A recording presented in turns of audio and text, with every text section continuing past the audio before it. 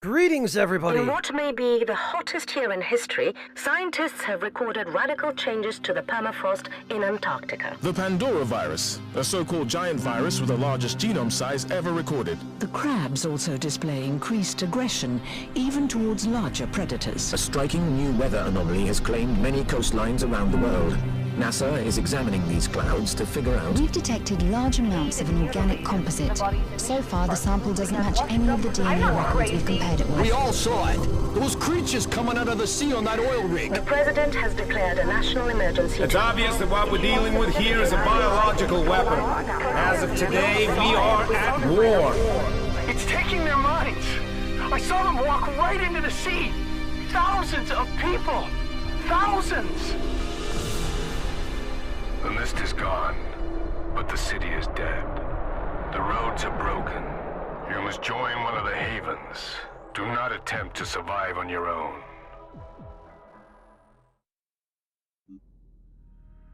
And welcome to Phoenix Point Behemoth Edition.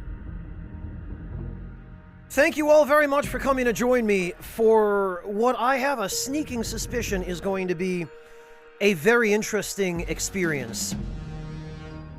So, Phoenix Point, for those of you who aren't familiar with it, is a futuristic tactical RPG, believe it or not, that is conceived and directed by none other than Julian Gallup, the original creator of XCOM. And he's kind of bounced from company to company over the years, but now he runs his own indie dev studio called Snapshot Games, out of Bulgaria's capital city, Sofia. And they are the company that have made this game. Mr. Gallup is credited as the CEO and, I believe, director-producer.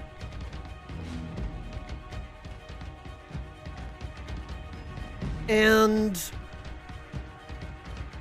I was very generously given a code for this game by Snapshot, and I'm gonna take it for a spin and try it out. I say I was given, but the reality of the matter is I requested it, because I've been curious about this one for a little while. I saw some gameplay footage of the PC version, and Fennec, I don't know, based on the gameplay I saw, it's a pretty obvious tactical RPG to me. I don't know about other XCOM likes, but this one,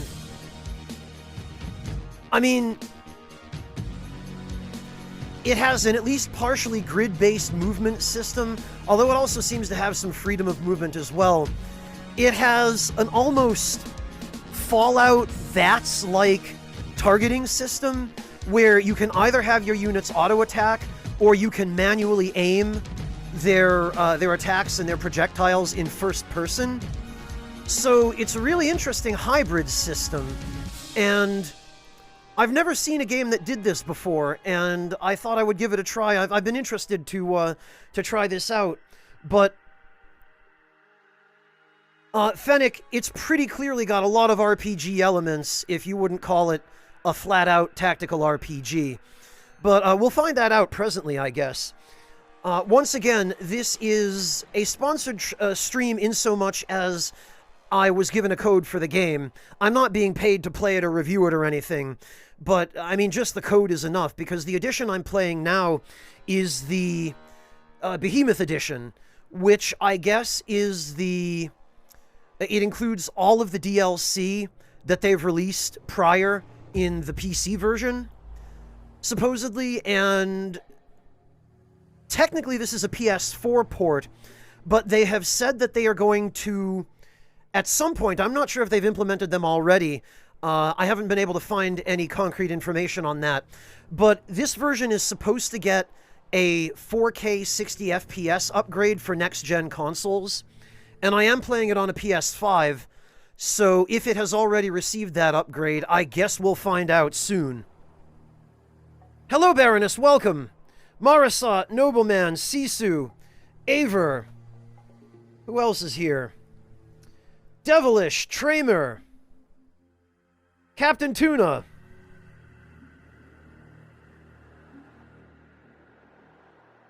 So Aver, to your question, I have absolutely zero experience with XCOM. I know of it, and I know what it is, and I've seen a little gameplay footage of it, but I've never actually played any of the XCOM games. I have zero background in XCOM, other than just knowing a little bit about what sorts of games they are and what history they have. But I don't know anything about the story or the universe or the world. And I don't believe this game is set in the same universe as XCOM. It was described as a spiritual Much successor. obliged. Oh, Captain Tuna! Jeez, thank you so much for the 5 gift subs, Captain Tuna, to Little Baroness, Shadow K, Elk River Dog, Miss Beans, and Surathon. I really appreciate that. No, Bitstorm, of course not. This is my very first time ever playing any game quite like this. No, I'm not going to go for hard mode out of the gate. I'm going to start off on normal, and hopefully there'll be a provision for adjusting the difficulty after you've started the game, and if I feel like it's too easy, I'll turn it up. But until I have literally any idea of what I'm doing, no, I'm going to stick with the standard mode that the devs balanced it for.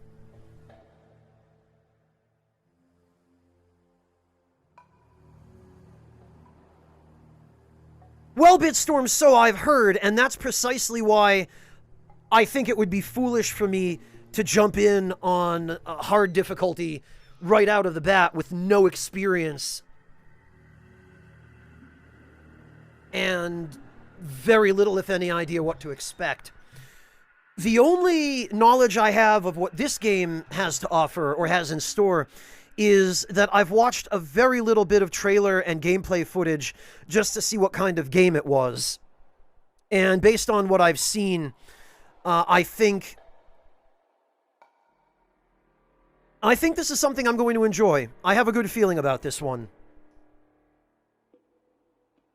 Oh, yeah, Aver, if you were looking for the perspective of someone who is experienced with XCOM, I apologize, but I can't provide that. But hopefully my perspective as somebody who has no experience with any of the XCOM games is valuable to you in a different way. And Bitstorm, it's fine. There's no harm in asking. It's just, it's funny to me that anybody would think that I would attempt a game I've never played before and have no experience with on a hard difficulty setting. It's one thing if it's a game I know well. You know, like, if I were going to play... I don't know, if I were going to play Horizon Zero Dawn again, then that I would probably play on the hardest difficulty setting. But, I mean, I worked on the official strategy guide for Horizon, so I feel like I would be able to go into that game with a reasonable degree of confidence in playing on the hardest difficulty. So, but that's not the case here. Far from it, in fact.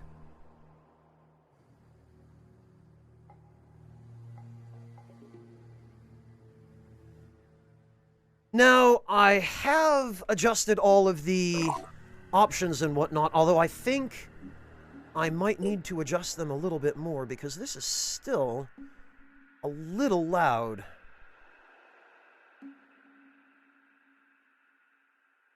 And you will all have to let me know how the audio balance is as we go. I would very much appreciate if anyone could let me know if the game audio is too loud or too quiet. You should all be able to hear me clearly over the game. My microphone should be about 30% louder than the game audio. But with any of these games that we're streaming for the first time, obviously, it's impossible for me to know how it's going to sound to all of you on your hardware without actually doing a little bit of an audio check at the beginning. So just keep me posted if something is drowning something else out, and we can make adjustments as we go.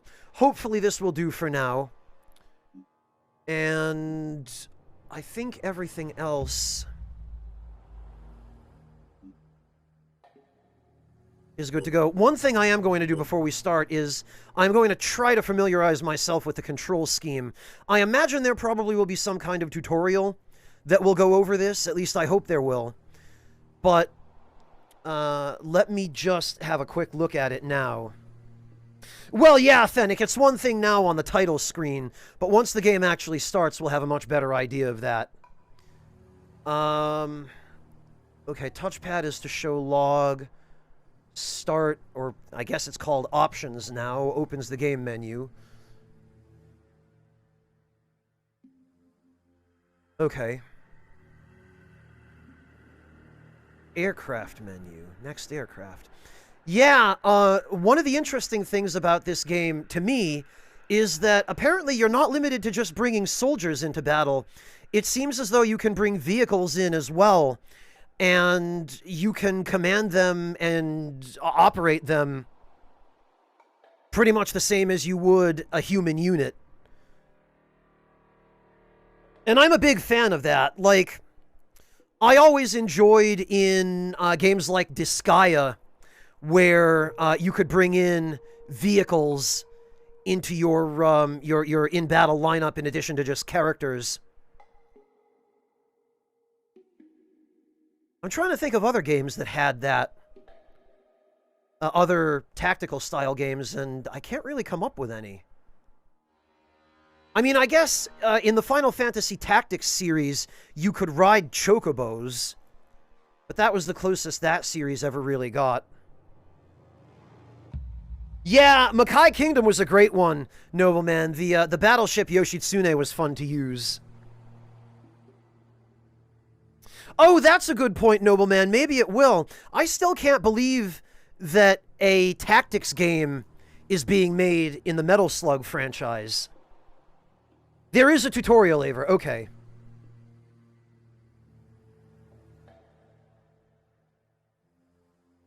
Ha!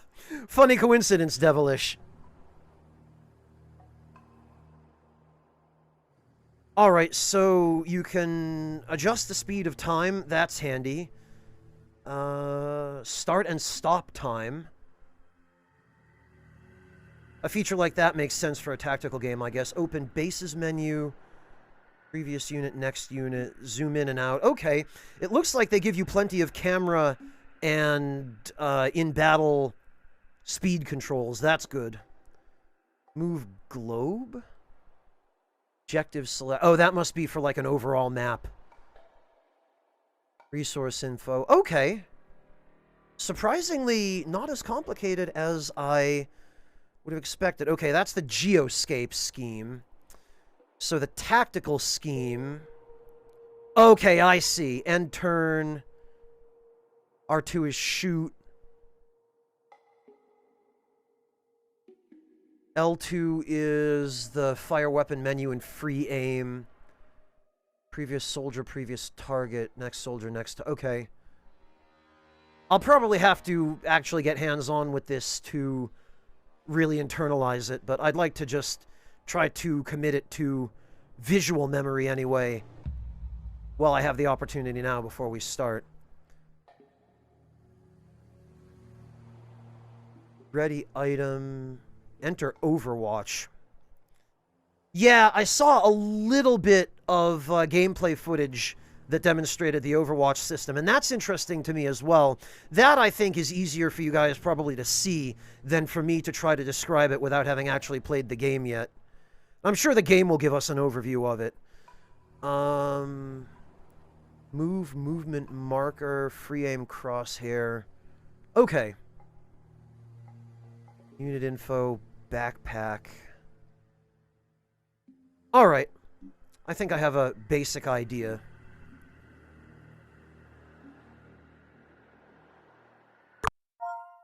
What?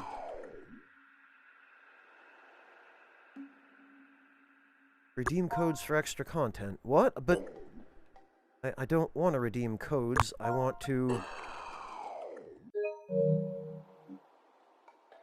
to start a new game. There we go.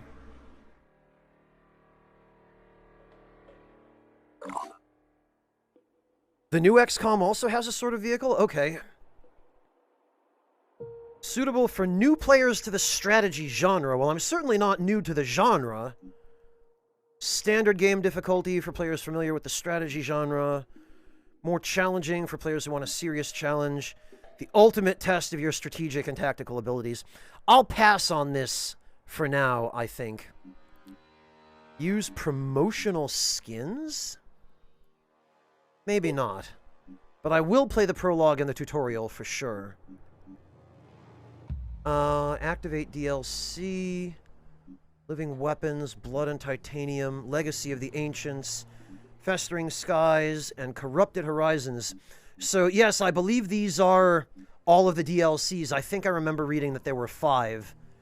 And I guess this is all of them. Very good. Gotcha, Fennec. Okay. Alright, well, let's do it. Defending havens from Pandoran attack is important for gaining favor with factions and earning resources. Okay. Right, this game does have a faction system, I guess.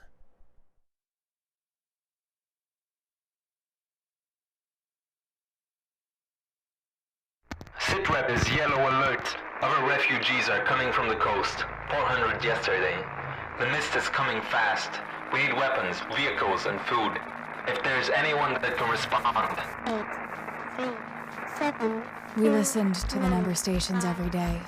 I took turns with Jacob, waiting for our signal. And finally, it came. A scarab got it too. Its AI directing it to our rendezvous point. We had no news from Symes for many months. Did he send the activation codes? I was desperate to know what happened to him. The mutants were on the march again. Something was happening.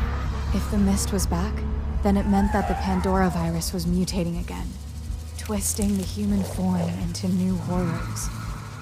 We needed to regroup, rebuild. But first, we had to get to that scarab. Okay. Camera and movement. Camera rotation. Yeah, Marisot, I guess the premise here is that the polar ice caps completely melted. Well, and Tuna, thank you so much for the gift sub to Devilish. I really appreciate that. You didn't have to do that, Tuna, but thank you, seriously.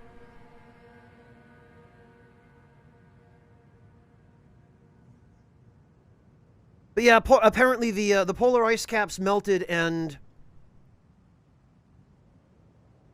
released some kind of dormant virus that was frozen in the ice, which I guess it functions a little bit like the cordyceps fungus, where it takes over the mind of its host and causes them to go into the ocean, in this case, and mutate into crab monsters.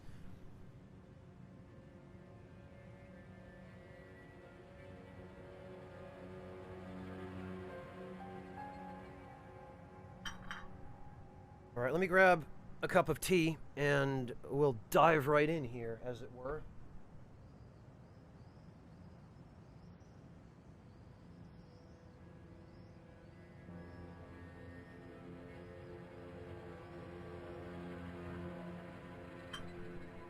Well, thank you, Tuna. I really appreciate that.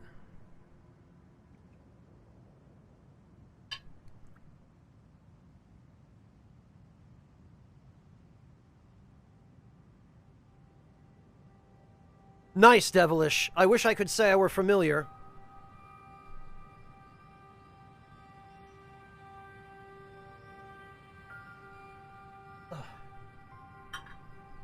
Okay.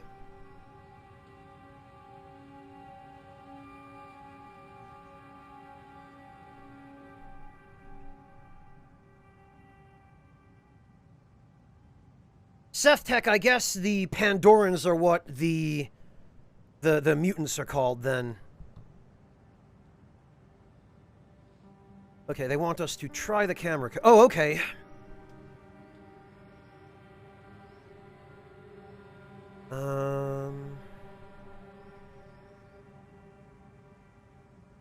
Alright. Oh, God. Okay. Already. Options. Controller scheme. Oh, we can't rebind this?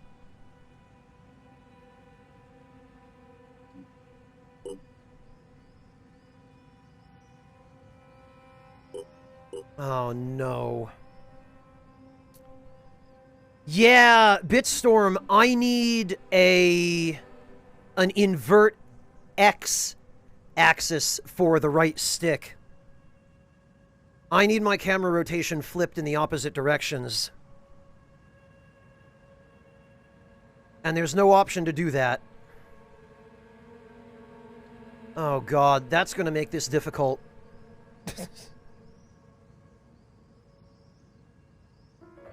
Ava, there's no excuse not to include stuff like that in the options of these games on console. It's 2021. You know, I get FPS games maybe removing a field of view slider. But, you know, even on a PS4, it should be able to handle a little bit of that. You know, I'm always a proponent of just leave those options in and give the player a warning that if you mess with this, it might break the game. But let the player make that decision for themselves. Unfortunately, a lot of publishers have really stringent and ridiculous compliance requirements that sometimes prevent developers from being able to do that because there's so much concern about, well, if we release the game with an option in it that lets the player break the way it performs, it's going to get bad reviews and that sort of thing. But I say let the player make that call. I mean, inverting the X-axis on the camera control is certainly not something that affects performance. I know, Ava, that's what I mean.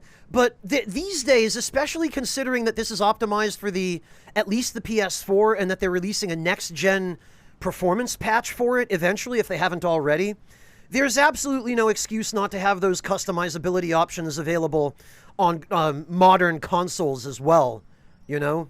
Especially not when it's something as simple as rebinding your control inputs. Anyway. Okay, so that's to zoom in and zoom out. I don't think I'll have too much trouble with anything except rotating the camera left and right. This is the rendezvous point. The Scarab is waiting for us right over there. Move your soldier to the highlighted tile. Move the selection marker and press X.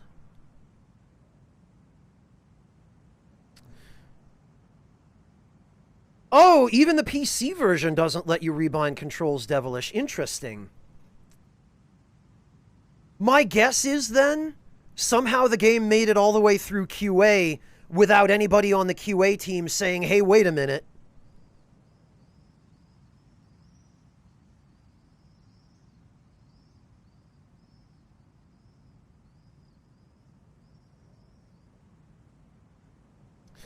Yeah, Ava, and I mean, even in a multiplayer game, being able to rebind your controls, that's not something that necessarily gives people an unfair advantage. It's an accessibility thing. Like, if your brain is wired the way mine is to need invert X on the camera here, then you should be able to do that. If it's something like, Ava, I've heard of people in Call of Duty deliberately turning down the level of detail to make the grass disappear so that other players can't hide in the grass. That's another story. That I could see not allowing, but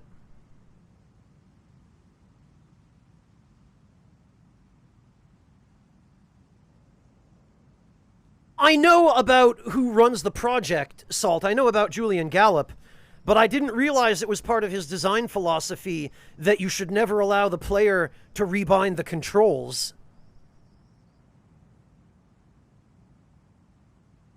Alright, so move to the highlighted tile. What highlighted tile? We're given a movement range. Oh, wait, no, we're given... Oh, okay, I see it. It was off the screen. We're given, in fact, what looks like several concentric movement ranges. What's going on with this?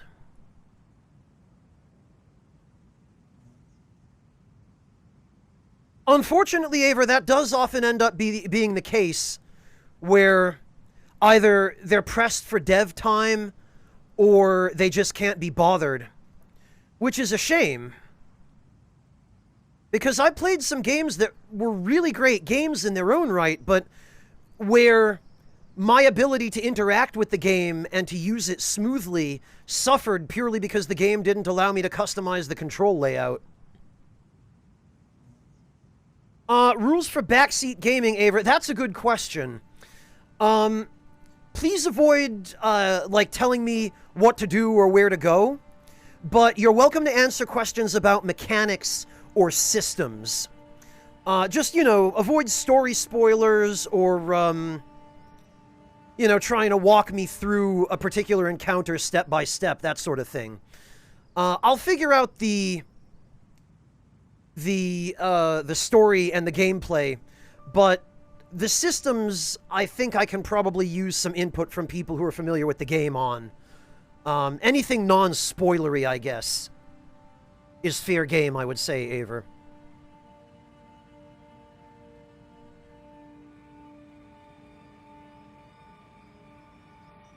Oh, it ended up being an Epic exclusive, Salt?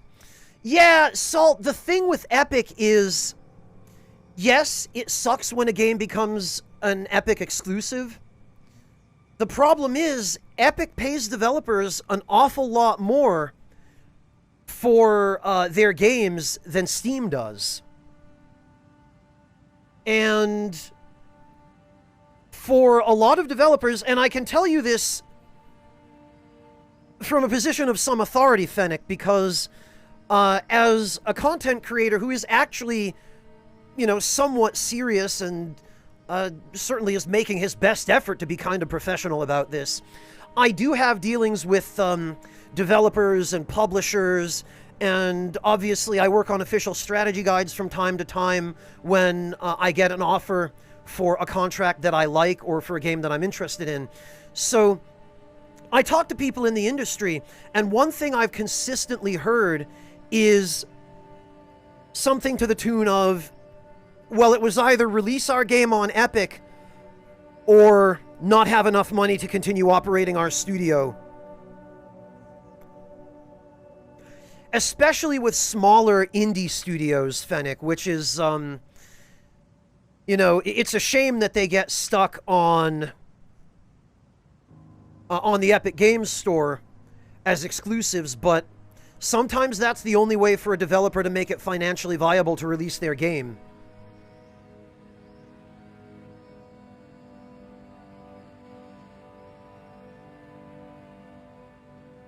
They made a metric shit ton off Kickstarter without saying Epic exclusive. Yeah, Salt, but I wonder what the dev costs of the game were compared to how much they made on Kickstarter. I'm sure having Julian Gallup's name on the project helped, but I'm not prepared to comment on, to give a hot take on the amount of money they made on Kickstarter without knowing the actual dev costs and the remaining surplus afterward and what kind of overhead they were working with. I haven't actually checked their Kickstarter page because I didn't realize that this game was originally kickstarted.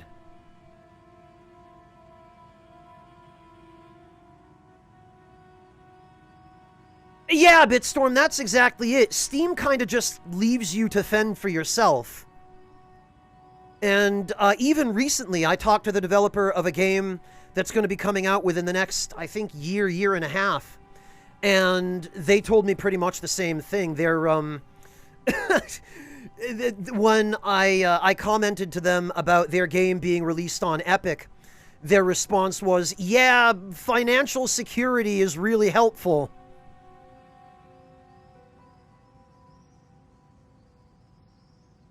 So, yeah, Aver, I can deal with a timed exclusive. I mean, exclusivity sucks, no matter how you slice it, but if it comes out on other consoles or platforms eventually, then okay, I can live with that, Well, JBs, there are good things Epic has done, and then there are not so good things Epic has done. I've heard some stories about Epic's treatment of its contractors after they've already committed to release their game as Epic exclusives that, you know, that remind me that Epic is still a for-profit company and that their goal before anything else is to make money. But original Kickstarter had Steam copy as a reward. They removed it after the deal. Interesting, Salt. I wonder what the reason behind that was. I wonder if it was... I mean, obviously, Salt, the temptation as end users for us is to assume scumbaggery, right? But I'd be interested to hear the... I'd be interested to hear the dev's explanation to that in a behind closed doors setting when they could be completely honest about what their reasoning was. Because it's almost always more complicated than what the public-facing situation or the explanation they give the public looks like. Oh, for sure, Salt. No, I don't blame you for making that decision in the least. I am absolutely a proponent, Salt, of the consumer speaking with their wallet, which is one of the reasons I don't play any kind of Nintendo games or stream them.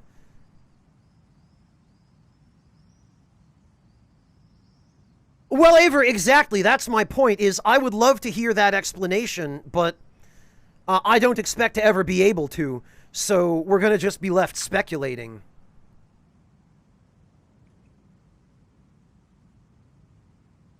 Steam Deck? Baroness?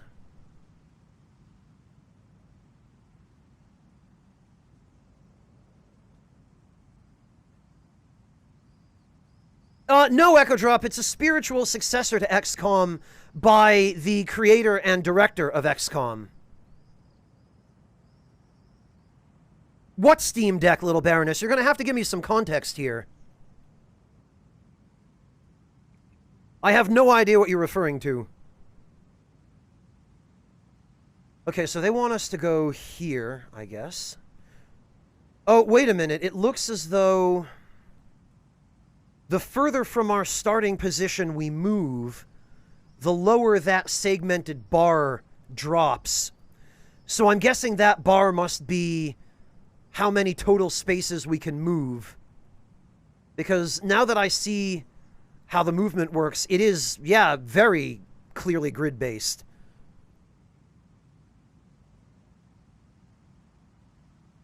Really, Dracoland, how are you liking Kena? A couple of friends of mine have been streaming that, and it doesn't look like something I would enjoy, but it looks like a very cool game.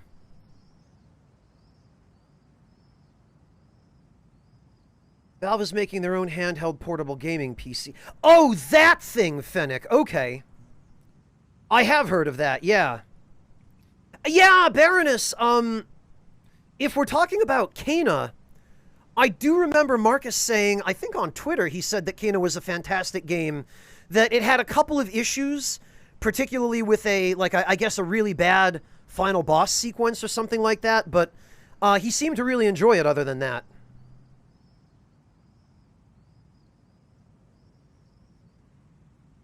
Doesn't matter. Stay inside the first circle to be able to fire in the same turn. Move out of it and you won't be able to do anything else. Oh, okay, Aver. So your movement range is shared with your actions, is what I'm taking away from that. Kena is hard? Tuna, really?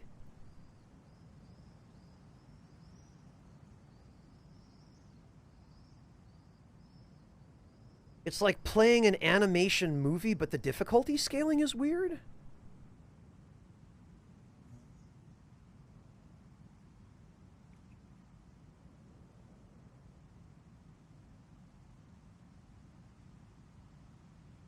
Spotting enemies. Enemy icons above your action bar. Oh, that's what that is, an action bar. You have 2 actions, used to move and fire or to move twice. Oh, I see. A red icon shows an enemy in direct line of sight of the selected soldier. Enemy icons above your action bar show all spotted enemies. Action bar. Oh, okay, the action bar is at the bottom center. So it looks like we've spotted 1 enemy.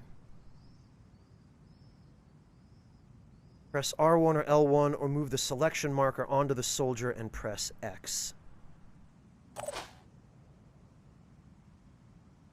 Let's move to attack.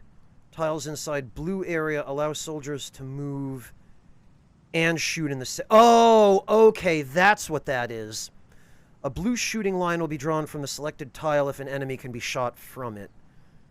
Move to the highlighted tile and press X. Boss fights are hardcore. Oh, in Cana? Captain Tuna? I see. Wait.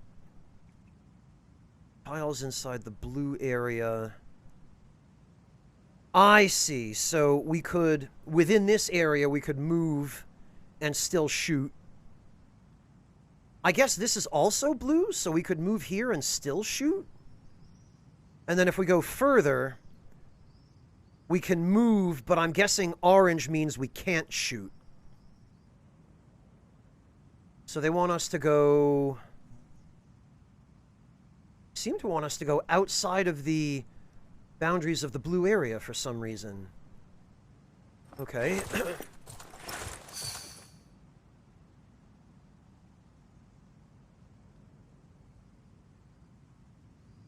Your movement is interrupted if you spot an enemy. This doesn't end your turn. Oh, okay. Oh, I see. They deliberately set that up so our movement would get interrupted because we spotted that guy. Select fire weapon. I don't think we can reach him from here, though, can we? Fire weapon L2. Oh, okay, no, we can because we automatically peek around the corner, it looks like. All right, that's handy. Yeah, Aver, I just wasn't sure that the game was going to account for that.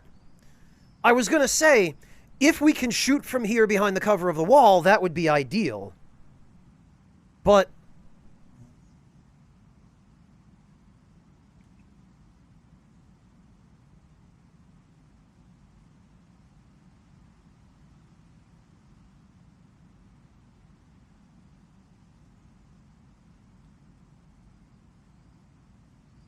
I had no indication that the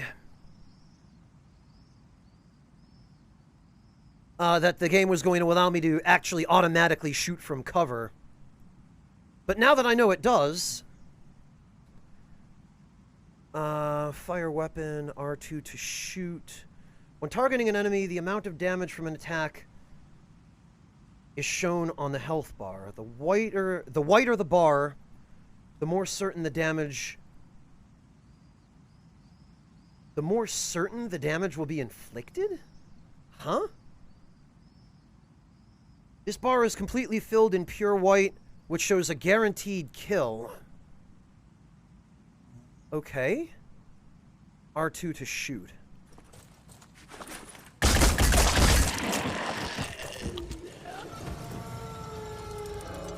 Alright, that's simple enough.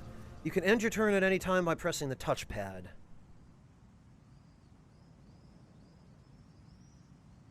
Look at the 2 skull icons above your skills. One is red, the other gray. Red means you have line of fire. Oh, okay, gray means that you don't have direct line of sight. Okay, so that gray skull icon for this unit, Jacob Aber, I guess. That means that, yeah, obviously, because there's a wall in the way between us and this guy. I guess they want us to end the turn now. I think we've only got 2 units and they've both moved.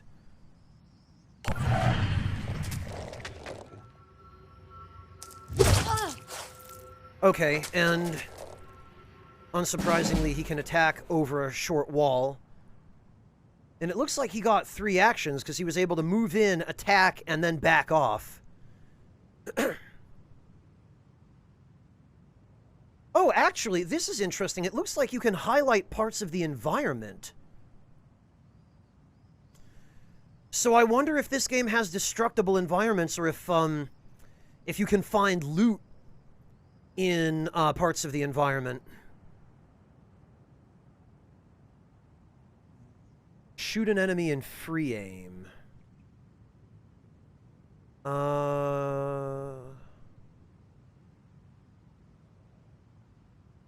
Shoot an enemy in free aim. Acquiring target. When shooting, you can enter free aim mode for precise targeting. Enter free aim mode. Action points 2. Shoot at target enemy or target point. Oh, okay, this is the VATS system. In free aim mode, you shoot from the soldier's point of view, i.e. FPS mode. The outer blue circle shows where all shots will land. The more accurate the weapon, the smaller the circle. Shooting at different body parts can disable them, denying the enemy some abilities. Oh, wow, okay, it really is just VATS. Move, aim... Okay. Zoom in and out. Got it. Exit free aim and shoot the enemy. Okay.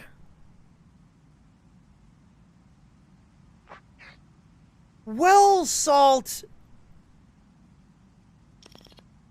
The interface may not be nearly as clean as VATS, but I actually like this a little bit better, because with VATS, targeting a body part was automatic, and you would constantly have the problem that VATS would display a 99% or 95%, which was the maximum, chance of hitting a body part, and you would stack 5 or 6 shots against that body part, and every freaking shot would miss. Whereas, just the way that it looks like this system works, since you're not relying on an algorithm or an automatic targeting system to determine where your bullets will land, but rather you're relying on direct line of sight and manually lining up your, what I'm guessing is going to be either projectiles that just have a random spread within this circle, which is what that tooltip seemed to be describing, or I wonder if this game is going to have actual hit scan weapons, like laser rifles or something along those lines, that where the beam or the projectile effectively instantly hits the target at the moment of firing. I get the impression that functionally this might end up working a little bit better.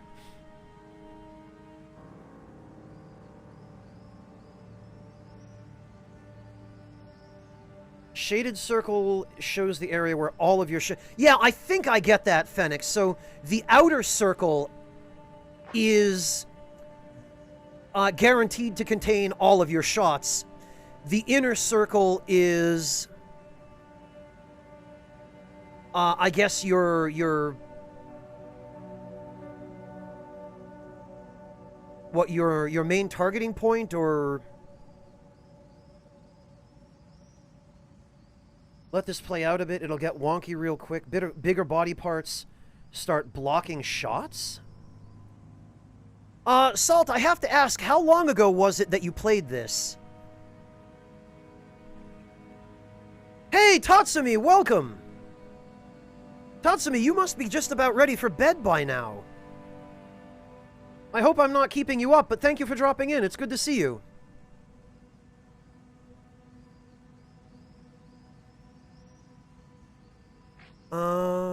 Alright, what do we got? Pincher. If disabled, 10 bleeding, and it reduces his max HP. If disabled... Oh, that's the torso. -1 willpower? What the heck is willpower? Max HP 20. Does this thing have a head?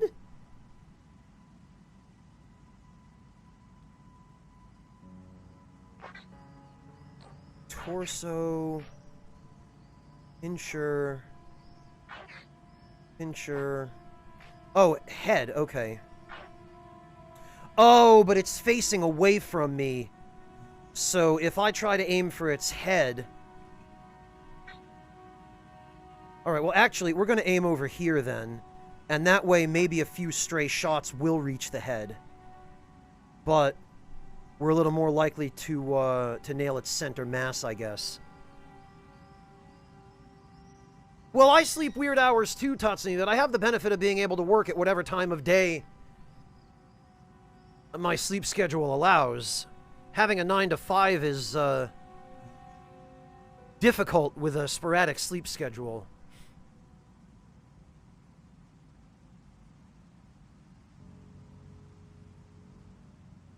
Yeah, Fennec, I think, and maybe I'll have a different opinion by the time I've gotten a little ways into this, but purely in principle, I think I prefer a system like this over that, which only really gives you very limited control over what body parts you target. Alright, so I guess we just shoot. Threat eliminated. Wow, okay. Oh, okay, Salt. So it's been almost 2 years since you've played this. In that case, I would venture to speculate that probably at least some things have been fixed or improved upon since then. But I guess we'll find out, won't we? Now that you know the basics of movement and shooting, it's time to finish the mission. Be on the lookout for more hostiles. Complete the objective. This must be the Scarab. It's seen better days, but it will have to do. Jump inside.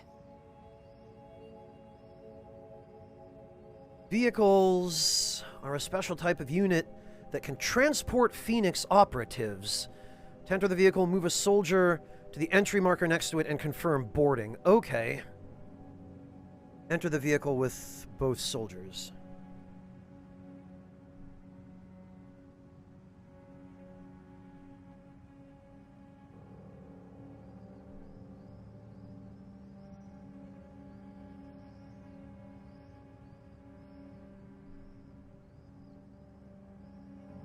But it looks like there's an enemy in the way.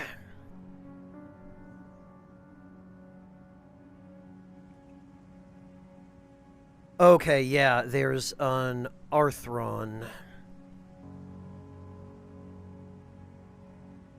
EX Scarab. 900 HP. I can't imagine how a vehicle would have willpower. Movement 24. Okay.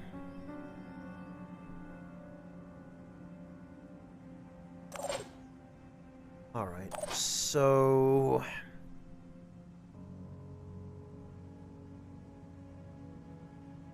It looks as though we probably want to stick to cover, then. Heading out.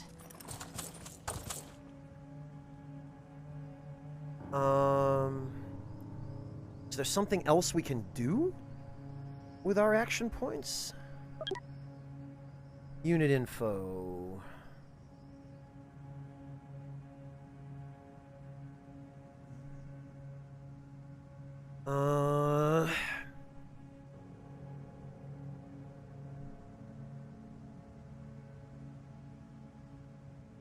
Okay.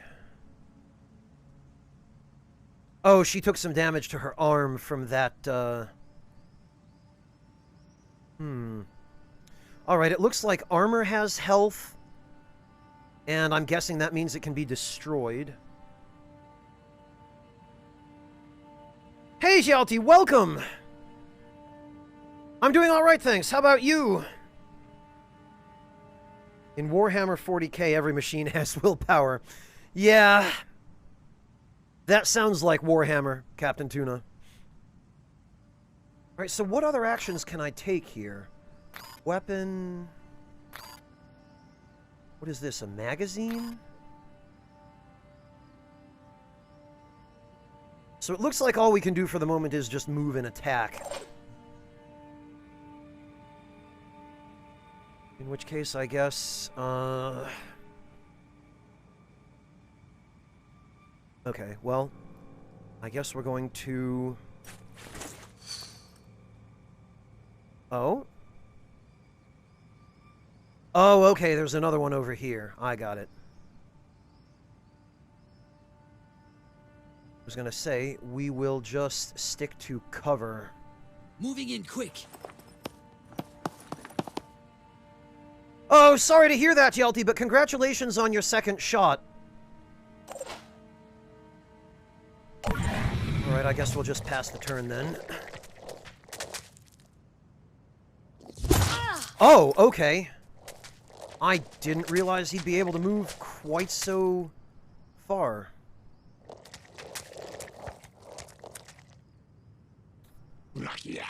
Alright, all allies and spotted enemies will appear as icons above the action bar. When you've activated shooting, bashing, or healing... Bashing? You can select a character icon. Target a specific character. Okay, is there a way to check... Is there a way to check enemy movement ranges?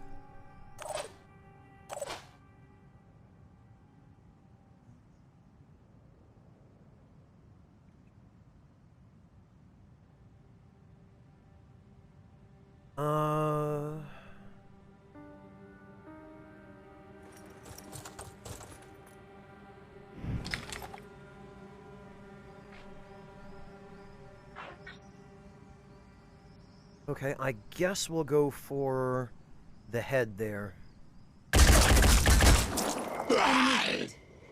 We didn't totally kill it, but maybe the bleeding will finish it off.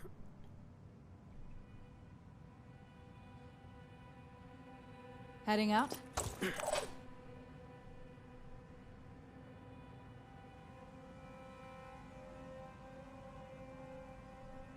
Right, and actually, if we get right up close, I wonder if we can just point blank him. Wow, okay. We sure can.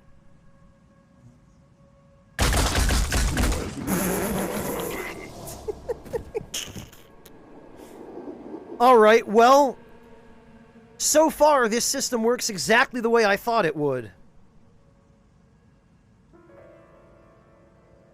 Hey, Venetia! P5R, yes, I finished it. The VODs are in my highlights, Venetia. If you want to go watch your way through that, be warned, it's about 8 months worth of a playthrough.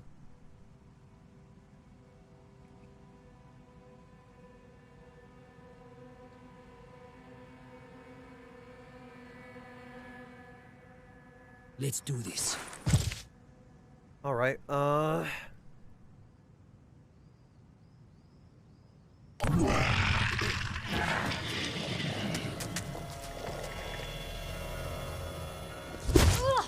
Goodness sake. Alright, fine. Need a better position. No kidding. I wish I'd realized these guys could move quite so far. Is there actually a way to view enemy movement ranges? Because... movement 20 out of 20.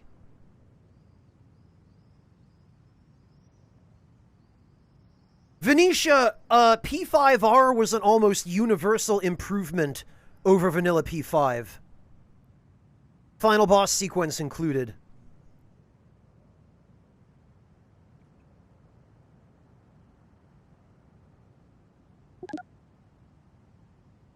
Steady.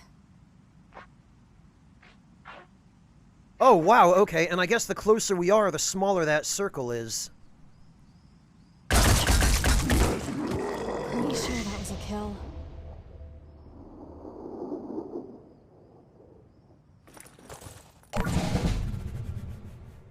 Okay, I think I'm beginning to see how this all works. Doesn't look like there are any enemies left. Alright, so Sophia, I guess, can move up. We're bloody well going to keep her in cover, though. Oh, okay, and we can just move him into the vehicle. Enter vehicle. Don't mind if I do.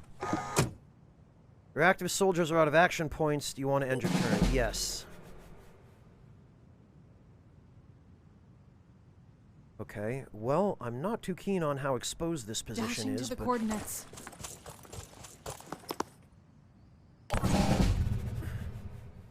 I do appreciate, however, how seamless the turns are.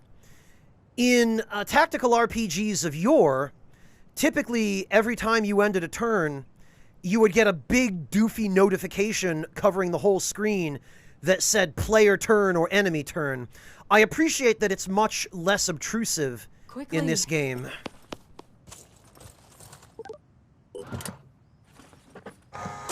You do, Fennec. It's a great game. Oh, okay.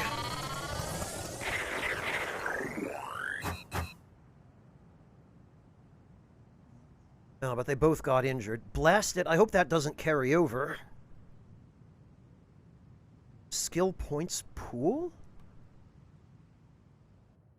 When a faction becomes supportive, its havens will not require time-consuming exploration when encountered. Huh.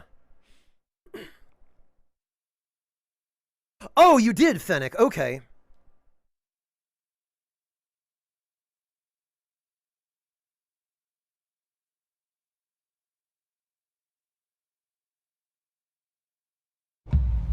After several hours traveling, the howling noises stopped, and then so did the scarab.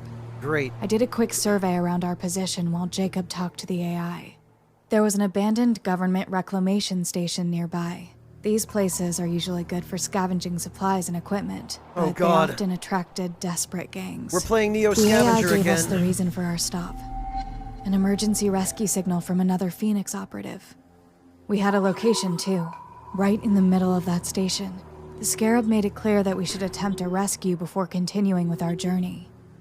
Despite no sign of the mutants, our comrade was clearly under threat. The Scarab's missile launcher would prove very useful.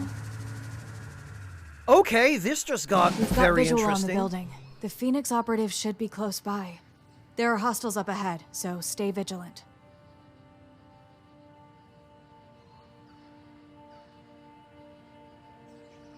Soldiers have 4 action points to use for movement, shooting, and other actions each turn.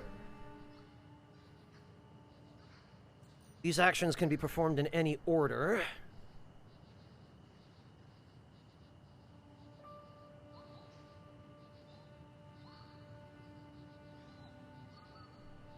Mechanically favored encounter in P5R? What do you mean, Venetia? Mechanically? The mechanics in P5R for enemy encounters are all pretty much the same. It uses the same battle system and the same exploration system. I'm sorry, I'm not sure I follow.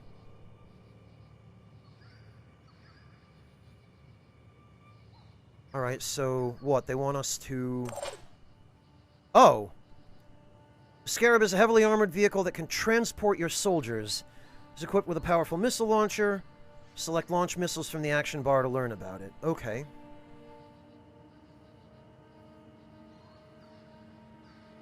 Oh, I see. So it can move over here. I wonder, can we have everybody hop in? Yes, we can.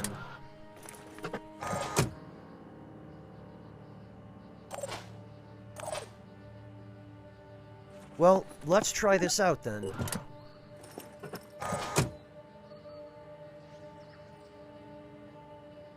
More or less, Hjalti, yeah.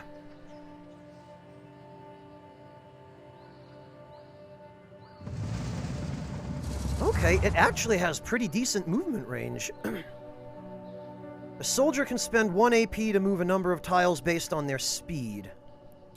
The 4 highlighted zones show you how far a soldier could go for each AP spent on movement. Okay.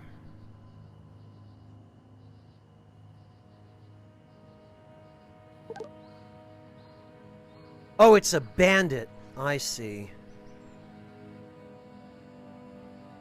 So actually then, we're going to keep the Scarab back here.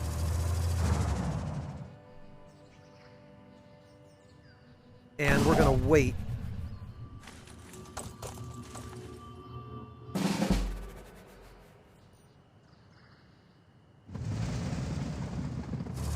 And we're going to see if...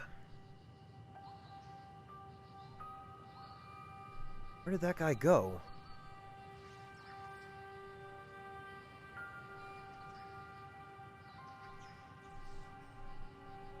Oh, can we just not see him because he's behind cover? Okay. Alright then, I wonder... Okay, that handily answers that question. And it didn't cost any HP to break through that wall, either.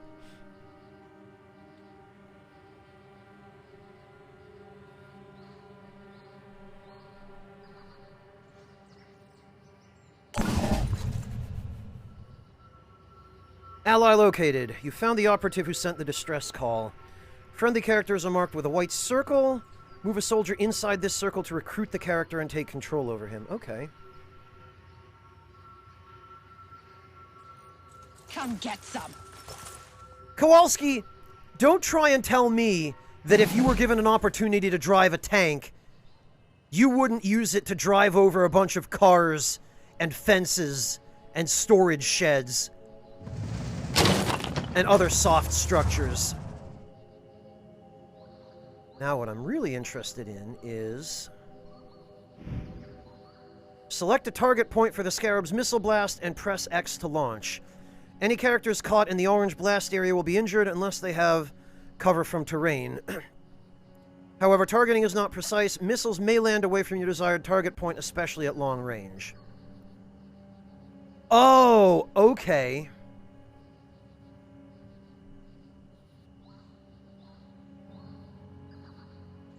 Wow, yeah, this has some reach on it. Alright, 3 action points. Launch 2 missiles at a target location.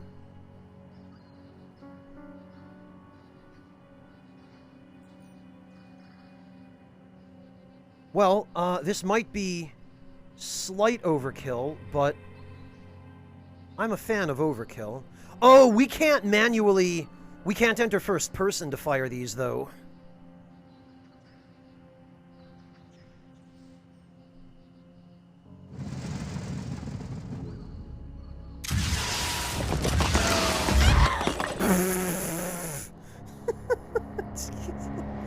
Okay. Oh, and it looks like you can loot the, think. Did that unit drop its, rifle? Is that what that's meant to indicate? That we can go pick up the stuff that guy had?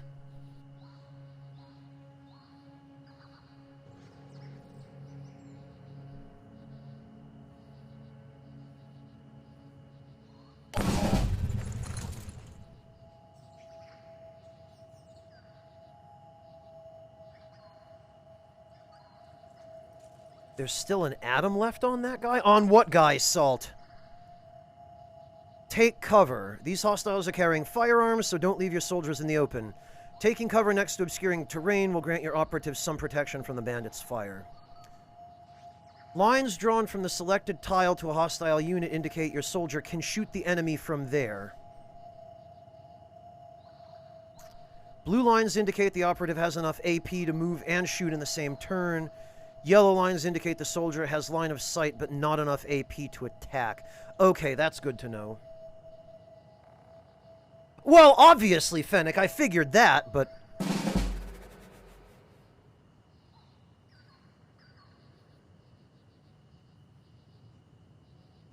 First, what we're gonna do... Oh, we can't! Okay, we have to move it over here, I guess.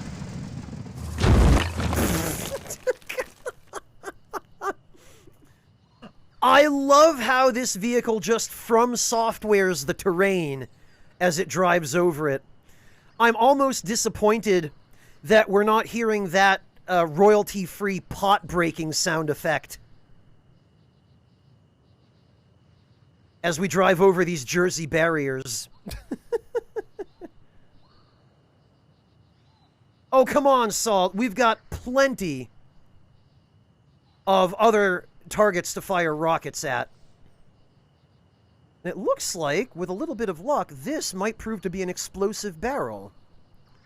So let's just...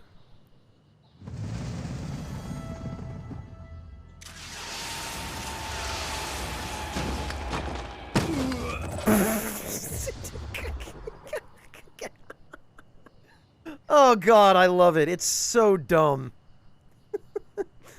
All right.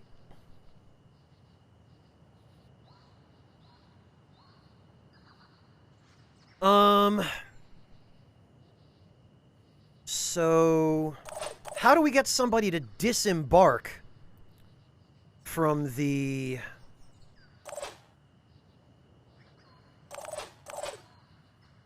How do we get someone to disembark from the Scarab?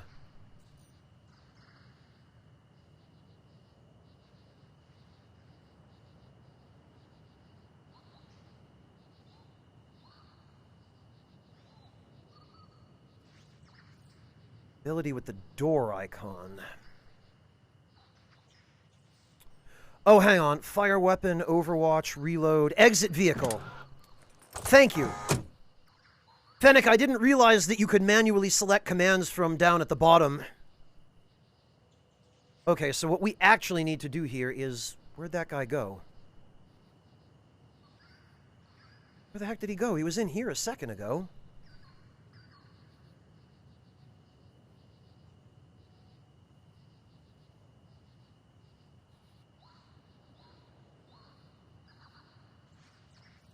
Where the heck is he? Also, what's this? Oh god, I hope that's not a missing texture.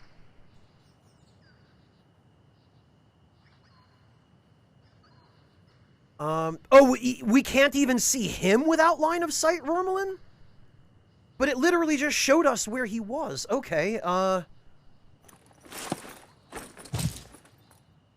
Oh, okay. Low cover. Your operatives will always kneel next to low terrain to assume a low cover position, potentially blocking some incoming fire. Alright.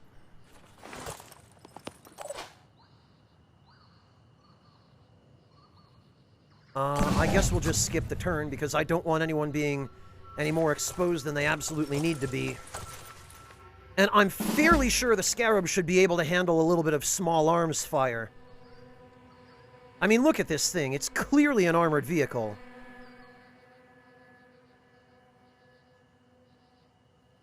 Also, is it just me?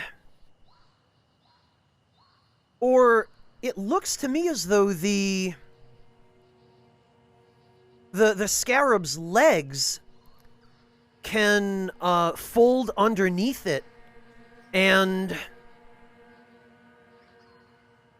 I don't know if it's supposed to be able to turn into a boat or a hover vehicle, but it looks like it has folding legs. So I wonder if it can traverse other terrain besides just ground.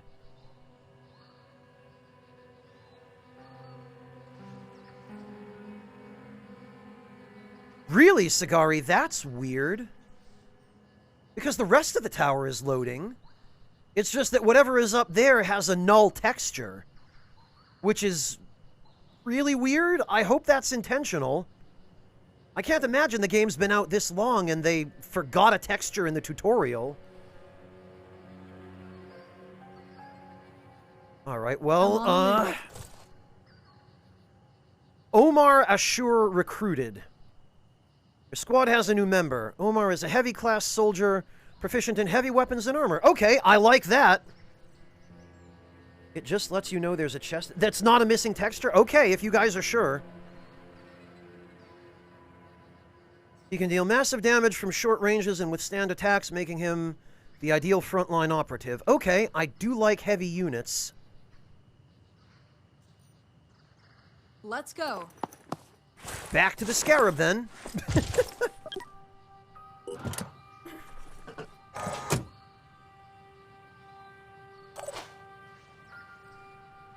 Omar has heavy armor, but no weapon. Why does he have no weapon?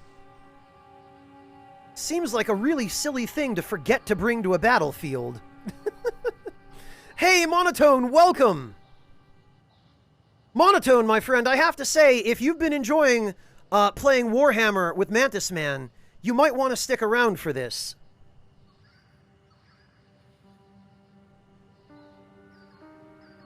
Oh, really, Sagari? It was? Okay. Well, if this is a recurring design system in Julian Gollop's games, then I guess I'll take your word for it. The crate on top of the nearby tower might contain useful items. Okay. I guess that must be that thing that looks like it's missing a texture. Move out of the building and use the jet jump ability. Jet jump. I already like the sounds of that. The thing is, we've got a hostile that is going to blast the hell out of Omar the moment I move him out of this building. So what we're going to do for the moment... Soldiers will stand behind walls and other tall obstacles to assume a high cover position. A soldier in high cover may sidestep to shoot and then go back into cover. Sidestepping doesn't cost AP. Okay, well, it's nice of them to explain that after we've already seen it happen. All right, into the Scarab we go. And maybe we'll actually have him go pick up one of those other...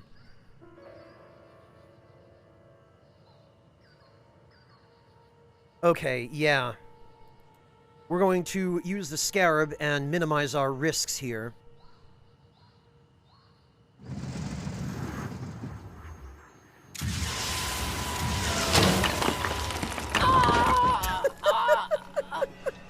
God, I love it. I love it so much.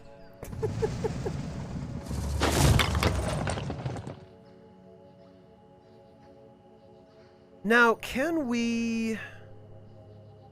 Weapon, Overwatch, reload, hang on. Oh, the Scarab doesn't have any more movement left. What I wonder is, can we change the angle of facing of a vehicle, or does it matter? Is this game like Final Fantasy Tactics, where if you leave your back to an enemy and they attack you from behind, they do more damage and you have a lower chance to evade? Is that a thing here? Does that matter? Or is it irrelevant what direction you get attacked from? Hey, Crossrender, so have I! So, stick around. You and I will both learn about this game together. Being flanked is a problem. Okay, so... My next question, then, is there a way to change the direction that a unit is facing at the end of their turn?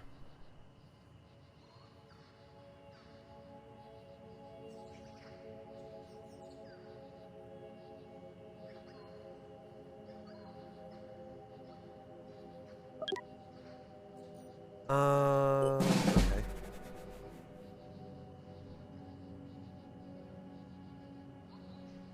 Oh, and I guess this guy didn't drop anything. Because I don't see an icon. Whereas, yeah, here it looks like there's a weapon left on the ground.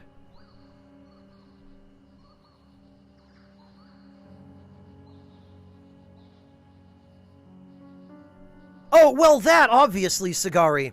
But I'm talking specifically about having your back to an enemy when you get attacked. The way that you get back attack bonuses in games like Final Fantasy Tactics. Facing is more important with vehicles than with people. Okay.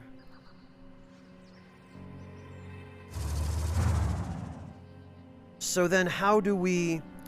I guess we must just... Because I don't see a way to change the direction the vehicle is facing. Launch missiles or standby. I guess we must have to control it just by doing that. And it looks like you can't undo a move once you've committed to it.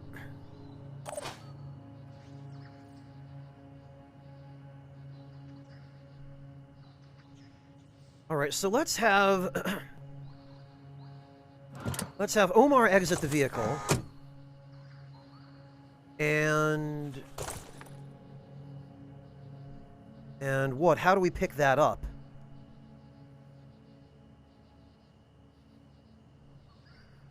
Overwatch, fire weapon, recover, bash, standby.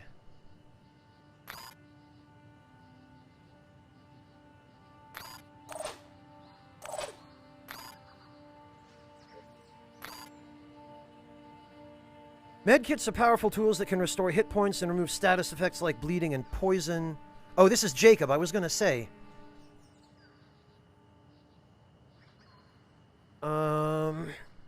Move next to a friendly soldier, select use medkit, and select a target to heal. Okay.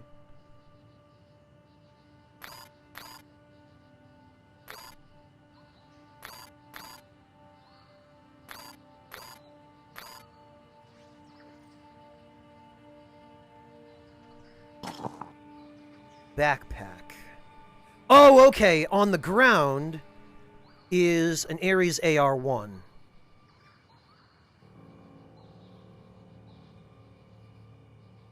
No action point cost. Okay, we either press square to put it in the backpack or X to equip it. Okay, well, we are going to take that.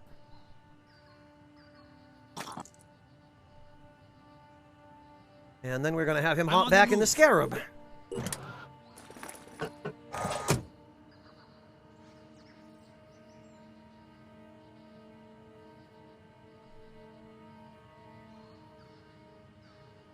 And once I'm sure we've been able to clear the area,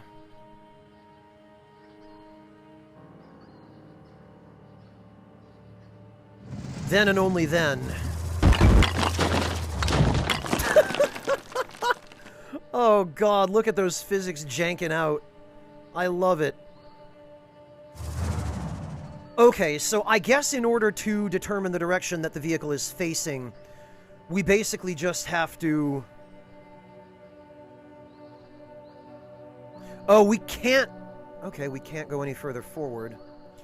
I guess we basically just have to save one movement.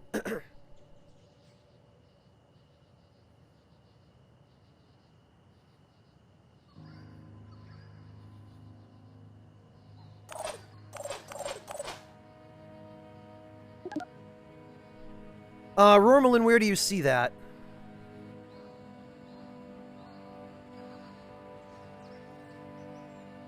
Rear, front, side. Oh, okay, actually, the front does have higher armor than the rear, so the rear is weaker, meaning we definitely don't want to get attacked from behind in this vehicle.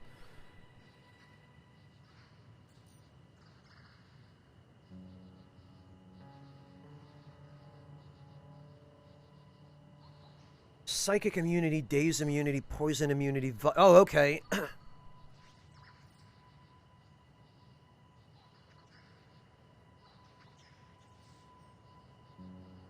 Movement 3 out of 24.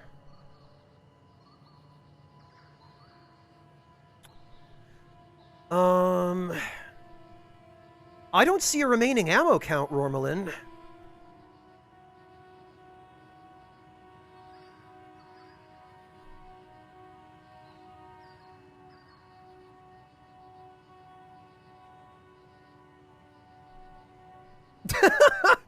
Kowalski, I don't know what you're driving at there, but as a kid, you know, when I was 6, 7, 8 years old, remote control anything would have been heaven for me. I grew up in the 80s when all the expensive toys were off limits to me. Under the gun itself on the right, the magazine icon tells you how many reloads you have. Okay. On the left is the what? Oh, you meant on the right, Rormelin. I was going to say, you confused me. Okay, under where it says Gemini 5. 80 times 2, 20 times 2. Oh, 2 out of 8. Okay, so we have one more salvo left in this turret. Okay. Alright, so we're going to have Omar hop out, and then...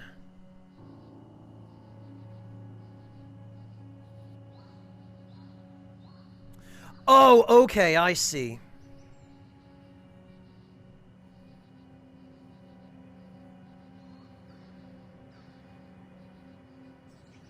All right, well, how... Oh, hang on a minute. Enter vehicle... Jet jump. Not enough action points? Okay.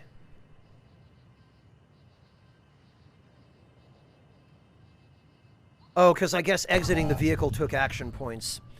Reinforcement zones. Some battlefields feature reinforcement points. New enemies will be arriving from them, so don't leave your soldiers exposed. Okay. Ah.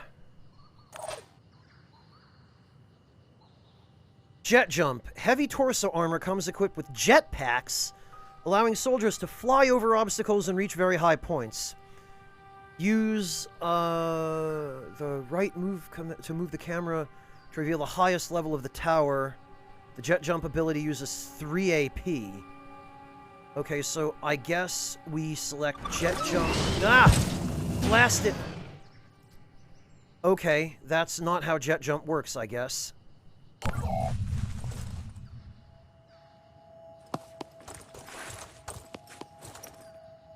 Action! I thought we would have needed to confirm it in order to use it.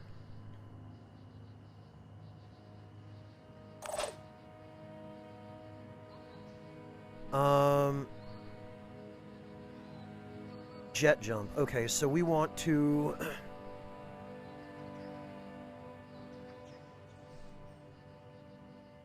What? Oh, okay. Jet jump. This control scheme is a little weird. There we go.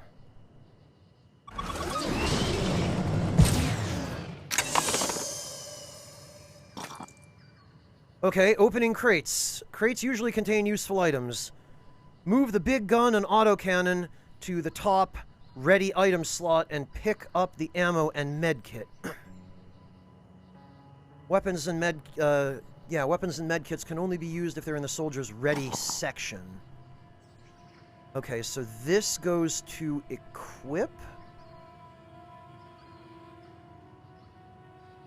Med kit, Type 1 magazine. Wait, so can the magazines go in his backpack, or do they also have to go to the ready section?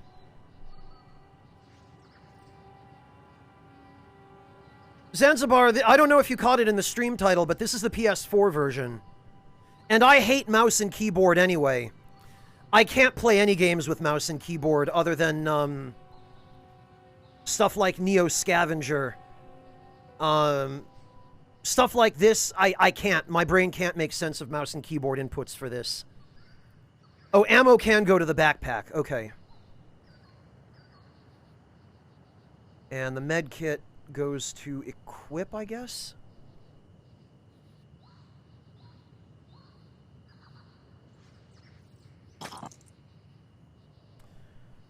The Tier 1 autocannon is a powerful heavy weapon with high damage but low accuracy. Firing it costs 3 AP.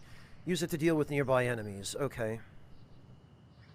Yeah, Zanzibar, it probably all depends on what you're used to using. I grew up never having a PC that was capable of running any kind of games other than ones for which you would use WASD or the number keypad and like the space bar. But I never really got to play that many of even those kinds of games, and for the most part, I got used to using controllers. So that's the control scheme that's most familiar to me. If you were to try to force me to play a game like this with mouse and keyboard, I would struggle.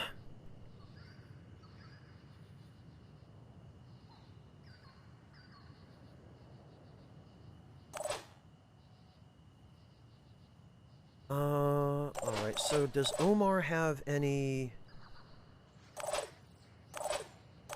Oh, his turn is completely used up. Okay. So my next question is, can we run dudes over in the Scarab?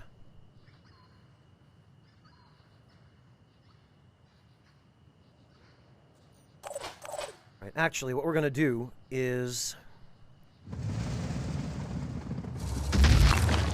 we're gonna move the Scarab over there. I'm gonna face it that way. Oh, okay! I hope I don't end up knocking down the tower with Omar on it.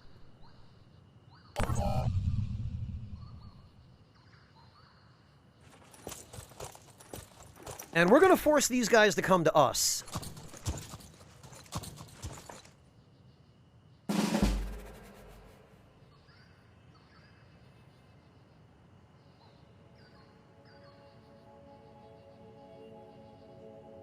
Incredible Echo Drop. Vehicles can't run over people? That sucks, Romulan.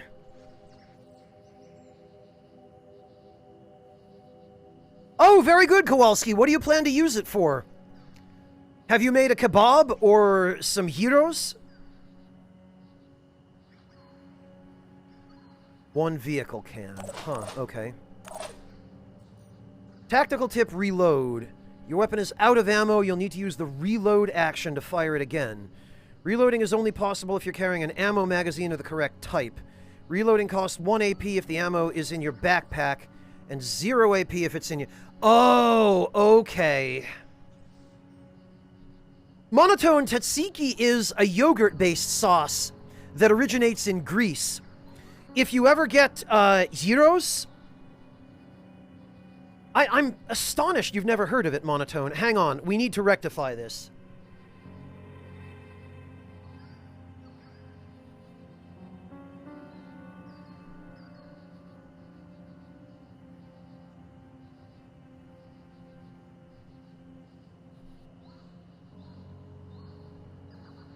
Monotone.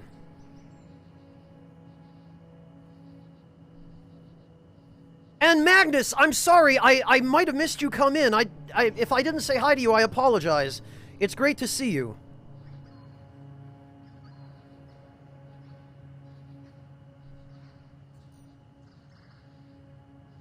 Monotone, tzatziki is what I use instead of mayonnaise.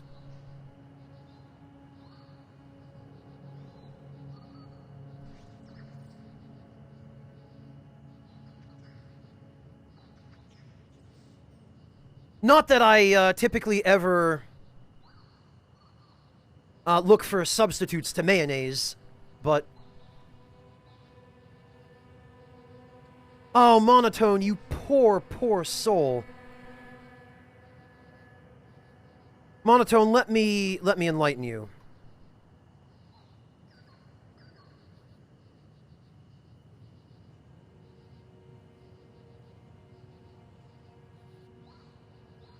Amen, Devilish. Amen.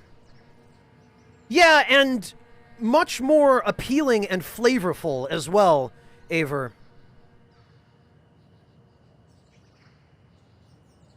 So, Monotone, those are gyros. Gyro is basically a round of pita bread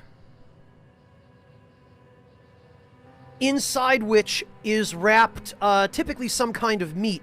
Lamb is traditional.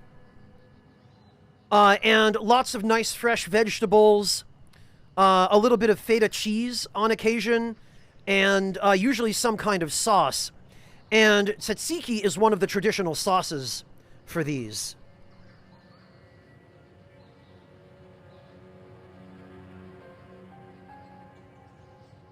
Monotone, next time you are in Boston,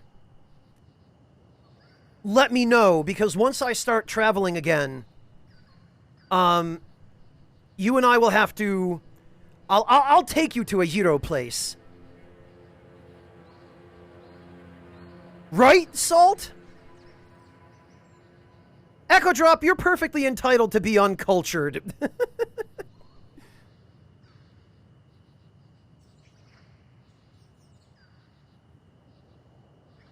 I'm mostly teasing. Mostly. Yeah, Aver, I've heard a lot of people express preference for homemade over store-bought. I just can't stand it no matter where it comes from. Monotone, we'll have to coordinate. Because next time you and I are in the same area,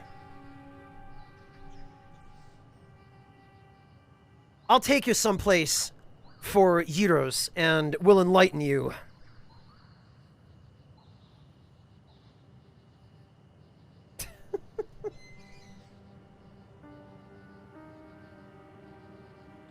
Echo Drop, you and your troll gift subs.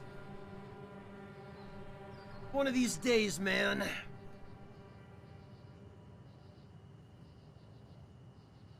Oh, I'm sorry to hear that, Kowalski. I can't imagine life without garlic. My heart goes out to you.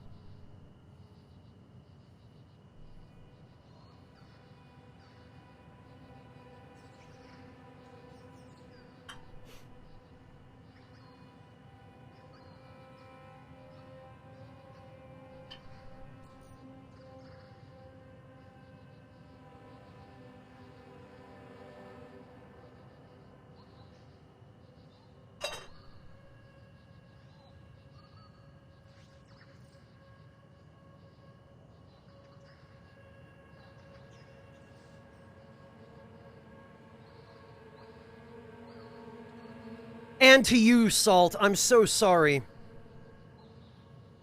Alright, so we need to reload, I guess. Yeah.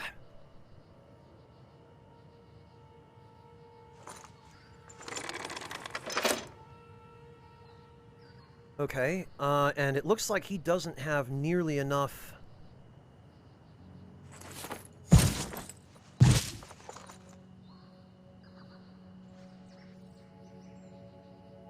Yeah, he can't shoot. So he's just gonna have to hop in the Scarab. Operative on the move.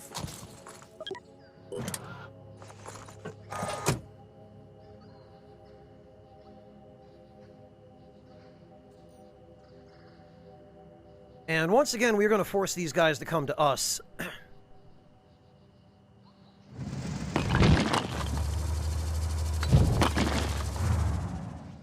By using this building for cover. Heck, where's the movement cursor? There it is. We're gonna face the vehicle toward them.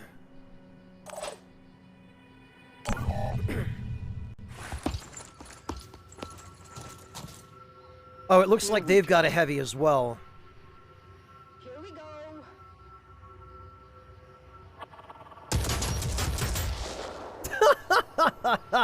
Zero damage. Your soldier is wearing armor which reduces damage according to the armor value. Different body parts may have different armor values according to the various armor types worn by the soldier.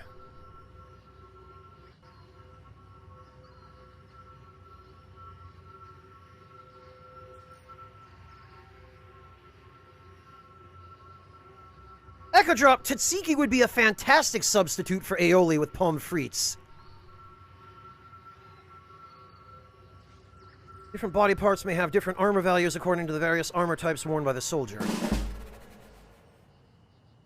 Okay, well, what I'd like to know is... can we get these guys to group up a little bit?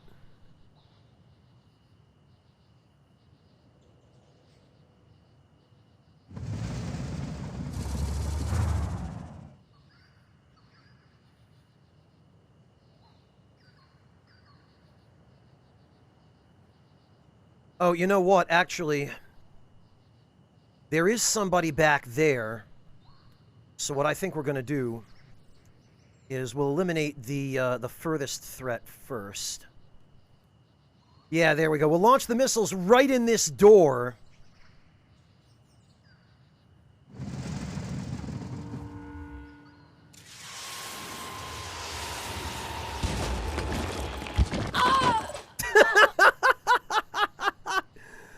Oh, man. It blew apart the wall and killed the target.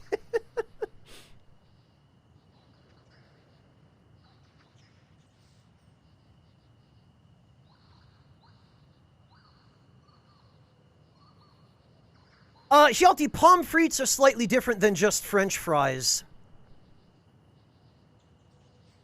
They usually have a little bit of extra seasoning on them.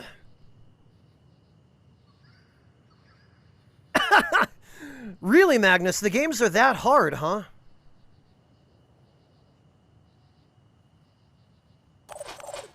Okay, the Scarab is out of AP. So what we're gonna do, then, is we're gonna... Oh, no, they're just bleeding.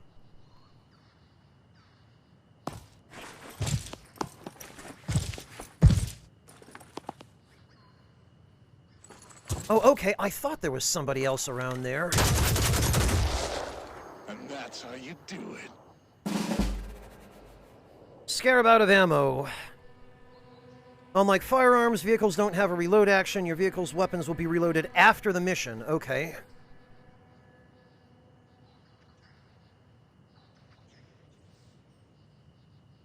Alright, actually, can we... Oh, it looks like we can't knock down that wall.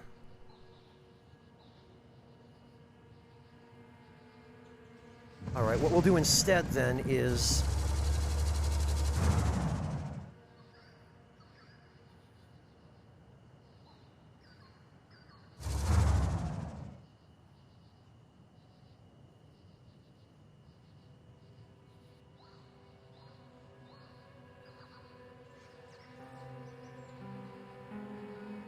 Let's give Omar a try. Oh, exiting the vehicle costs 2 AP. I see. Well, no reason to take any unnecessary risks. We'll just pass the... Okay, well, she's dead.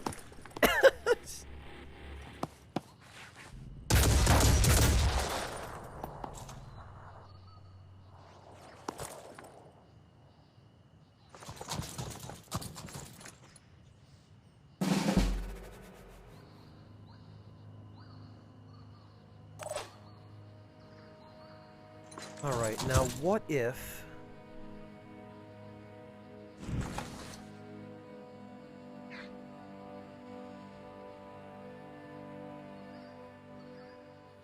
If we were to... Yeah, we kind of have to aim for center mass here, I guess.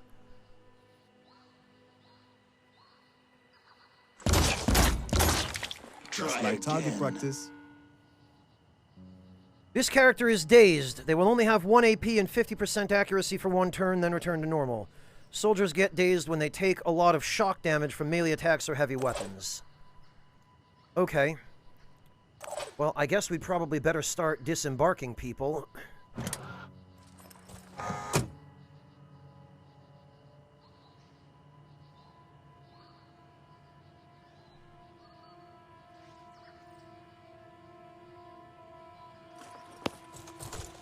I think we have a fairly strong position here for cover, so we're going to move these two behind the Scarab so that heavy guy can't get him. I'm on the move.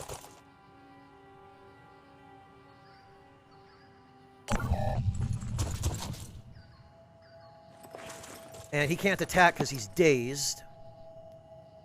And that guy can't attack. This bandit has set Overwatch. He will shoot any Phoenix soldier who enters his Overwatch cone.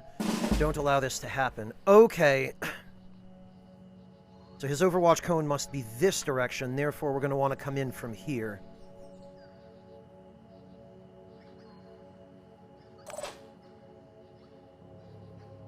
Here I come. I wish it would preserve the level of zoom that I set, though. Looking for an angle. Okay, yes, this is much better.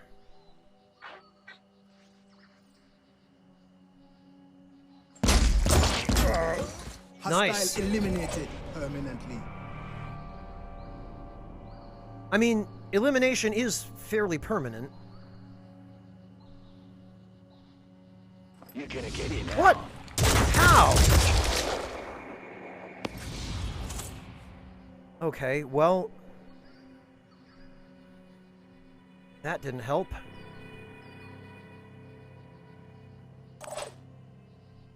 I guess, his... I don't know, that seems silly to me. He shouldn't have had line of sight over there.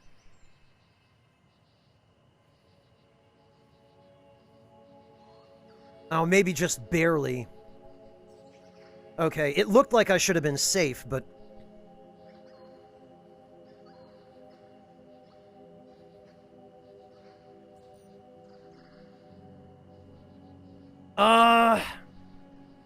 Let's see, Monotone, what is this?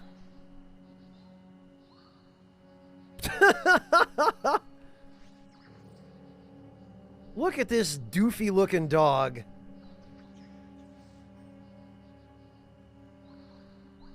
That's your roommate's dog, right, Monotone? He certainly looks happy to have your company. Yeah, Magnus, I certainly wasn't expecting it.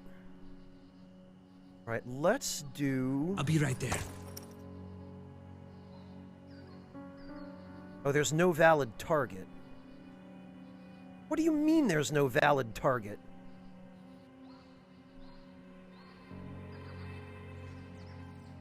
Okay, it no longer looks like this guy has an Overwatch cone. I'm quite certain I should be able to just peek around the corner here and shoot him. How does that...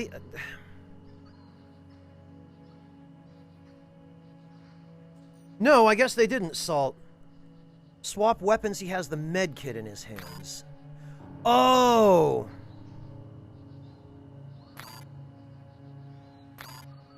Okay, thank you.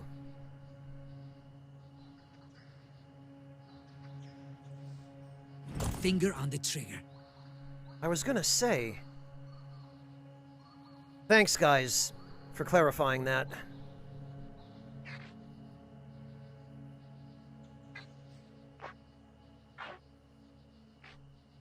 Right, well, maybe with a little luck, a few shots will graze this guy's head.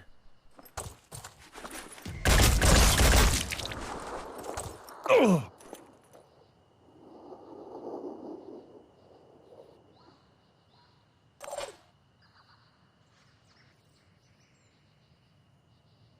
Oh, and what have we here? Okay, so that was... backpack. Uragan MG, independent machine gun, not proficient. Independent machine gun? That might be something Omar could use, actually. Let's do this.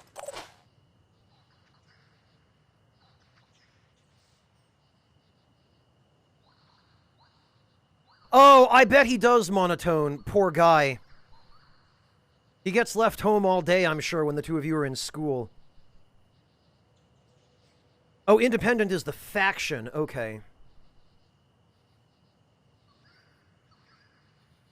Alright, well, we can move him over here, then. Matter of fact, we'll move him over here, because...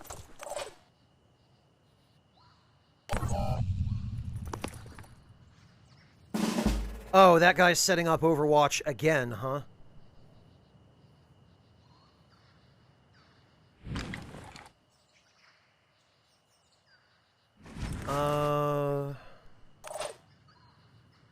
Okay, we're gonna have Omar... Let's make this happen. Huh? Okay. Cool. Exchanging items. If two operatives stand next to each other, they can exchange items between inventories. Interesting.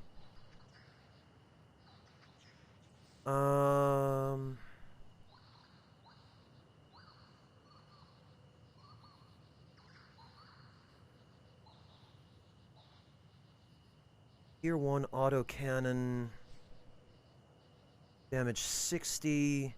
Shred 5, shock 100 compared to... Damage 35, shred 2, burst 10. Okay. Alright, well, Omar can throw this in his pack, then.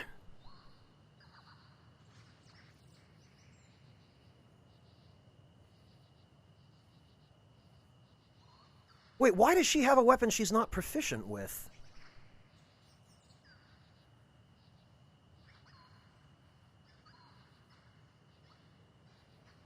Alright, well, whatever.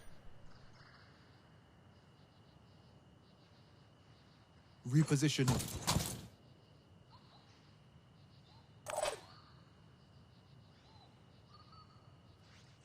What we're gonna do then is we're gonna head over Heading here. Acquiring target. And we are going to shoot this guy in his big dumb face. Wow! Ugh. Almost all of those ended up being headshots. That's great.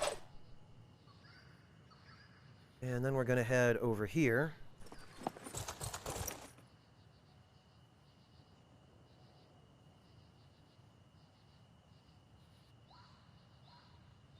And we're going to shoot this guy in his big dumb face.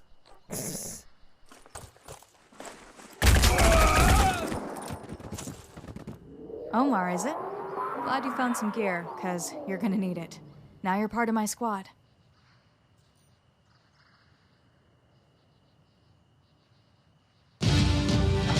Oh. Okay. Skill points in pool. Alright. Explore areas covered by the mist to make contact with any havens there and protect them if you can. Yeah, that's weird, Salt. I guess there must be different skills for weapon types in this game, then? And you must have to level those skills individually per character. After the battle, the Scarab resumed its course towards our base, struggling through the rough terrain. Strange growths were contorting the road, smashing against its armor. It wasn't long before it took one too many hits. The engine gave a loud crack, and the AI went dark. We had lost a valuable member of the team. We knew we were close to our destination, but we didn't know what we would find there. If we were to advance on foot, we had to exercise extreme caution. Approaching the base, we heard gunshots. Jacob and Omar took positions by my side. What was going on inside? A bandit ambush? Or something much worse? Following Phoenix Protocol, we readied our weapons. It is time to reclaim our home. Tread lightly. There are hostiles up ahead. Let's get rid of them and clean up this mess. Yeah, Devilish, it's a shame about the Scarab, although we appear to be in an indoor environment now. So I doubt the Scarab would have been that much help here. Rotate the camera. Enemies will take advantage of the tight corridors to ambush the Phoenix operatives. Rotate the camera to get a better view of the battlefield. Okay. Wait a minute, is this a crate we can open? It looks like it is.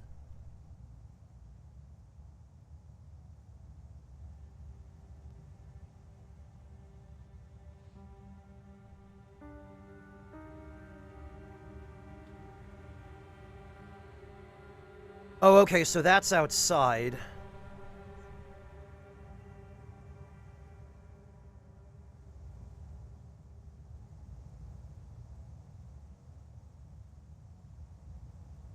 Those look quite a bit like, chests. No, Shalty, it looks like any class can use any weapon, but you have to actually be proficient in a weapon type in order to be able to get the most out of it. I'm on the move. Okay, no, that doesn't appear to be an openable container.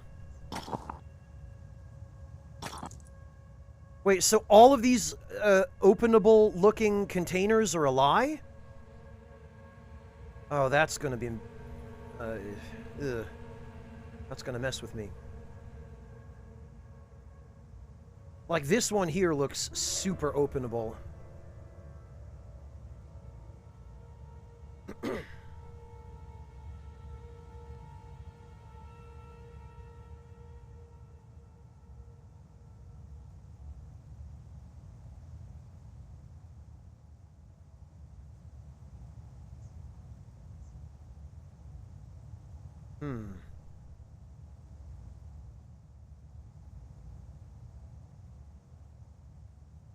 Alright, so what's ahead of us?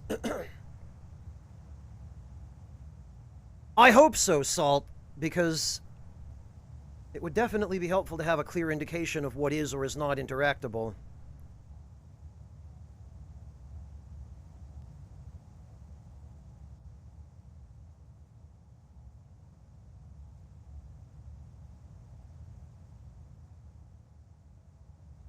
Alright, this looks like a dead end. Oh, okay. Oh, that's really going to mess with me. So there's a blue aura around what can be opened, at least. That will help some. I just can't help subconsciously looking at stuff like this and thinking, oh, treasure. But yeah, I guess the blue auras make it clear.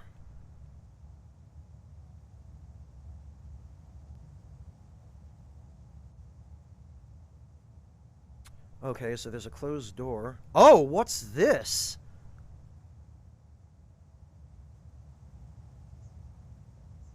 Okay.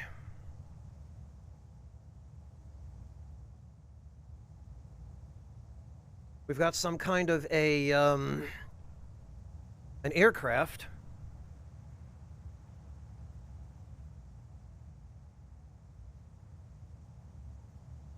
Ladders going every which way.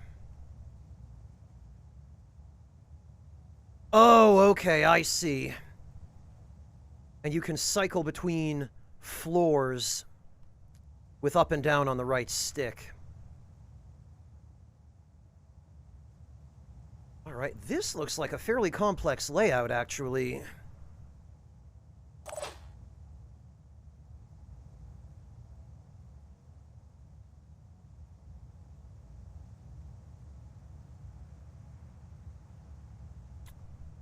I have a feeling maybe we shouldn't move forward Rolling out. with too much haste.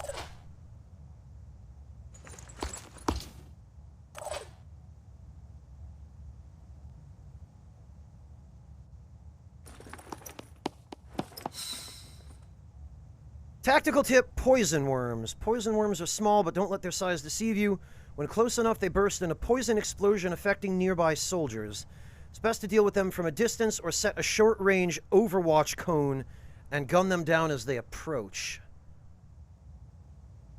Firefights in Phoenix Point use realistic bullet physics. Taking cover behind terrain will obscure parts of your soldiers, making them less exposed to enemy gunfire. Plan your positioning carefully, taking into account the size and shape of cover elements. Okay, I really appreciate that. In that case, maybe we'd better pull back a little. And be careful not to place your soldiers inside the Overwatch cone. They may get injured by friendly fire.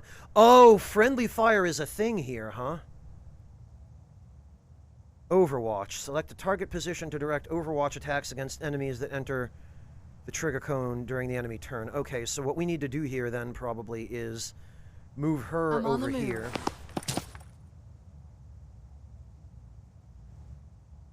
Nothing's getting past me. Wait, what? How? No, that's not, Okay, how do you select where your Overwatch cone is?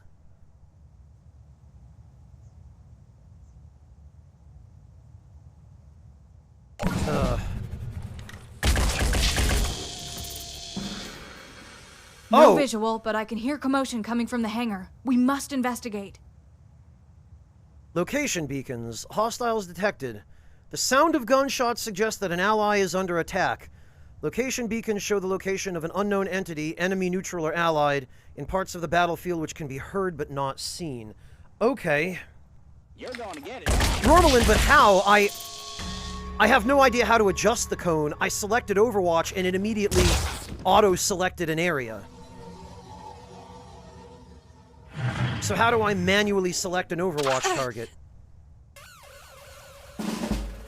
Okay, boy, the firefights are happening all over the place.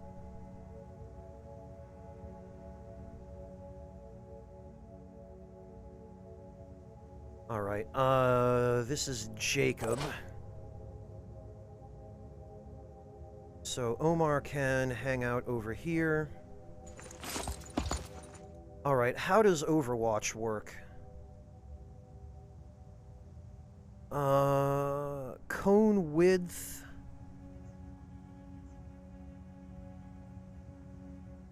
Oh, I see.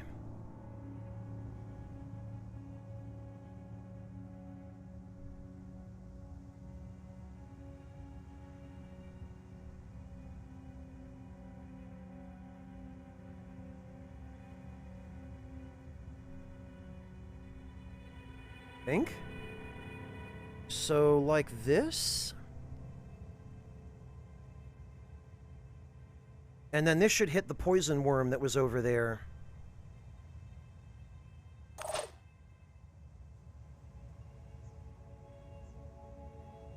And everybody else, I guess, can move forward. It looks like somebody's being attacked over this direction, though.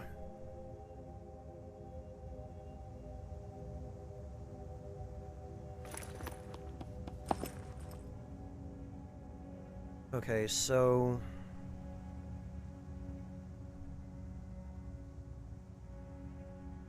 Wow, okay, that's a substantial Overwatch cone.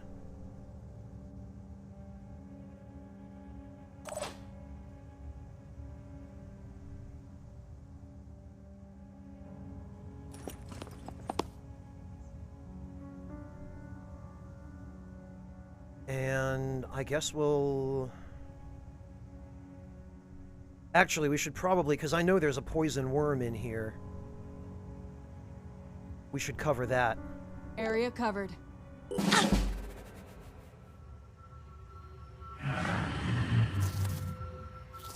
I knew it.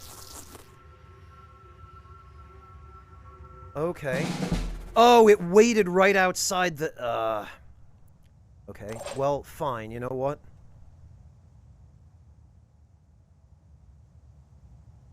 That thing... How much health does it have? 50 HP. Here I come.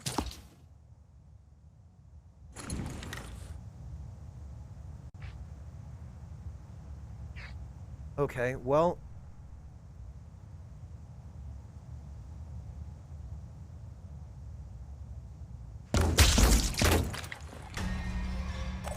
Very good. Oh yeah, it's dead. Okay.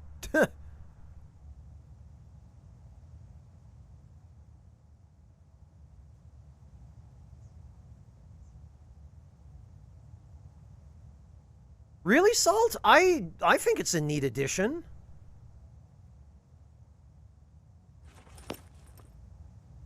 Ally located. You've spotted another Phoenix operative. Move a soldier inside the white circle to recruit her Irina to your squad. Oh, and she's poisoned. So do we have... We do have a med kit. Moving in quick. Irina is a sniper-class operative proficient with both sniper rifles and handguns.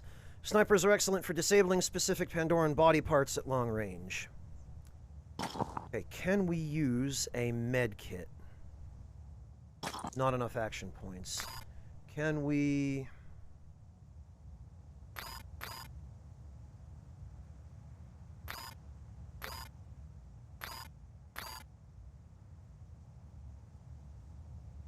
Use oh, we don't have enough AP. Okay. All right. Well, we'll leave him equipped with the med kit for now, and then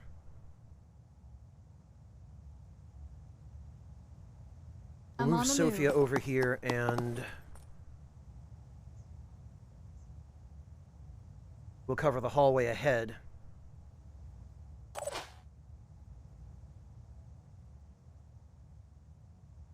Oh, I don't have any frame of reference for XCOM's Overwatch. Moving now. So I don't know.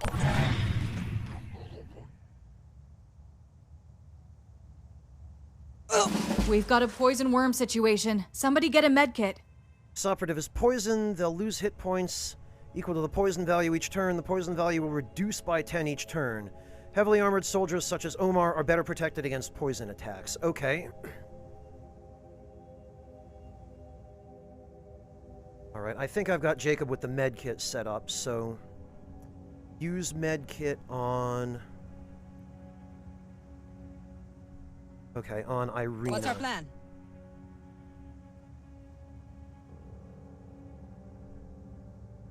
Wait, did it work?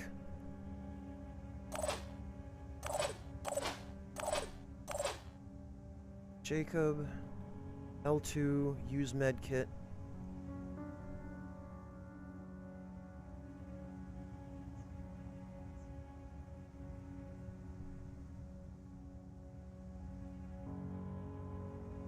How do you target? No, that's Irina. Okay, so... He can't use it on himself? Is that it?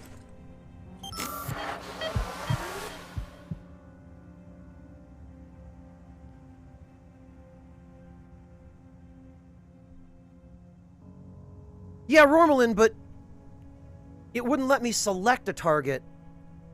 Like, it looked like I couldn't use it on Jacob. I could only use it on Irina, but I'm not clear on what the target UI was trying to tell me.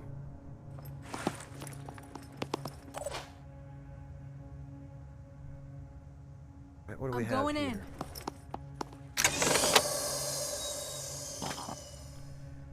Cypher HG. You've looted a Cypher handgun, an effective backup weapon in case your main gun or one of your arms gets disabled. Sniper-class soldiers like Irina are proficient with handguns, firing them with enhanced accuracy. Okay, so we'll leave the gun. Odin grenade.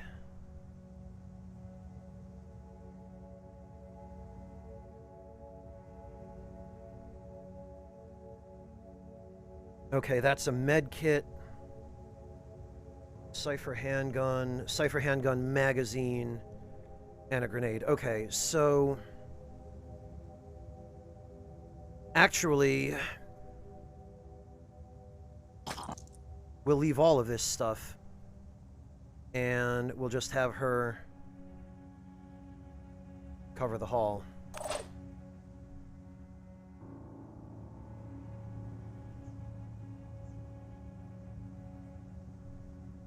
And Omar can wait there.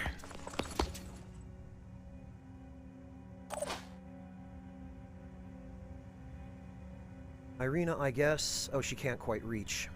Making haste.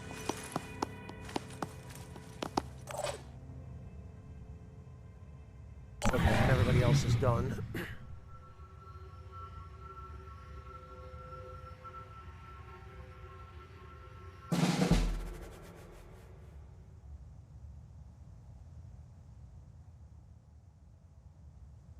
Okay, so Jacob is going to pick up that med kit to replace the one he used.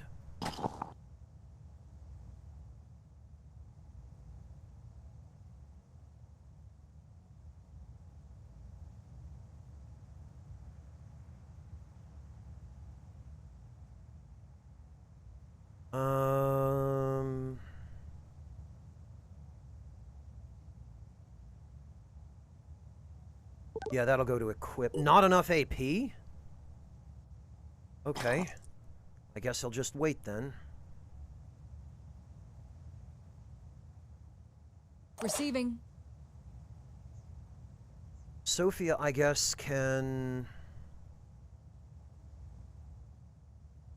Rolling out. Steady. Take Overwatch positions and wait for them to come. You're facing a difficult situation. Remember, you can save your game. Some risky moves will pay off, but others will be deadly. Really? How? Okay. I guess we'll save the game. Really? You can save mid-battle?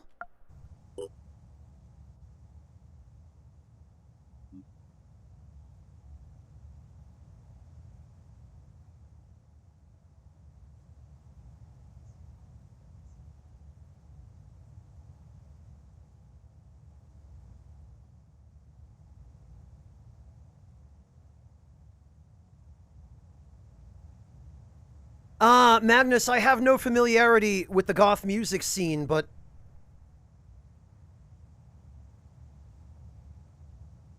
pretty nearly any music scene has interesting stuff going on at any given time. Okay, Rormelin, I see.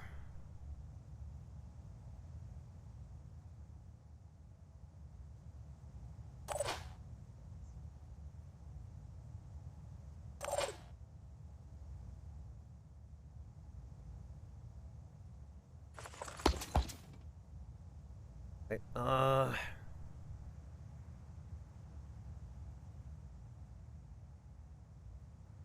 keep both eyes open.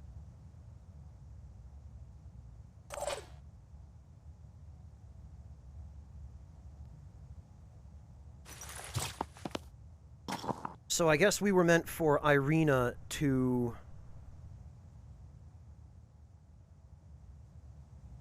have that, and then that.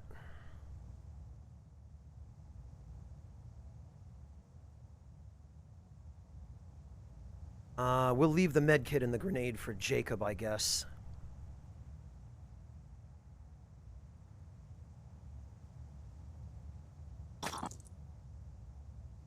How do you transfer stuff between allies, though?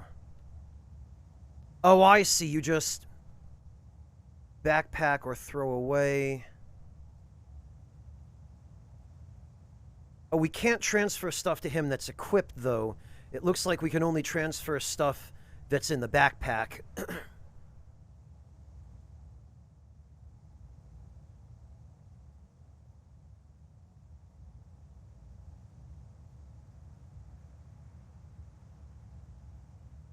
Oh, okay, Magnus. I see.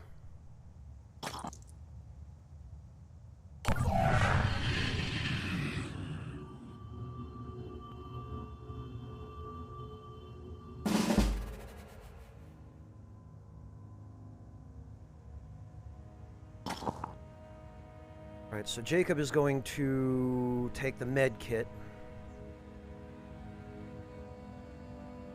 And the grenade will go to his backpack.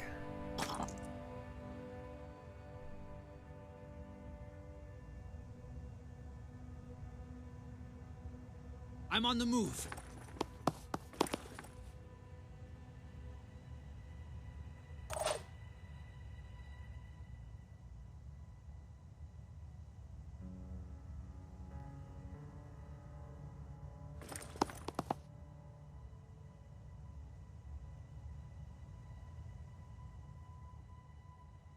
Said wait for them to come to us.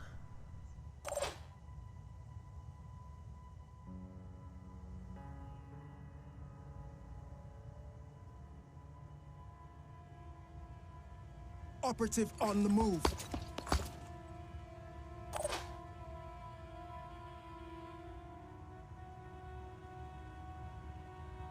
Sprinting to position. Okay. Ah.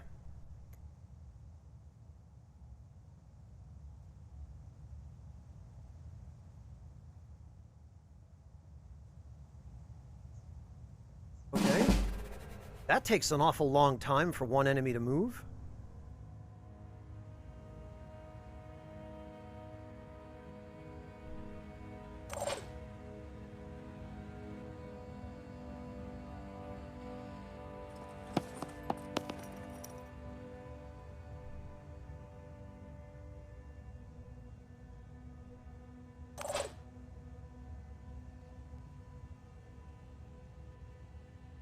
Thank you. Thank you dearly. Yummy! Thank you for the resub. Welcome back. I'm doing all right, thanks, Yummy. How about yourself?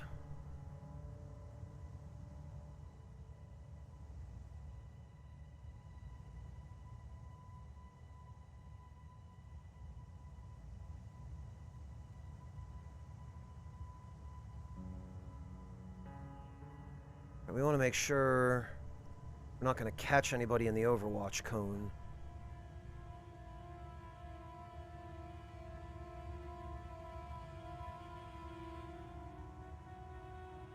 Nothing's getting past me.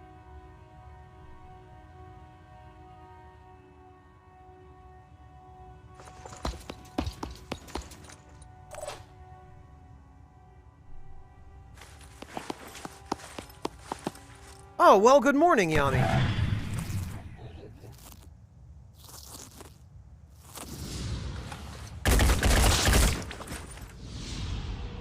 Okay, that Overwatch definitely helped.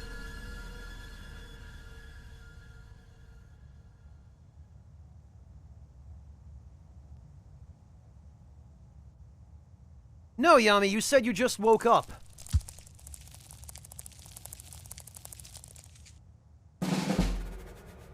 Mind Fraggers. Mind Fraggers are dangerous creatures that will latch onto a soldier's head, mind controlling them. Yikes. So this game has its own version of head crabs. The best way to deal with a Mind Fragger is to set a short-range Overwatch cone and shoot it down as it approaches.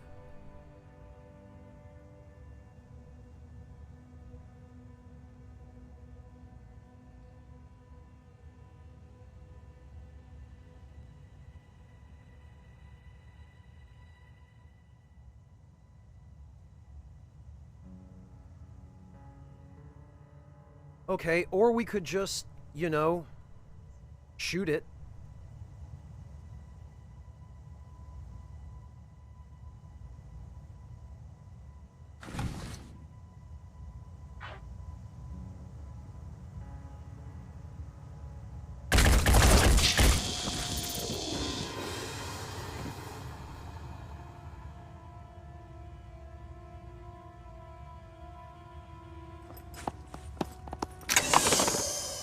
Alright, what have we got?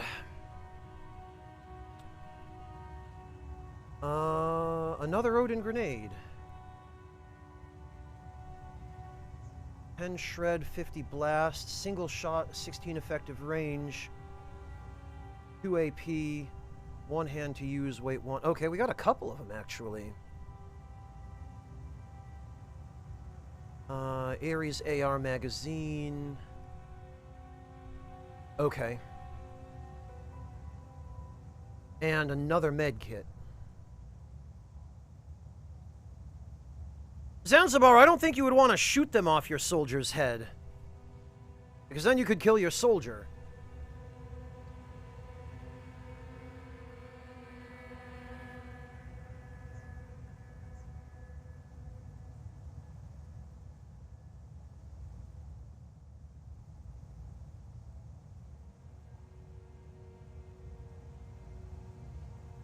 All right,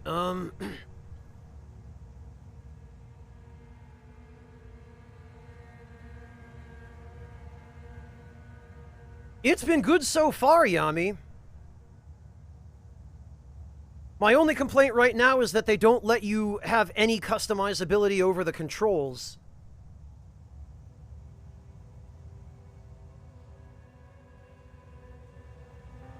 But I'm still in the tutorials, so check back in like 6 hours, and I'll be able to give you a slightly better idea of what I think.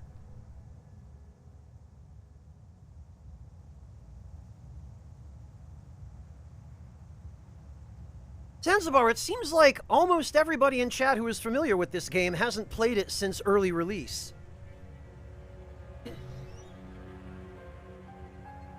Maybe we should get a little bit more experience with it in its current form, then. Yeah, Yami. Oh, okay. Have a good day then, Yami. Take care. Thank you for stopping in. It's always good to see you. Oh, we don't even have enough AP to take stuff out of the chest. Okay, well. I'm going in. So, what Sophia can do then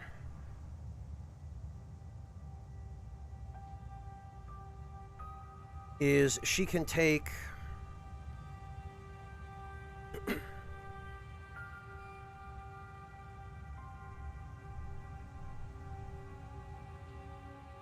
one of these grenades and a magazine. We'll save the last grenade in the med kit. And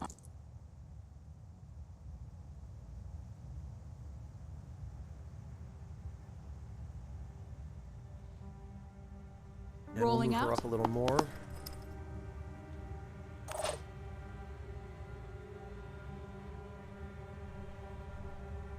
much cover here, really, is there? I don't want to be here because this is desperately exposed to the corner angle. We'll move him behind Sophia.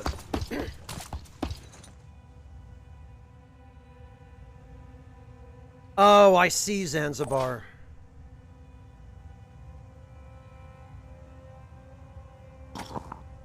Right, what do we have? We have... Okay, yeah, Irina should...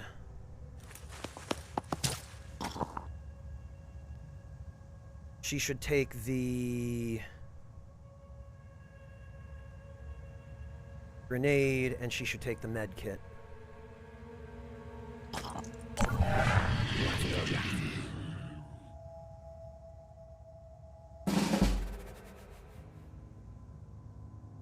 I see, Zanzibar.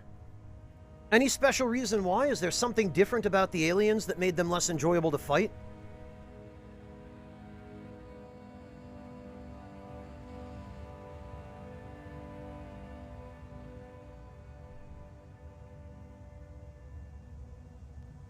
Moving in quick.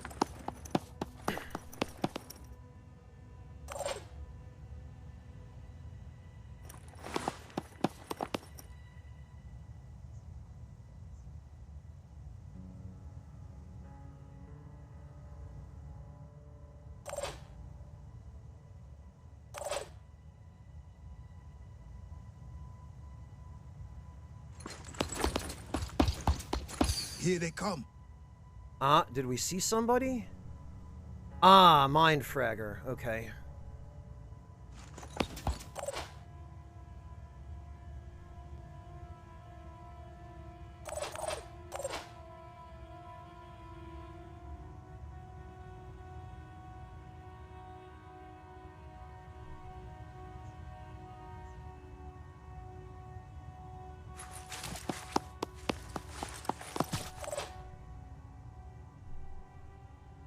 I see, Zanzibar. Interesting. Well, maybe I'll have a better frame of reference for that once we get a little further. Oh, for goodness sake. Okay, well... Oh, good. Oh, freaking amazing.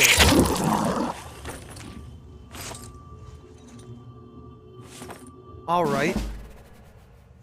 Your soldier is mind-controlled by a mind fragger and will be forced to attack your other operatives. It's best to target the creature with a single-shot weapon or kill it in melee with a bash. Make sure you don't hurt your own soldier through accidentally targeting or getting them caught in the burst of an assault rifle. Okay.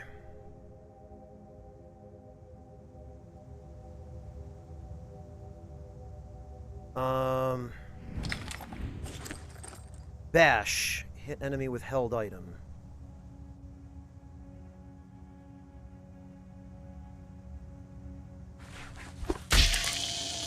Okay.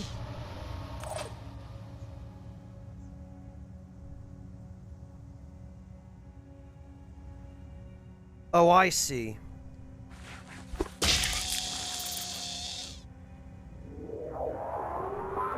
Ten equipment damage. Jeez. All right.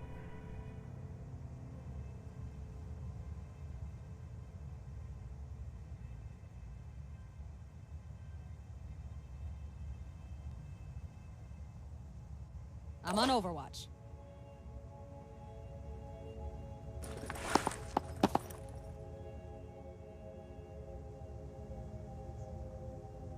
Area covered. I guess so, Zanzibar. These must not be very durable weapons.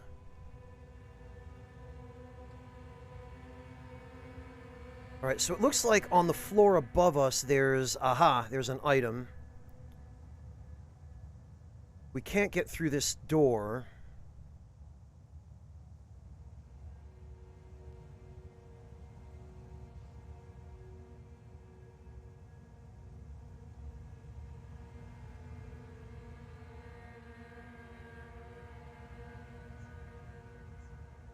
Heck, where is... Oh, okay. We just select on the next floor where we want them to go when they go there.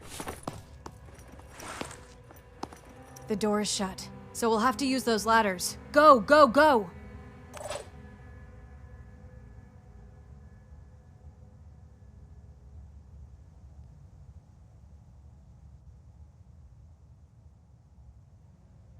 I don't see any enemies in this room.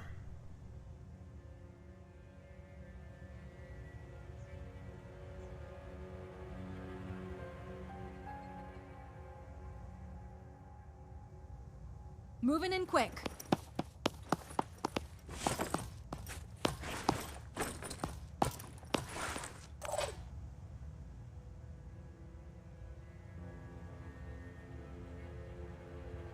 Wait, how...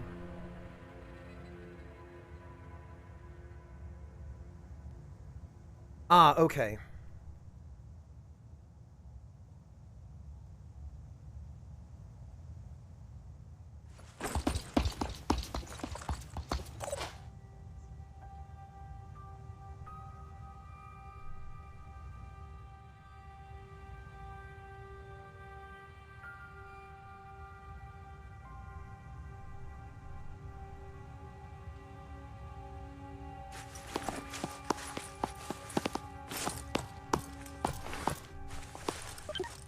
The bad XCOM, Rockhead. Somebody's biased.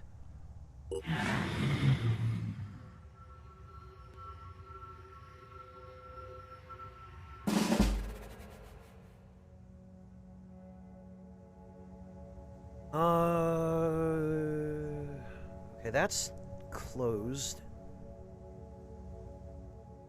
Okay, I guess we have to go this way.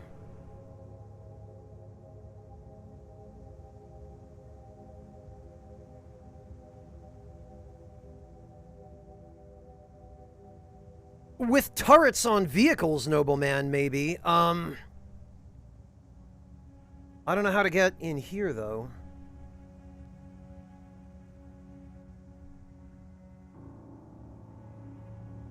Then again, it looks like these rooms may just not be relevant. Yeah, okay, because that looks like a med bay.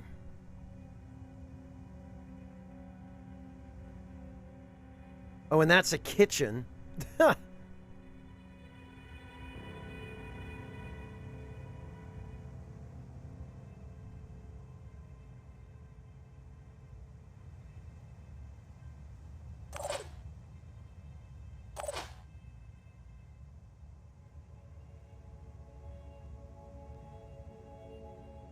Okay, Zanzibar, that's good to know.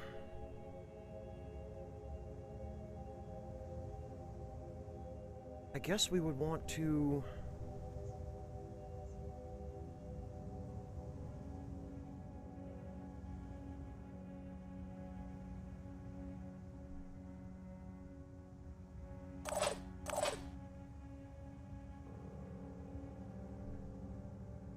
Guess we'd want to maybe take up a position here.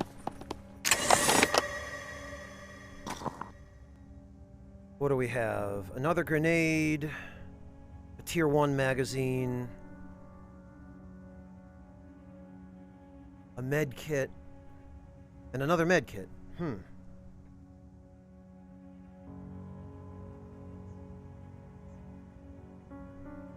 Rockhead, this doesn't force you to use the manual aim function. It has an auto shoot feature too.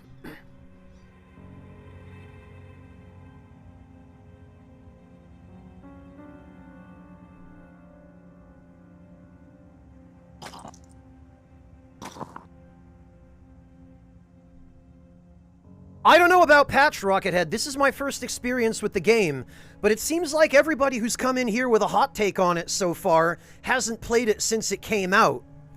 And a lot of the complaints people are making are things that I'm not seeing.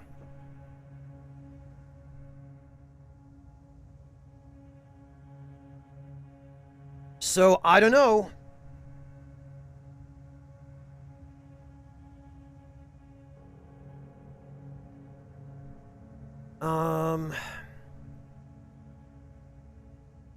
Alright, yeah, Jacob is probably the most likely to... one of the most likely to need a med kit, because he's a squishier unit, so... we'll take that, and we'll give him another grenade, because he'll be on the front lines, he'll be moving quickly. Actually, maybe we should save that grenade for Sophia.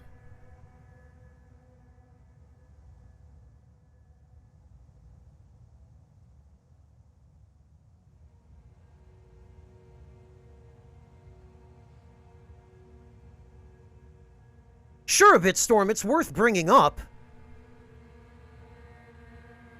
It's just...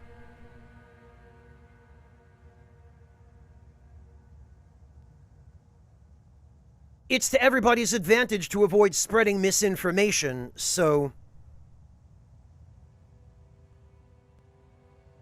it helps to do a little bit of research on what's changed if you haven't touched the game in 2 years before you drop a complaint in chat about something that was wrong with it during launch.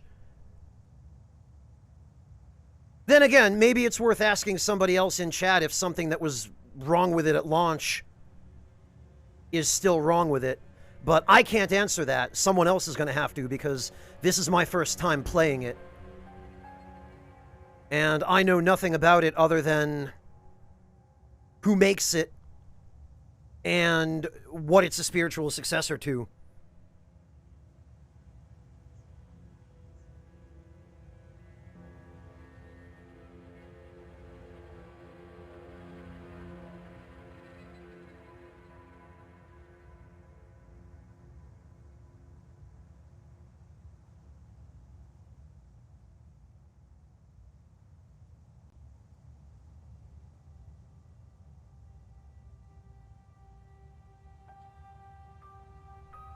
Yeah, Bitstorm, exactly.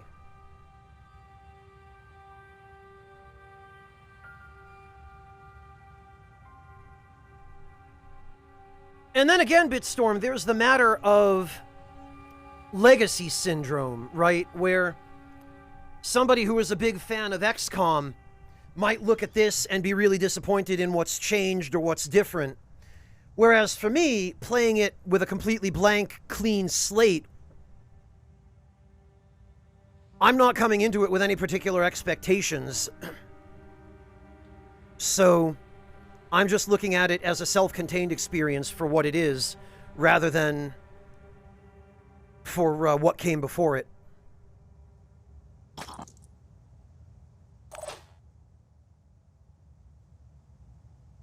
I'm on the move. Alright, so she can have another med kit in that grenade.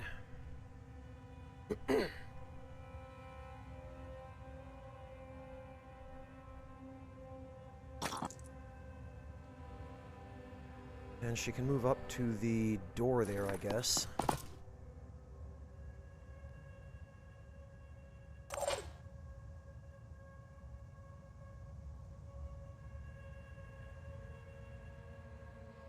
Going in.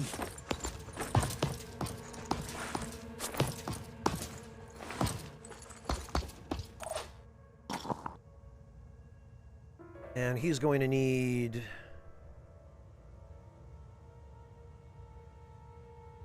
wait a minute. Oh, this is Jacob.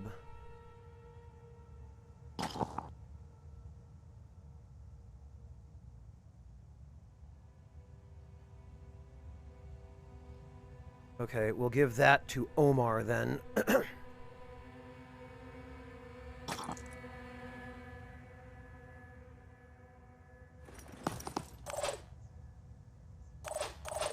Whoops.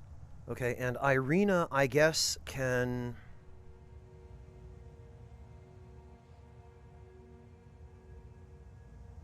move up here.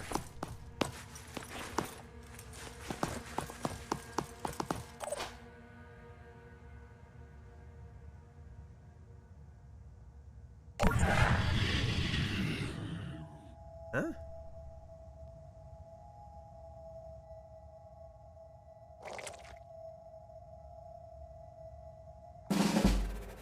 Aha!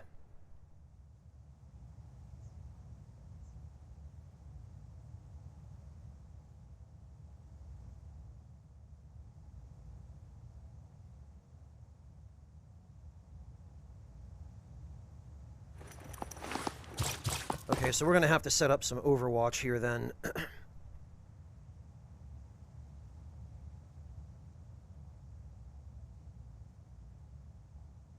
Nothing's getting past me. I certainly hope not.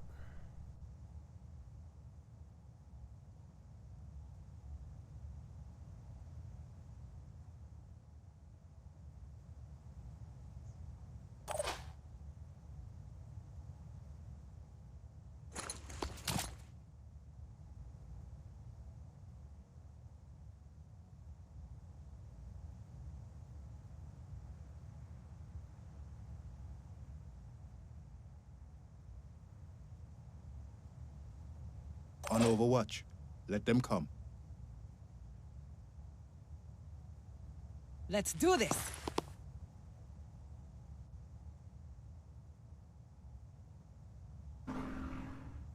God, what is with all these motorcycles today? I hate these guys. Constant. Okay. All right then. Come on.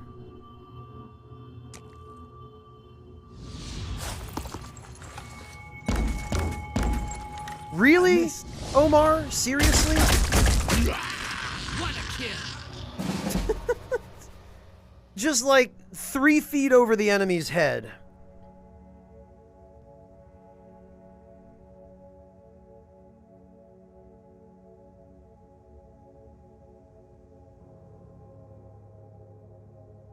Yeah, Bitstorm, time limits in games like this are never fun, ever.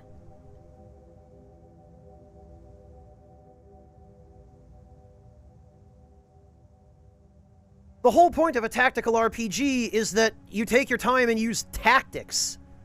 And that very well may mean tactics of attrition. That's one of the things, in fact, probably the only major complaint I had about Fey Tactics was the 20-turn limit for absolutely every battle.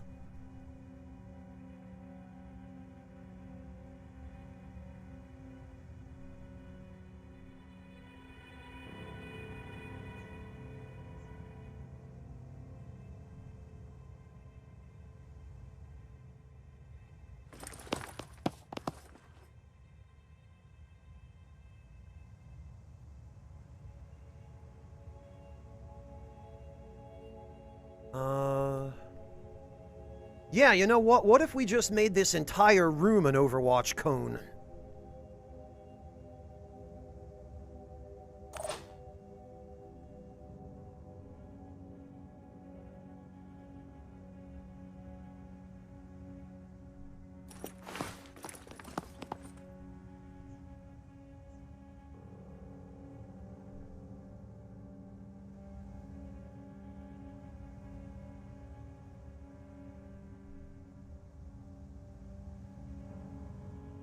Area covered. There's an enemy under the ladder?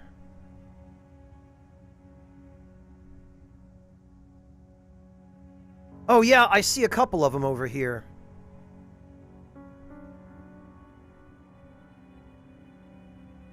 But I'm not sure if those things can climb.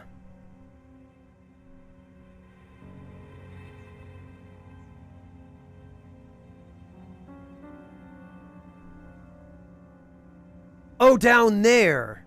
Okay, I see.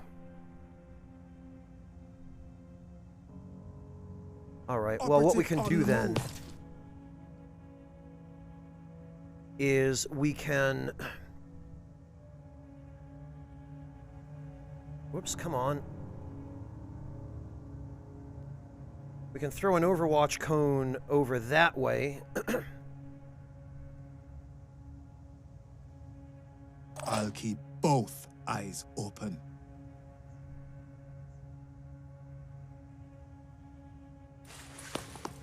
And we can throw another one over that way.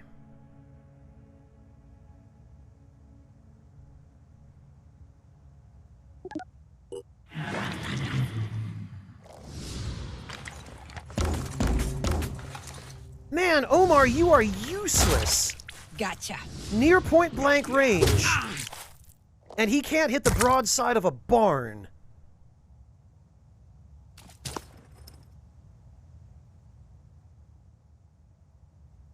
Somebody bash that thing off his face! This fellow Phoenix operative is controlled by a mind fragger. Kill the creature with a single-shot weapon or bash to save him.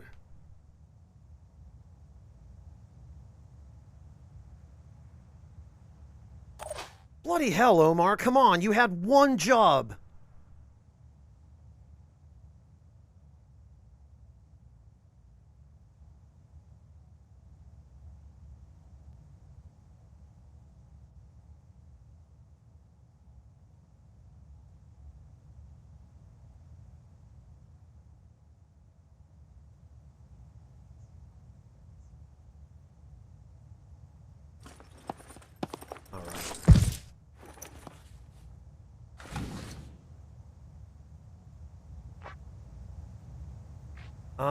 Can we actually... No, we can't. Oh, its head is already broken. I don't know what the likelihood is of actually landing this. It looks okay on paper.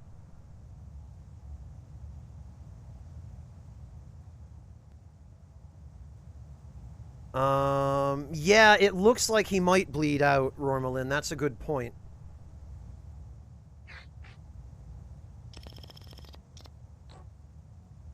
Finger on the trigger.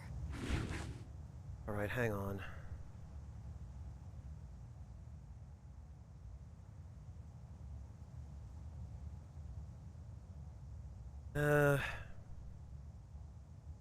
Come get some. Well, maybe we get rid of it sooner rather than later.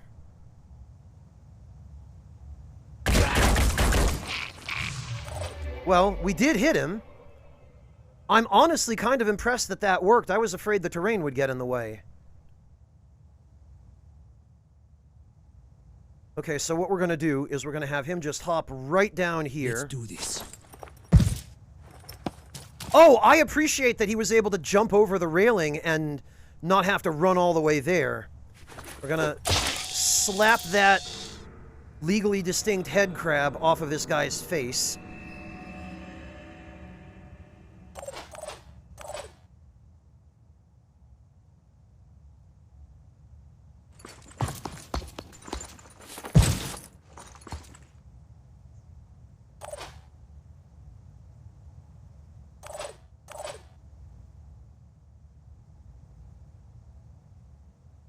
Takeshi Sato, huh? Oh, he's an assault type.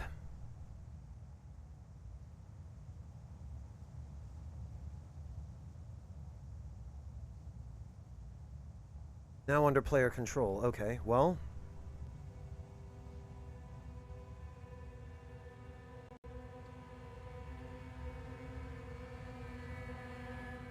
we will... actually, we need better cover here. Matter of fact, it looks like we're not really working with an awful lot of cover.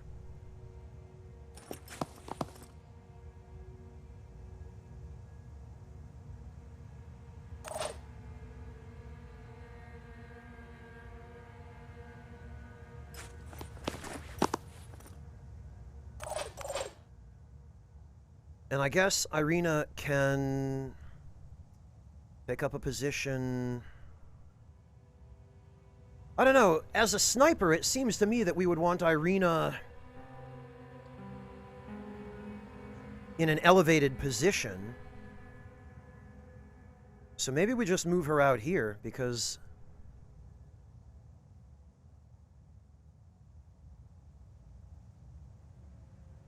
Moving to position. this will give her a good vantage point on most of the room.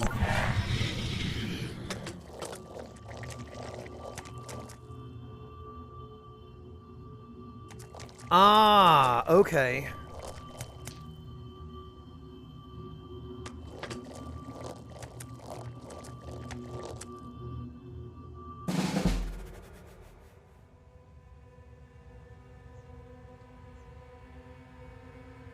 So it looks like most of the enemies are actually up top.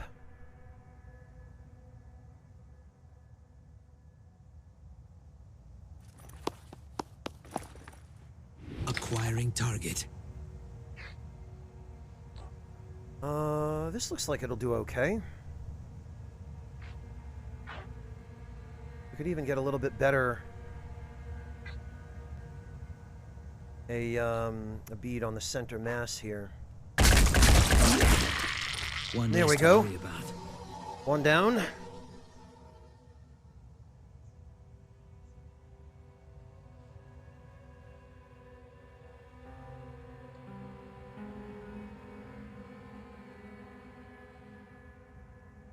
All right.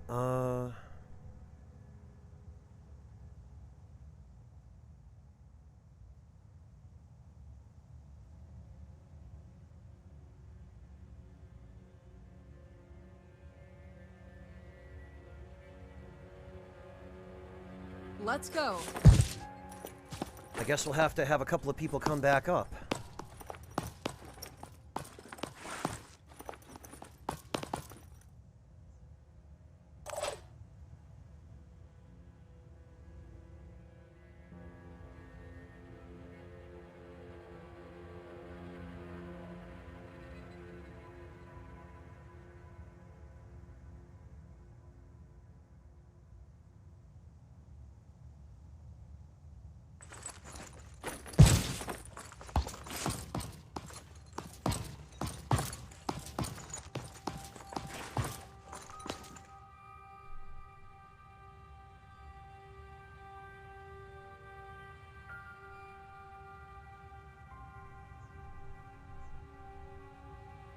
Reload.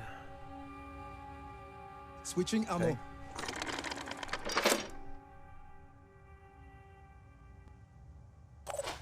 Who's left?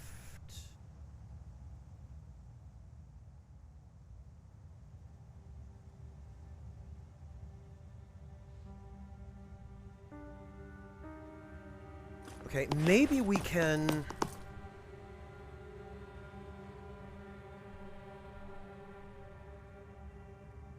Yeah, maybe we can have him cover up here. I'll keep my eyes open.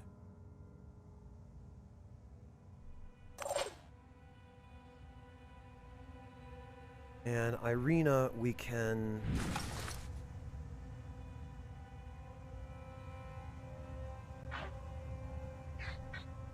Oh, okay. Yes, that's good. That's what we like. Nice.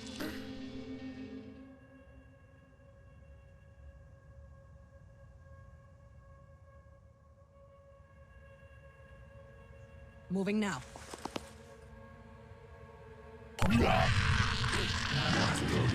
Okay, and the one died from bleeding. Oh, for goodness sake. Okay, I keep forgetting they can jump down.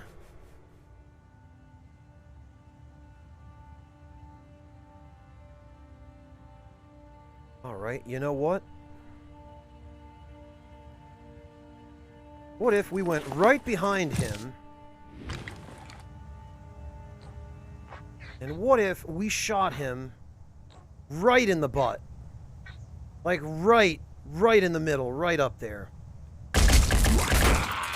That was a kill. Kills confirmed. Phoenix, welcome home. Oh, that's it!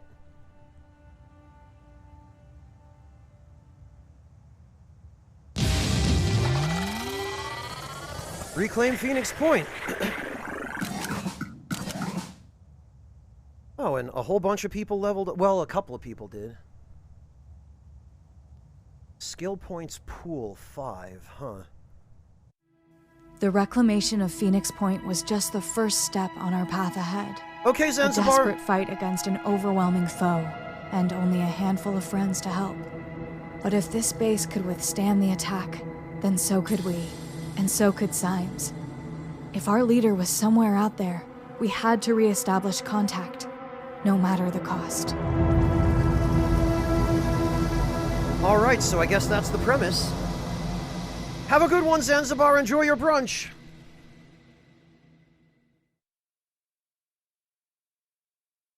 Pandorans will build bases under mist cover, but their attack range can extend out of the mist. Great. Now the question is, do I get to keep anything from the tutorial?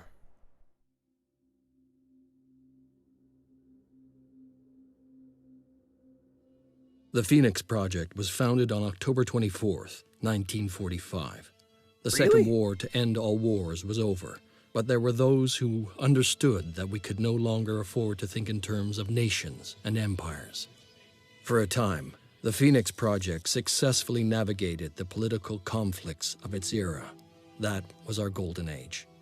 Phoenix Project operatives scoured the world for clues. We had bases in 24 countries. Even the heavens were not off limits.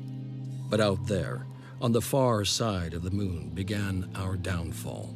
The failure of the Phoenix 2 mission exposed us to our enemies in the UN. Stripped of resources and scattered to the winds, we were reduced to a secret, a memory. When the Pandora virus woke up, we should have been the first line of defense. When huge clouds of mist appeared over the sea, when people started vanishing, we should have figured out what was going on. And when those people started coming back, changed, hostile, alien, we should have been ready to fight, but we failed. The ecosystem started to change, imperceptibly at first, then faster and faster. 3 factions arose. New Jericho, trying to restore order and purity. Sanhedrin, hoping to build a world without hierarchies. And the disciples of Anu, a new syncretic religion dedicated to adaptation and biological change. At war with the world, and at odds with each other, these factions cannot find a way forward. Now the mist is returning, and armies are rising from the sea. Without the Phoenix Project, humanity will fall. It's time to rise from the ashes. Okay.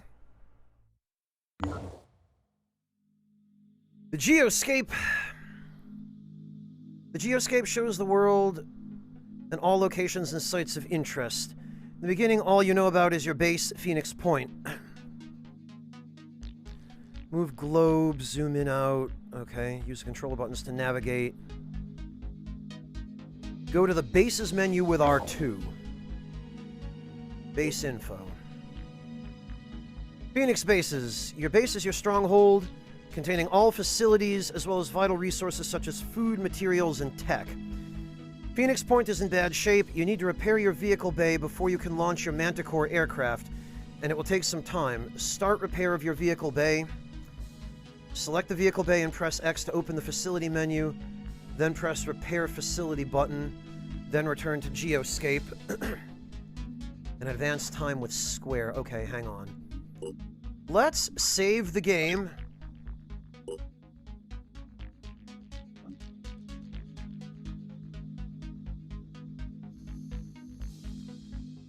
It certainly does, Magnus. Okay, repair facility. Vehicles and aircraft at the base recover 20 hit points per hour. Allows maintenance of 2 ground vehicles and 2 aircraft. Repair facility. 40 orange hexagons and 5 blue dots. Okay.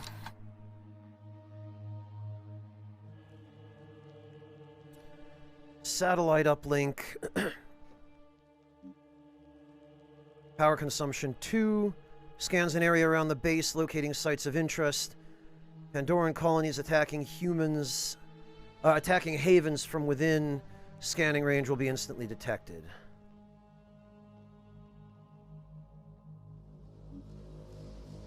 Factory facility that produces weapons, armor, and equipment. Oh, and vehicles, okay. Energy generator required for many facilities to operate.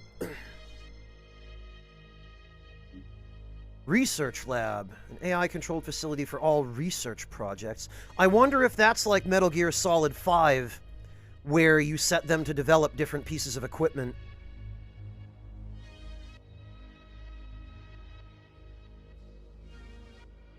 Yeah, Seth Tech, the music in this game so far has certainly lacked any level of intensity.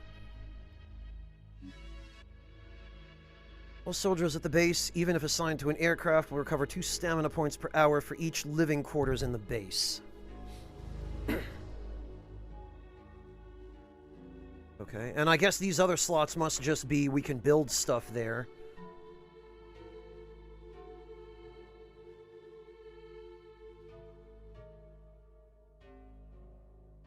Yeah, Rocket Head, the fabrication plant is a separate facility from the research lab, so I'm guessing that's still the case. Access lift. Deployment point for defense missions and an escape route if things go badly. Okay. Storage facility for all weapons, ammo, equipment, and armor. Storage capacity is shared across all bases. Okay, good. That's convenient.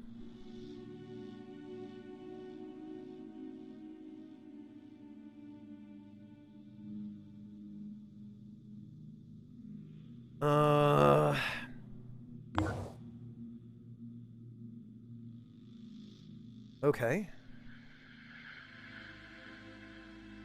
Press square to advance time.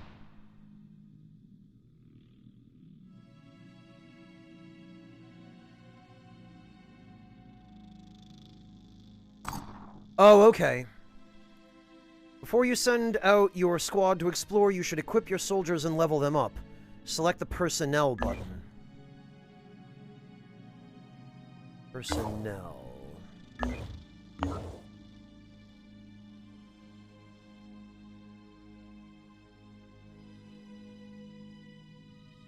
Oh, okay. It's L2 and R2.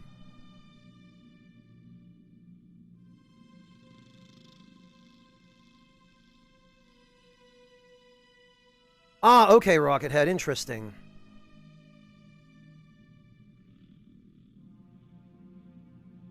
Oh, okay. Jacob Aber and Sophia Brown have leveled up. I'm guessing that's what that... Yes, it must be. You can equip your soldiers with new weapons, armor, and other items by selecting available equipment from the stores onto the appropriate slots in the inventory section. You can instantly equip or produce items in ready slots by using the ammo and item buttons.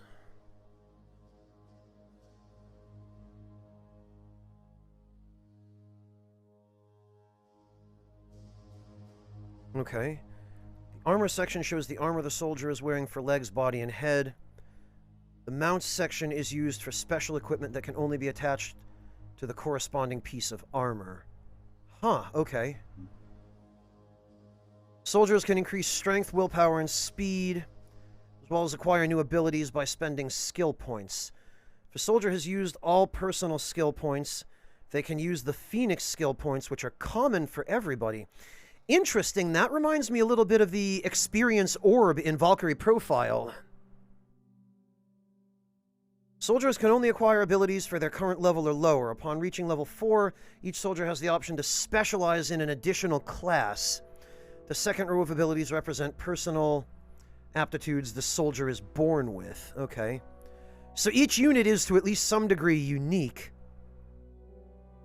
Once you've adjusted your soldier stats and abilities, go back to the Geoscape view. Okay, well, this is a little overwhelming. What do we do here? We've got...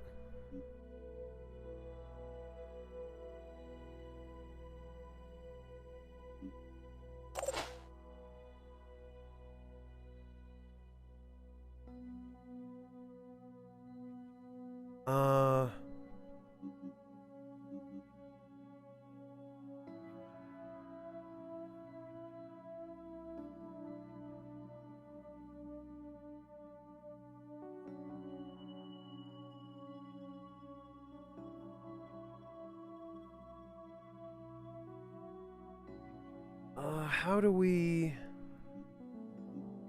Oh, okay.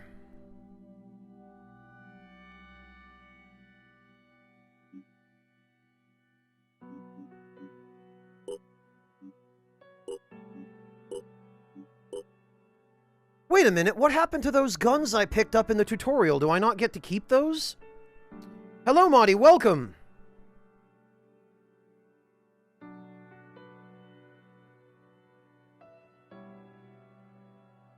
Yeah, it's definitely going to take some getting used to, Rockethead.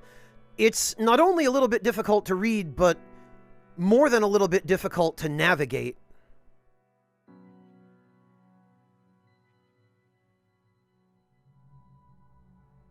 And we're shown as having 48 items in storage, but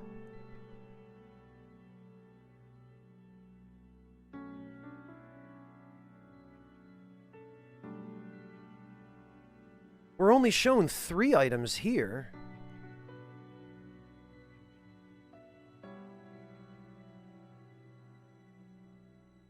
Or is this... Oh, okay, no. I think it's that we've got 20 something of these magazines, 6 Odin grenades.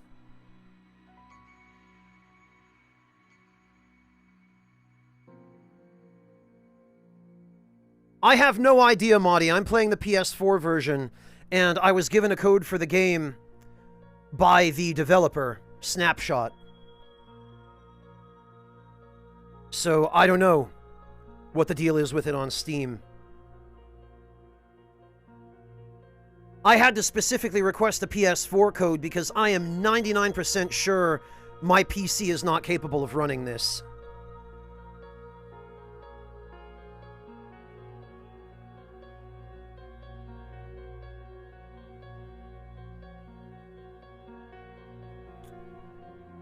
Okay, training.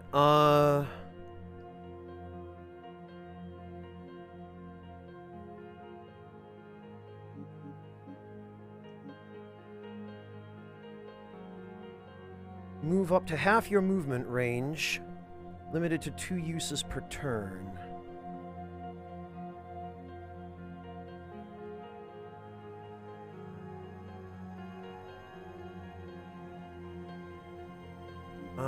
Assault training. He's got that already, I guess. 25% bonus stealth and +1 speed. Yeah, that sounds useful.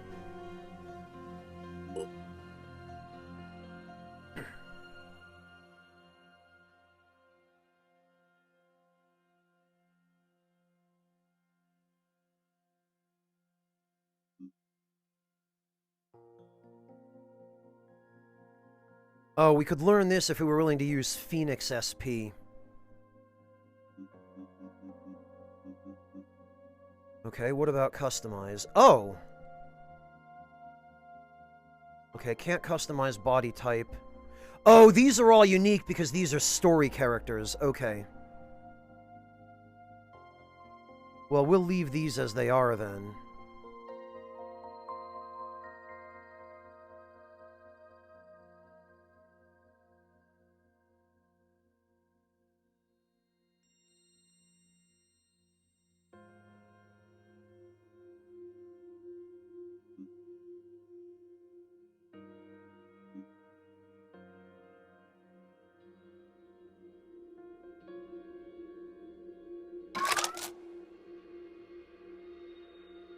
What? No. That isn't remotely what I want to do. Oh, I see.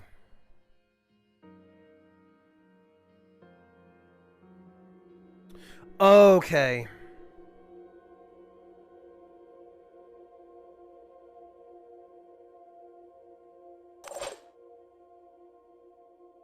So... she now needs to level up as well. What do we have? Dash. Or close quarters specialist. Okay, so they said the second row is stuff that each character is uniquely proficient in. Shotgun proficiency with 20% accuracy. Melee weapon proficiency with 20% damage.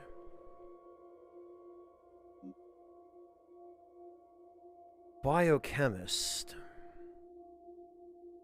All attacks that damage a target also inflict 1 viral damage per bullet. Interesting.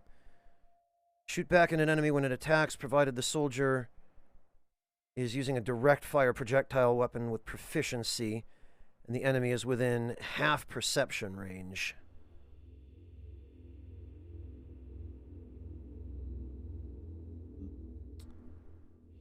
New class. Okay, choose a secondary class to train in.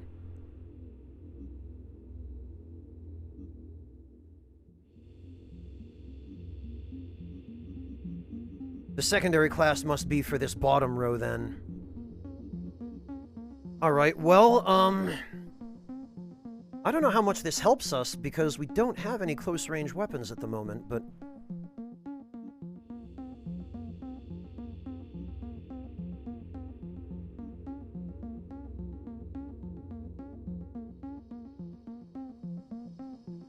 I guess we're gonna go for dash for her.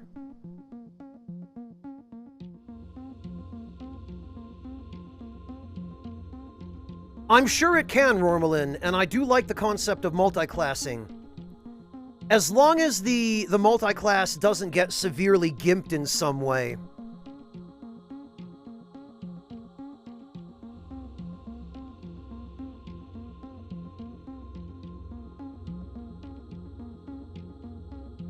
So I guess she's supposed to be our protagonist.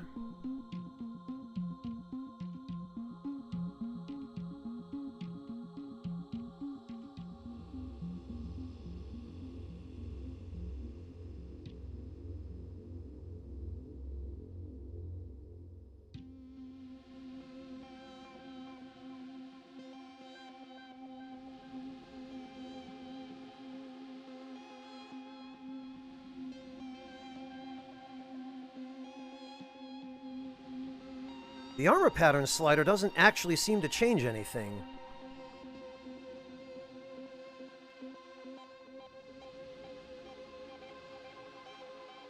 Wow, God! Talk about tactic cool! Yeesh. There we go. That's what I like.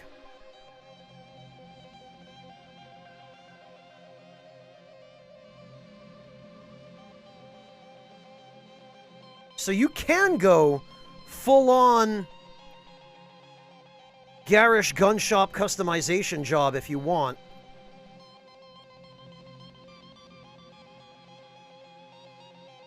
We're gonna go with the dark scheme, though. I prefer that. Oh, okay, now it's a little easier to see the pattern.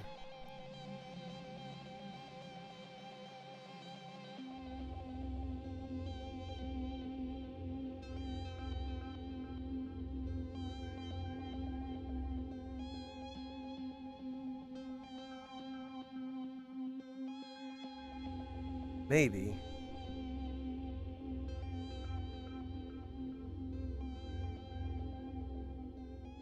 I'd like maybe a solid color. Oh, you can kind of see the guards.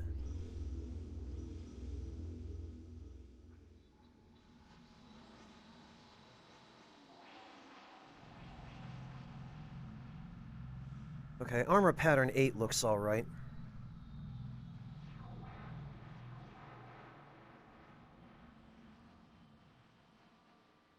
And actually...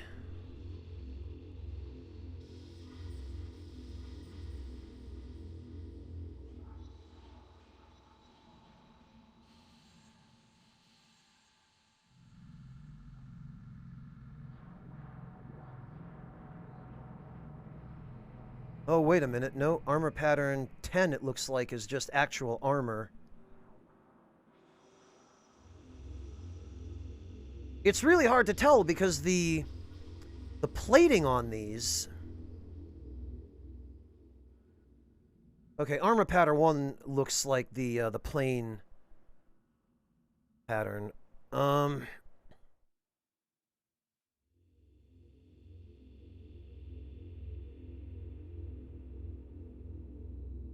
Yeah, okay.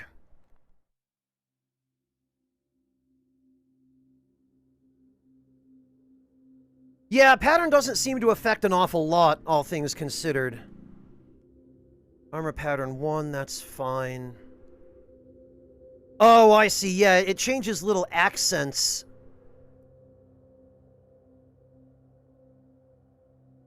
Oh, God.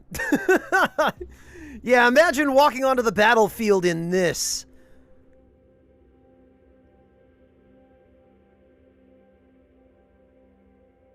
Maybe not. Well, we've got the Master Chief vibe going on here. Takeshi Sato. Okay, well. Armor pattern 1, that's fine. I think some of the other patterns are just way too garish.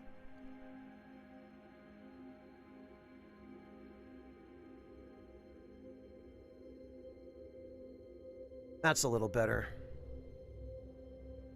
Although I wish you could change the color of the highlights, like the white and the red.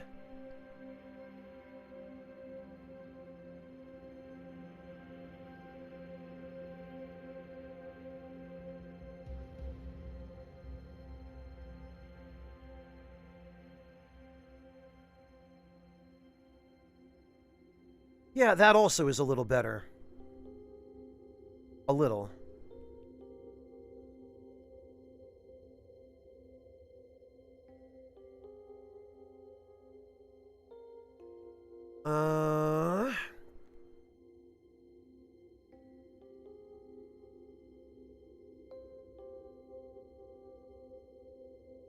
Okay, everything else there is fine. Yeah, they really would, Marty. They really would. Pretty much, Yalti, yeah. Modded XCOM 2, that sounds frightening, Rockethead. XCOM 2 has Steam Workshop support. Oh, okay. So, inevitably, there are skins for armor in XCOM 2 with anime girls plastered all over them and stuff, because of course.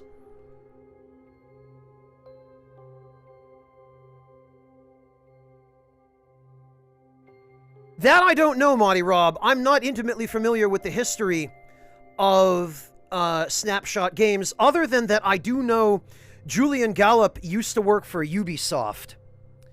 And if you guys know anything about Ubisoft, you can understand why he would want to get the hell out. I sure would.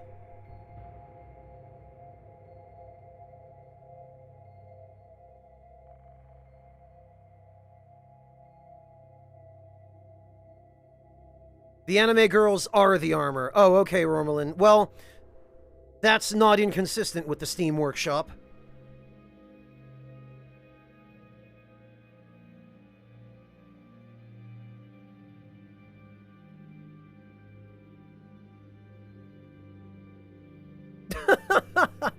That's fantastic, Rockethead. What's the problem with that? Why would you not want Yakuza poses in your XCOM's spiritual successor?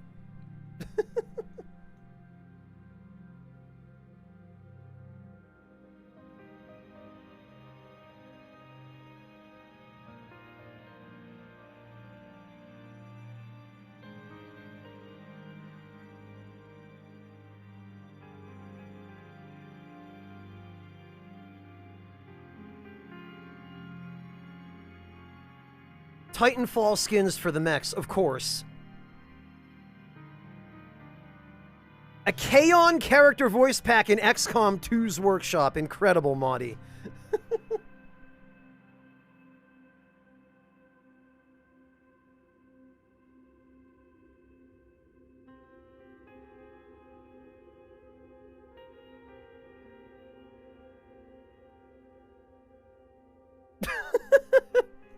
That's fantastic, Salt. I love that.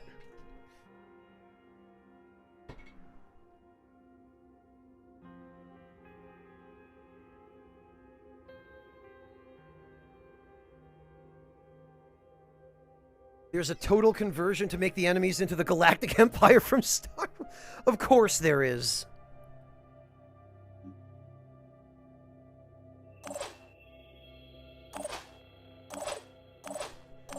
Well, I don't think we accomplished anything productive, but at least we now have slightly more uniforms.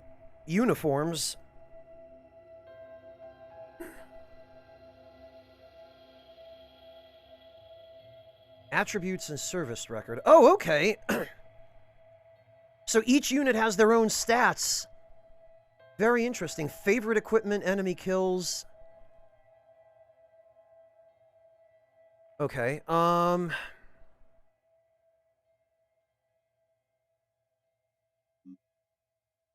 Geoscape, bases, personnel.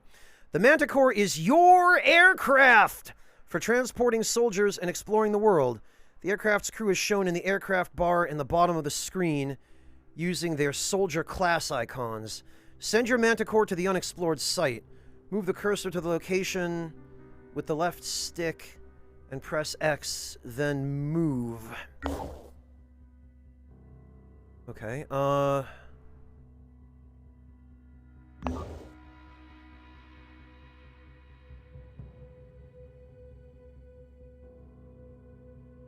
Okay, we've got Jacob, Sophia, Omar, Takeshi, and Irina. Okay, everybody's coming. Crew and weapon. Oh, can we give the Manticore a weapon? Can we actually bring this thing into combat?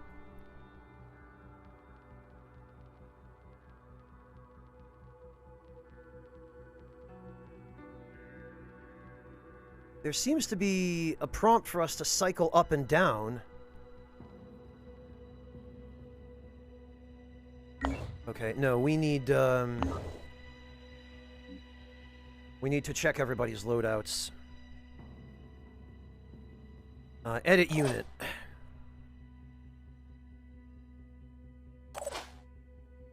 Okay, so...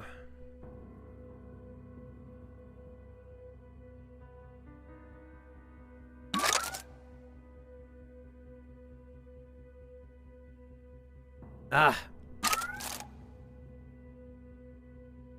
Alright. I think I'm kind of getting the hang of it. So he's going to need a couple of magazines for that gun. Couple of... well, one med kit, probably. Ah, blast it. Keep forgetting.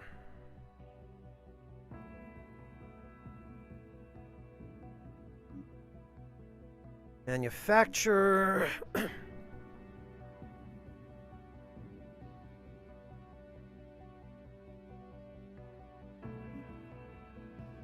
Manufacturing. Weapons, vehicles, and armor are manufactured by fabrication plants, provided the required research has been developed and there are enough resources available.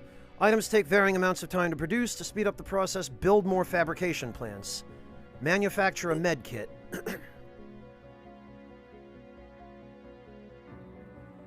Okay.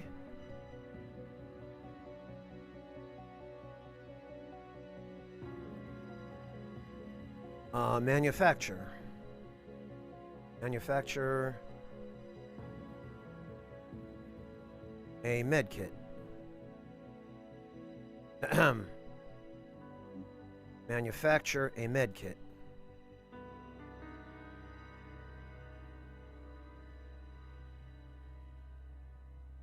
I am pressing X. Nothing is happening.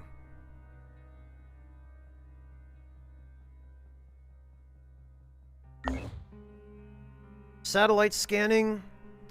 A functioning satellite uplink in a base will begin to scan for sites around it, expanding its search area over time.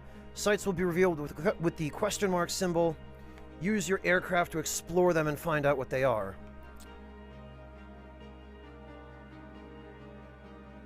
Oh, I am building them? The number went up? There's no,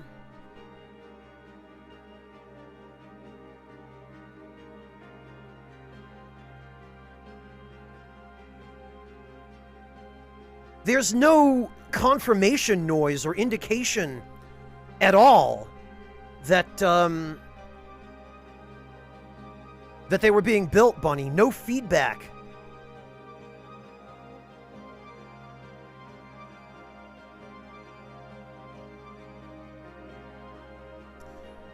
When you reveal a haven, a number of other sites nearby will be located. The number of sites revealed this way depends on how large and important the haven is.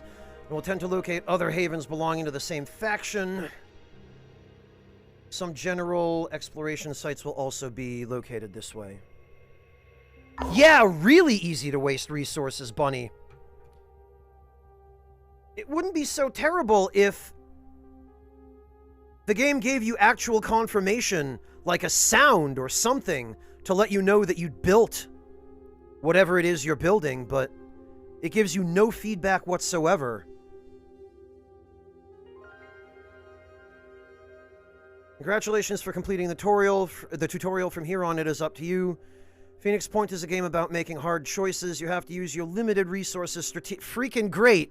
Well, how about you give me some feedback when I actually consume resources and make something?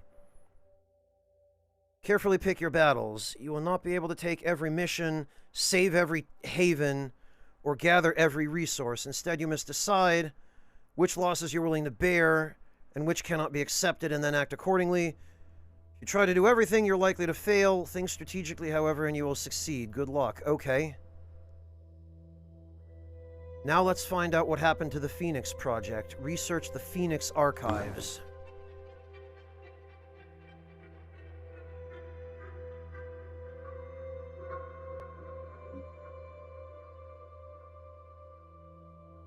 Atmospheric analysis.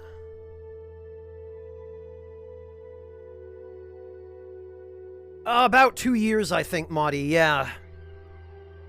We've managed to connect to some of the remaining weather satellites. We should use these to assess the extent of the new mist outbreak. 13 hours.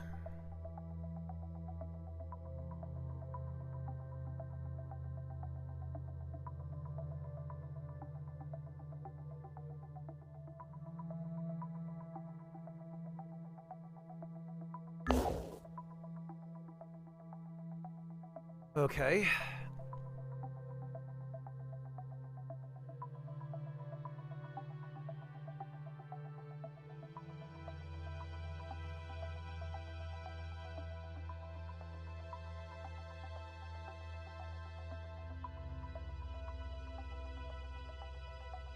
Okay, Devilish, enjoy!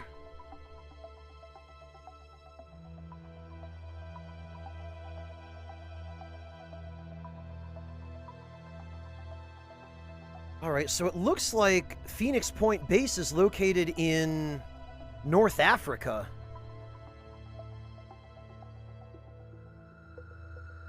Yeah, because this is Africa here. This is the Sinai Peninsula. There's Spain. There's the UK. Boy, the UK got trashed. There's almost nothing left of that.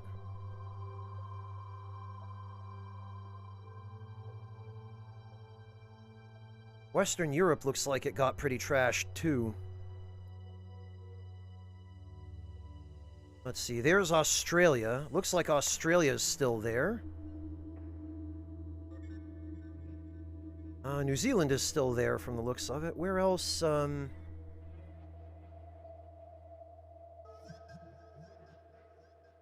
Okay, well...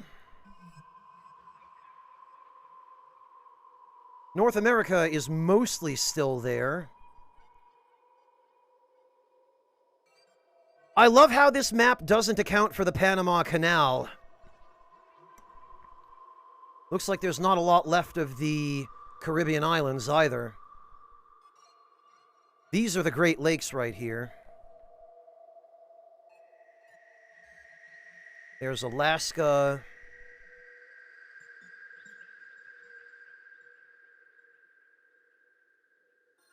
Looks like Japan got trashed, too. Okay, so parts of the world have just sunk into the ocean. I guess that makes sense because all the polar ice caps melted, didn't they? So this is what the world would look like, I guess, with sea levels risen probably a couple 100 feet.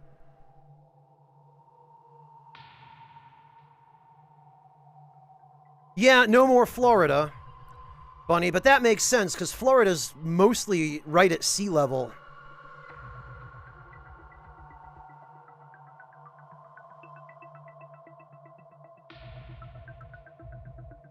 Yeah, this is,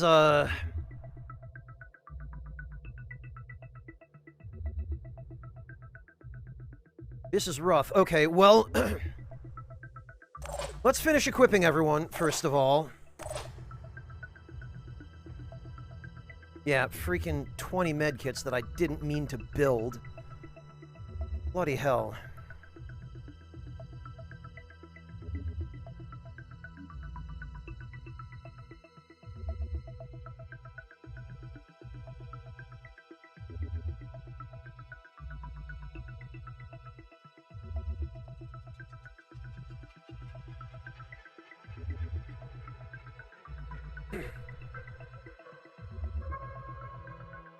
Alright, we'll make a couple of Odin grenades in the meantime.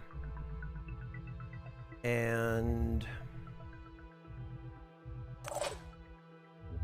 I feel like everybody should probably have at least one.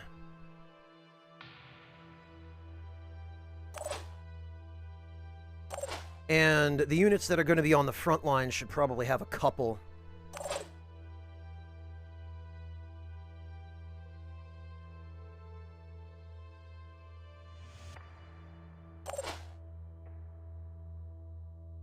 Alright, a Firebird sniper rifle, I'm guessing is what that is? Yeah, okay.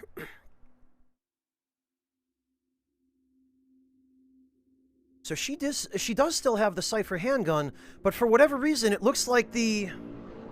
Oh, screw you, motorcycle guy. It looks like the guns that we picked up in the tutorial were taken away from us, which was quite unsporting.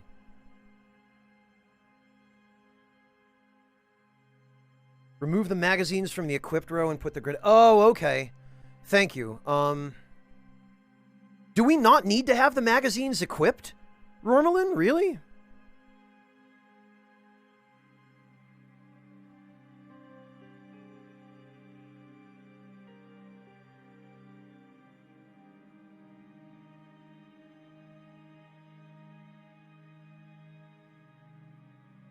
Hey, Archronomus, welcome!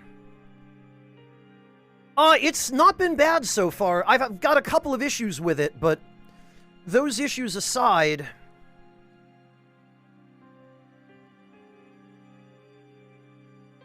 it's promising.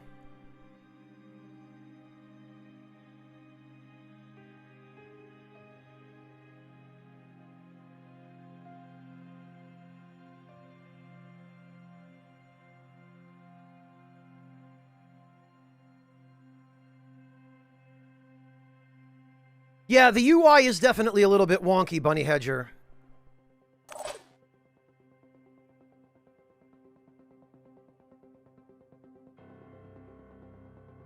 Okay, so that can go...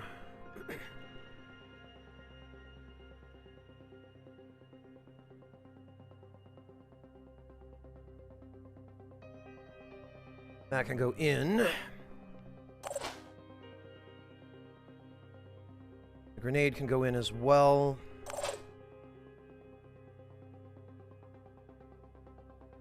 I'm sure once I've gotten used to the UI, it'll be a little bit less difficult to navigate.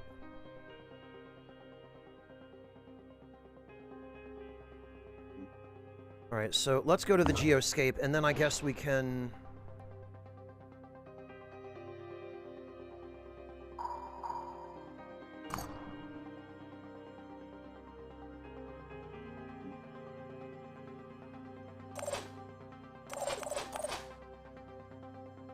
There we are.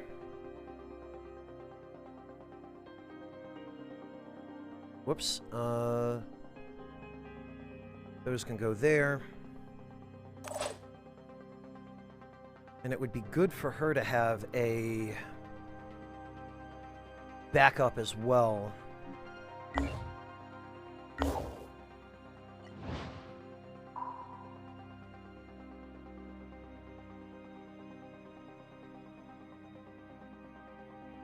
Research complete.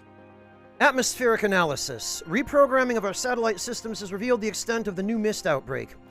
The origin sites are coastal sea regions, as in the previous two incursions, but the activity level seems higher, posing a serious threat to remaining life on Earth. Havens caught within the mist will be at risk of attacks, so we should explore mist-covered regions thoroughly and defend any havens trapped within them.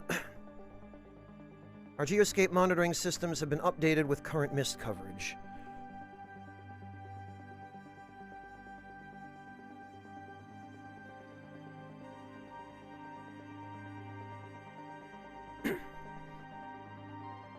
Only need to have magazines in your backpack, Rumelin?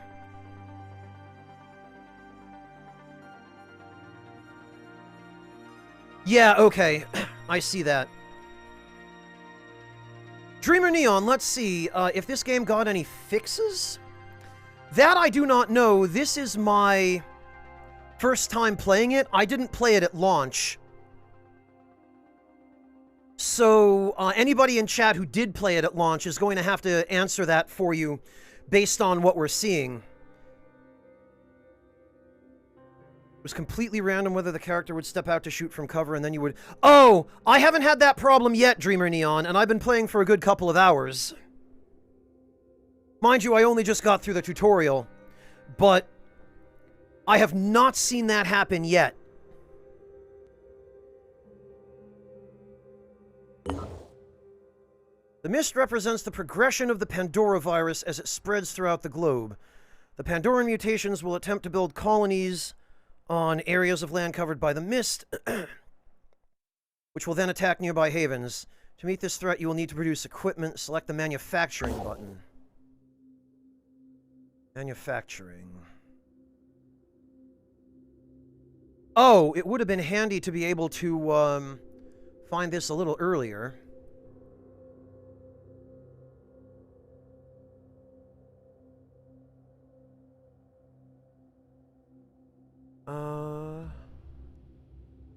Yara sniper rifle.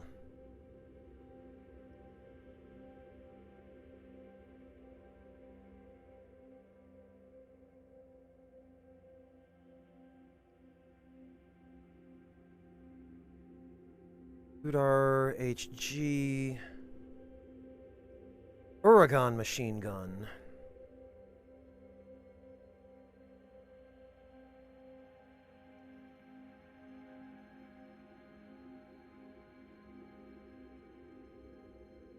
Yeah, assault rifle.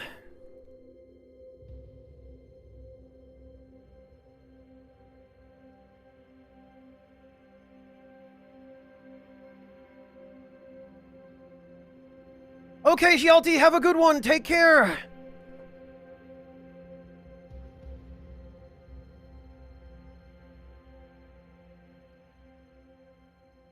Yeah, it looks like we didn't get to keep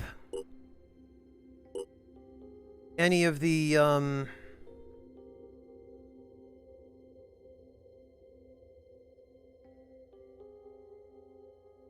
we didn't get to keep any of the guns we picked up in the tutorial. I would really like to make a scarab, but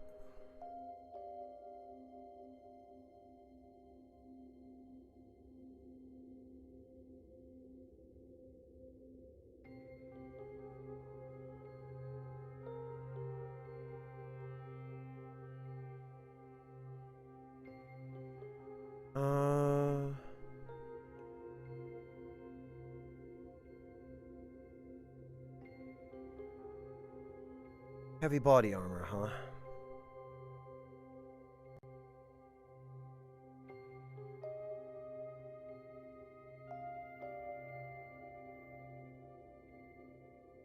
Oh, I think this is the stuff those bandits were using.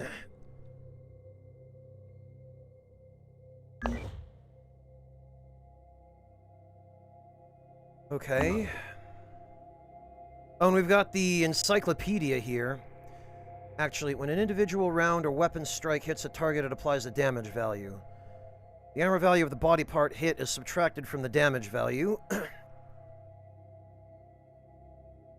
Resultant damage is then applied to both the body part hit points, the character's general HP. General HP are reduced to 0, the target dies. The body part hit points are reduced to 0, the body part is disabled. And anything given by that body part is lost. Bleed value may be applied to the character base on the body part's bleed value. Special damage values are only applied to the target if at least some standard damage is inflicted. Okay. Explosive munitions with blast damage apply their damage values to every body part caught within the explosive radius. The highest damage suffered by any individual body part is then applied to the general HP of the target. Explosives can be devastating due to the fact that they can damage multiple body parts in one attack. Explosives will normally have some shredding effect, reducing the armor value of every body part hit by the blast.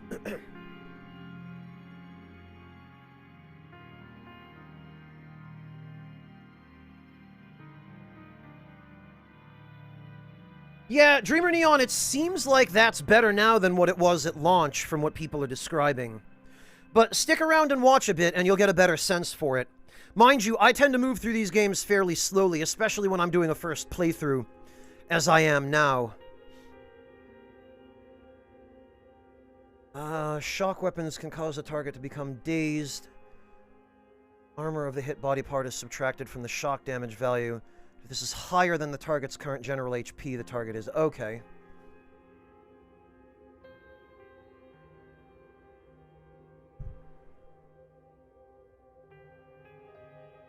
Accuracy will be halved. Okay, we did learn about this a little already.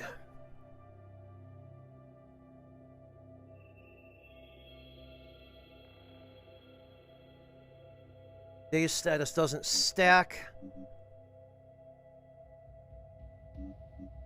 Oh, okay, we have, we can use the touchpad to sort of move a cursor around?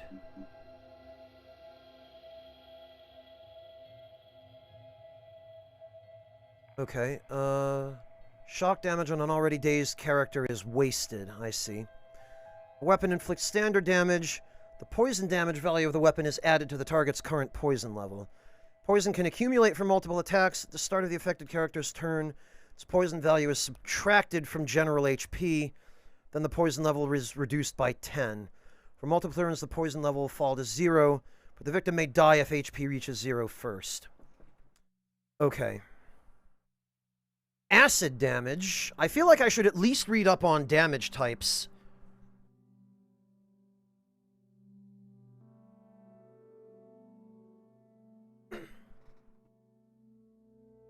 Yeah, it's always going to be slow going when you're learning a new game, or at least when I am, Salt. So I appreciate your patience here. I hate to just have to take all this time reading stuff on stream, but I sure don't want to be one of those broadcasters that just skips all the tutorials and then whines when they don't understand the game and they keep dying, you know? It always irritates me watching people do that.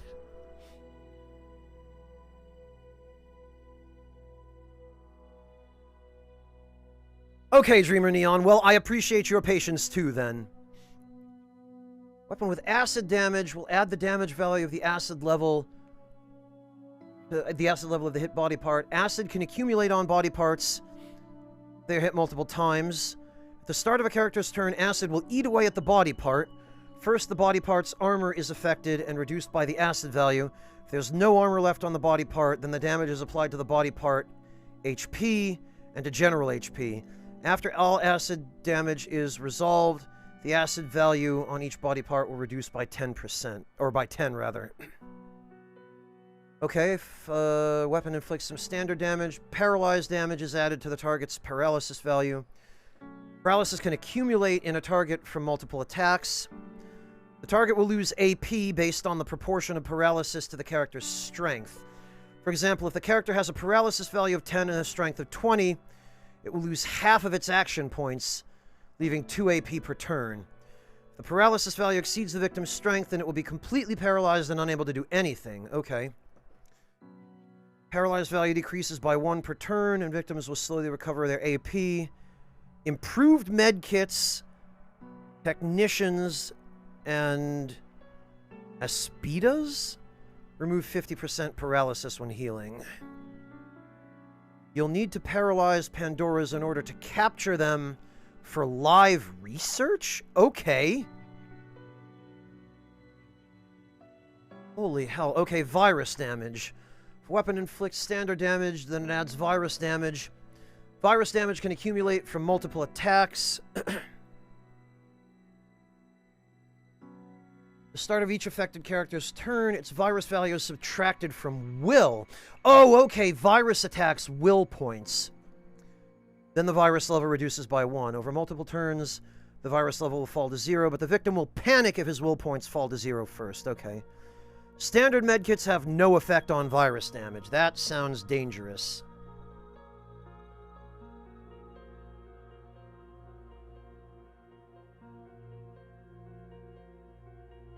Or when there's a playable tutorial devilish and people just skip it. A weapon with fire damage will add 40 fire damage value to the target. At the start of the victim's turn, the fire damage value is applied to each body part minus the armor value. Then the fire damage value will reduce by 10. Fire damage value can't go above 40 even with multiple strikes. Character standing in a tile that is on fire will suffer the fire damage value of the tile. This will be between 10 and 40. Okay, so there's at least some incidence of environmental fire hazards as well. That's good to know. Yeah, I saw that the protagonist had that ability, Bunny. You'd better believe I will be utilizing it. Weapon with shred damage will deduct the shred value from the hit body part's armor. Shred damage is applied for each projectile that hits. Blast weapons with shred damage will shred every body part affected by the blast. Shred damage has no effect on body parts without armor. Oh, okay, shred damage is just anti-armor.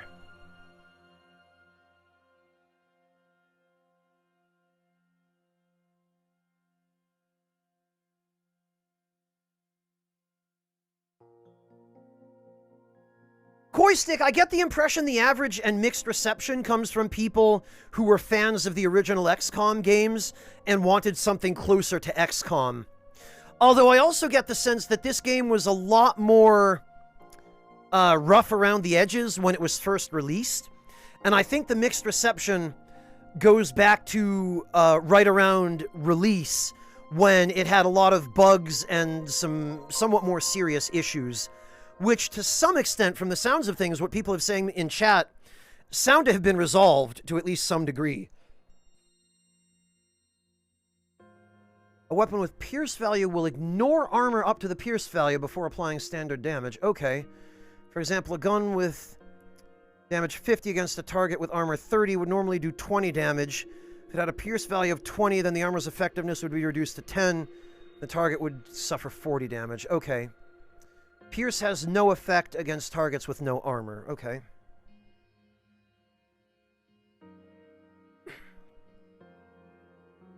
From the sounds of it, it definitely didn't, Koistick. Psychic damage attack is usually an area effect that directly reduces the will points of targets according to the psychic damage value. This can cause characters to panic. That sounds extremely dangerous. Oh, God!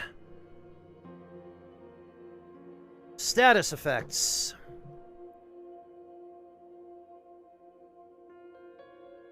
Can apply to the entire character or only to a specific body part.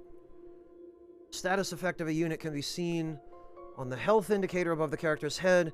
Body part statuses are only visible from the character info screen. That seems a little counterproductive. And counterintuitive. The only exception are when a body part is wounded or disabled, which are indicated on the damage display to the left of the health indicator. Why not just put all that stuff on the health indicator?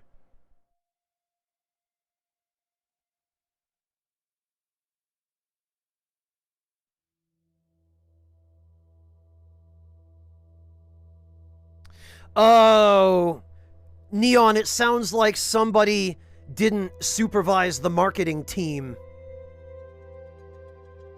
That happens a lot, unfortunately.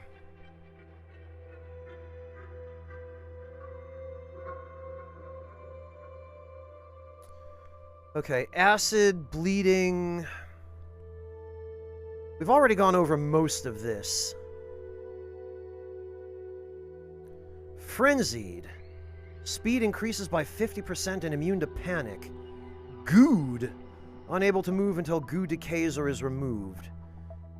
Virus, we've checked out. Panicked.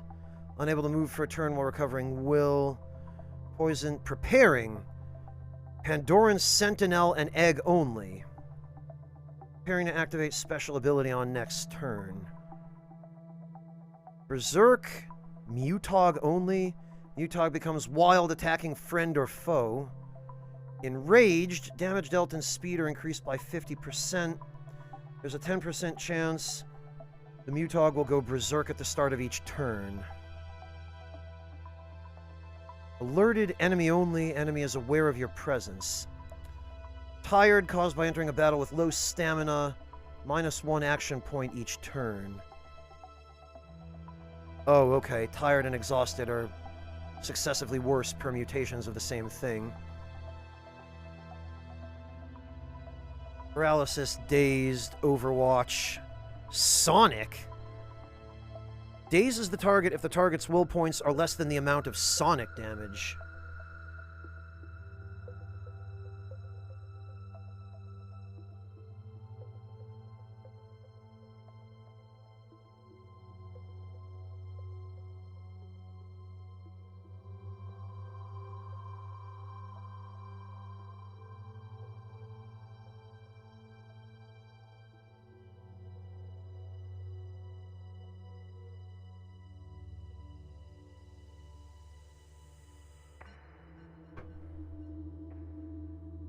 I can't say I have any plans to play God Eater 3, Dreamer.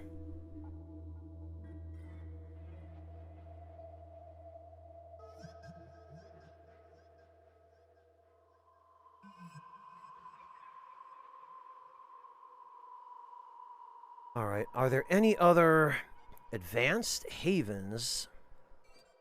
Havens represent the only remaining human settlements in the world outside of Phoenix bases. Each haven is controlled by a leader who determines its affiliation and attitude to all factions, including the Phoenix Project. If the attitude is below 0, unfriendly or worse, Phoenix squads will not be allowed to recruit or trade at the haven. Havens are divided in zones that focus on a specific aspect of the haven's development. Each zone could be a target of attack by Pandorans or enemy factions, sabotage, or allow additional mission options. Production zones, such as factories and food production zones, allow the exchange of one type of resource for another. If a zone is damaged, it can no longer perform its function, must be repaired by the haven before it can do so. If the population of a haven is annihilated, the haven is destroyed and removed off the map. Okay. Each haven has an influence range determined by faction type and population size. Havens can contribute food, production, and military strength to other havens of the same faction within its influence range. Energy generation, residential district. Okay, elite residences, only present in large settlements. Zone holds the haven elite. Okay, food production, factory.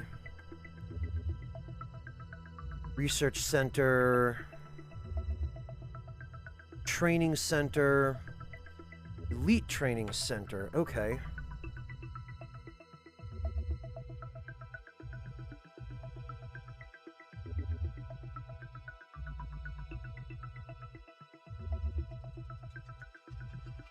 We certainly will, Salt.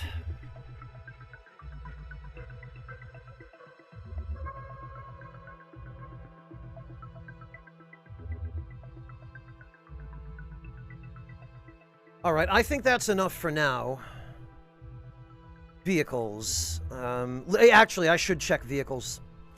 Created by NASA engineers using bleeding-edge technology, the Phoenix Manticore is the pinnacle of modern aeronautics, propelled by twin non-afterburning fan jet engines. Covered in a titanium alloy plating, the aircraft is possibly the only kind of transport capable of surviving in the open. Advanced armored personnel carrier prototype that was originally created for use in World War III. Enhanced with a mounted twin rocket launcher developed based on the Hell Cannon. Vehicle can transport a squad of 4 to and from any point on the battlefield. Okay, good to know that it has a capacity of 4.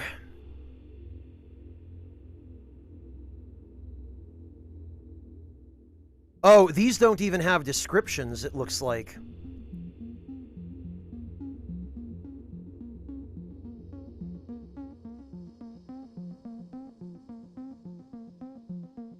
Okay, and then there is a list of enemies. That's helpful.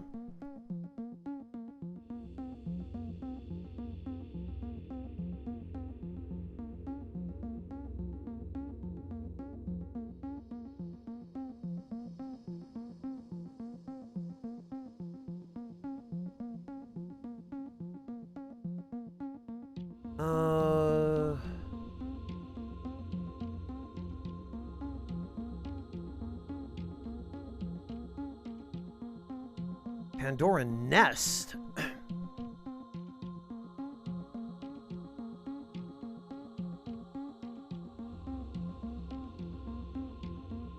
Evolved type of worm mutated to release highly poisonous gas. Okay.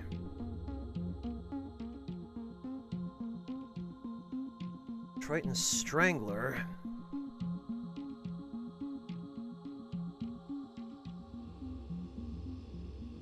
All right, research, atmospheric. Oh, we've done that already. Okay. Go to the unexplored site.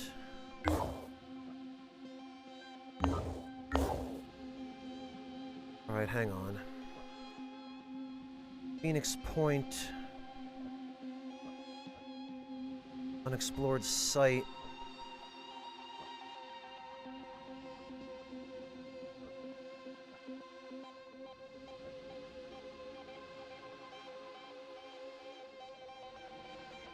Okay.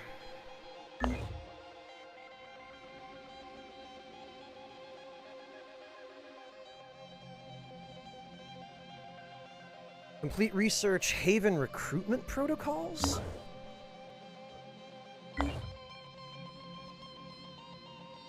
Manufacturing. Oh, we can't do any research. Manticore. It does have hit points. Storage. And it appears to have slots for mounting weapons and modules.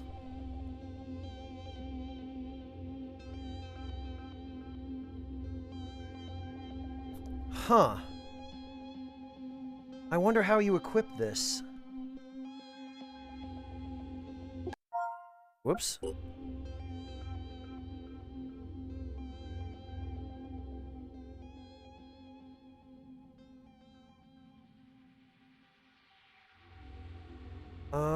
It also looks like we don't have an option to...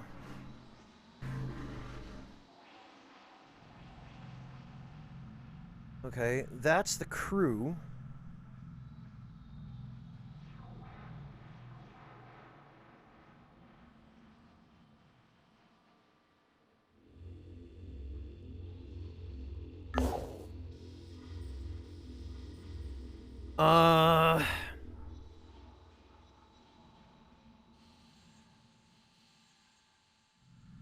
God, this UI is difficult to navigate.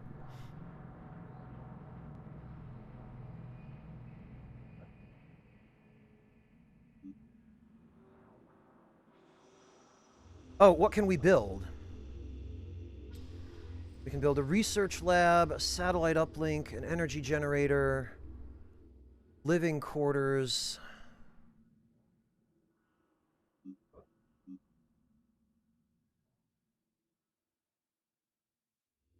All soldiers in the base, even if assigned to an aircraft, will recover 4 hit points per hour. Okay, so it looks like a research lab and a med bay are the immediate must-build facilities here. God, it vexes me that I ended up using so many of my starting resources.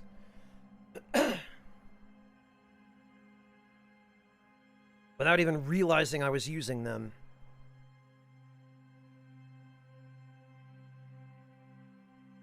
Alright, well everybody's equipped, and I'm not sure if there's anything else I can do for the moment at the base, so... Okay, that's Phoenix Point. We'll go to the nearest site first.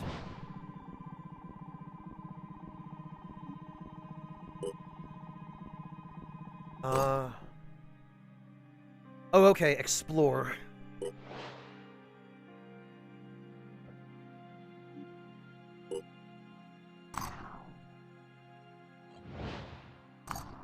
What?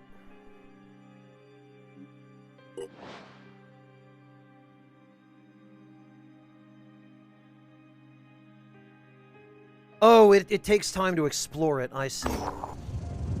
At the Disciples of Anu Haven of Katapa, a mutated worm infestation is causing serious problems. The locals had placed their hopes in Taxiarch Nurgle, the Disciples' greatest military hero, but Nurgle is said to be fighting a series of pitched battles against the Pandorans and has been unable to help. We could eradicate the infestation ourselves, helping the Haven and creating a good first impression with this faction. I want nothing to do with the Disciples of Anu.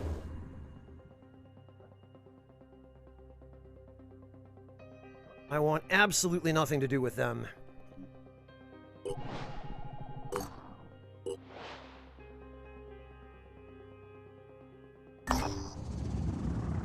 Nothing found.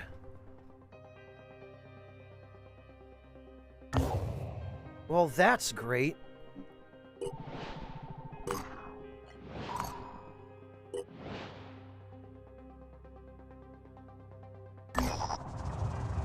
Hot stuff. Manticore 1 has landed less than a kilometer away from a huge fire. Looks like an entire abandoned village is burning. A few buildings at the edge of the blaze could still be searched, although it's risky. Brave the flames. Oh, damn it! I didn't even see what happened. Oh, and it's not even in the event log. We got some resources, it looks like.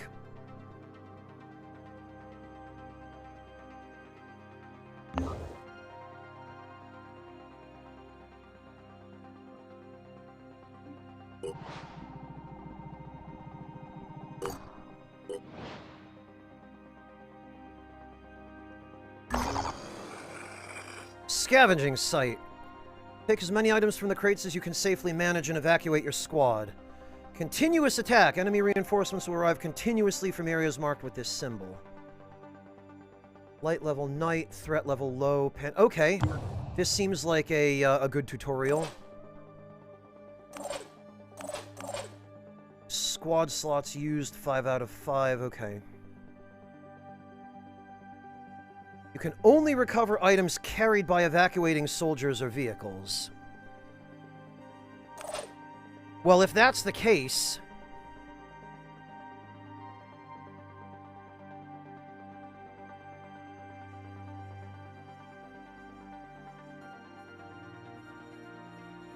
then we ought to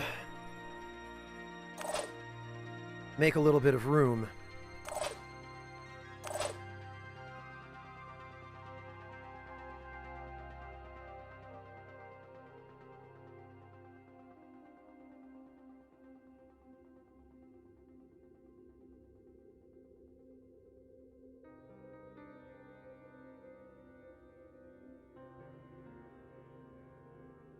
It looks like these two magazines have slightly different icons. Whatever.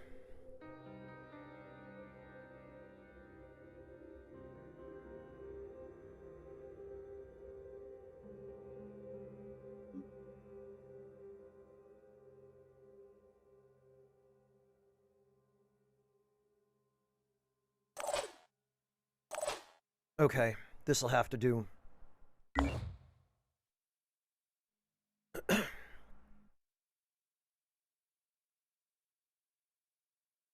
Yeah, Bunny, she does. That was recommended to us. So that in case her arm gets injured, she still has a weapon she can use with one hand.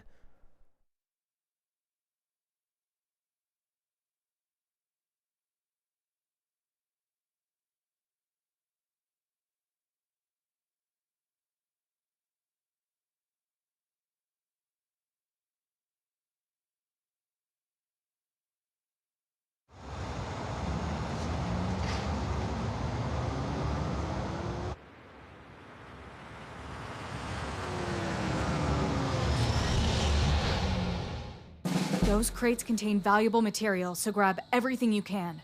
This place will be crawling with mutants any minute now. Damage prediction. Phoenix Point uses a damage prediction system. 100% of your shots will land within the outer circle. 50% will land within the inner circle. The closer the enemy, the more accurate the weapon, the more shots will land in the desired area. Okay, well, yes, we've figured that out already.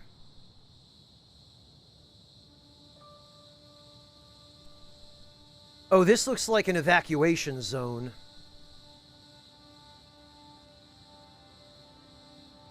Oh, and that's a reinforcement zone. What crates? I don't see any crates.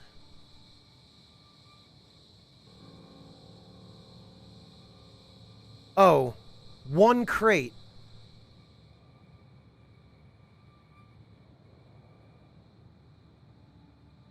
No, 2 crates. 3, 4. Okay.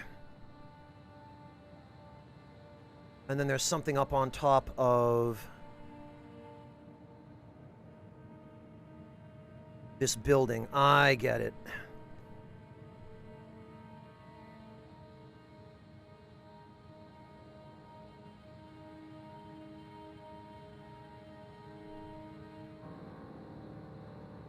Yeah, Tazingo, it... Oh, okay. Kid of Burden beat me to it.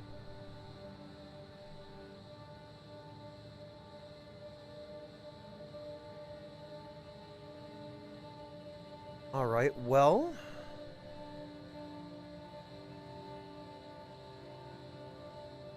This looks like where we want to be. Looks to me as though we grab those 4 crates... and we're out of here.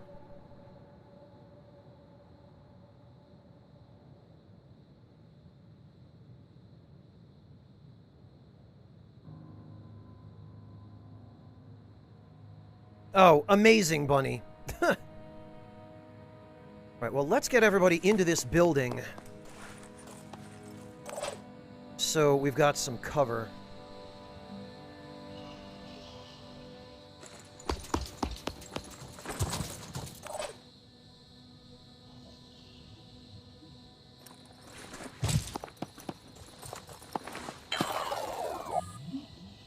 Will point zones.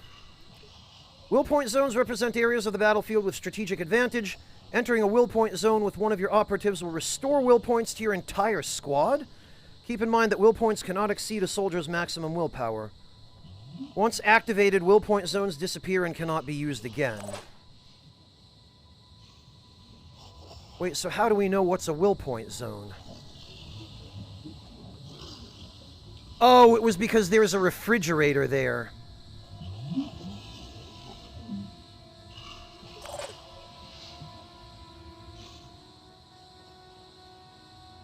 And we took some snacks, I guess.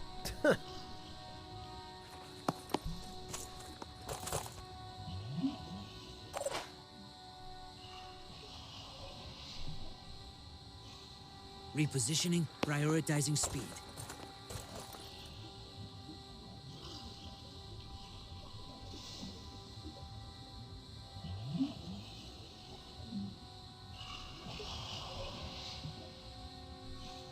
Moving to position.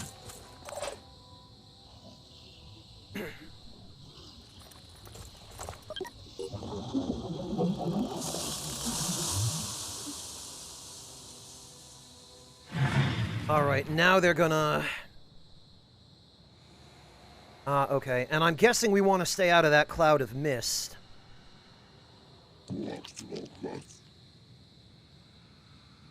Yeah? Pandoran activity? Yeah? Nothing happened?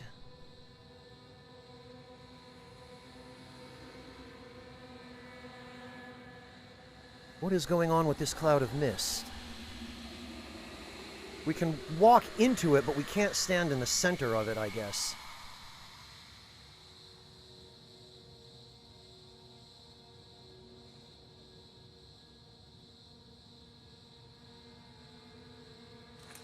All right, I see them. Oh, I see. It's one of these. We can't stand there because there's a big honkin' enemy. Gotta be quick.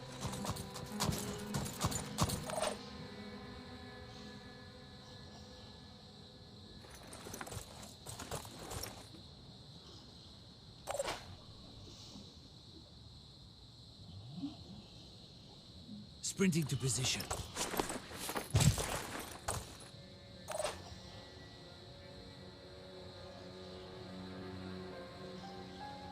So I think what we're going to do is we're going to, next turn, we'll pop out from around the corner, fan out, and zerg this thing.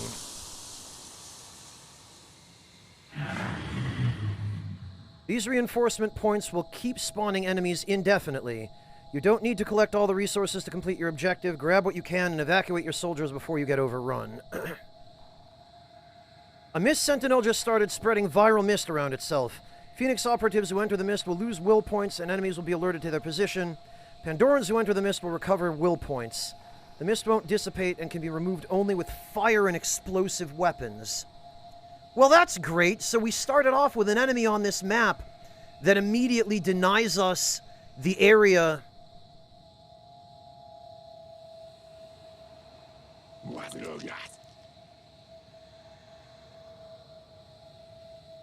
We're going to have to just leave immediately, because now we can't get to those crates.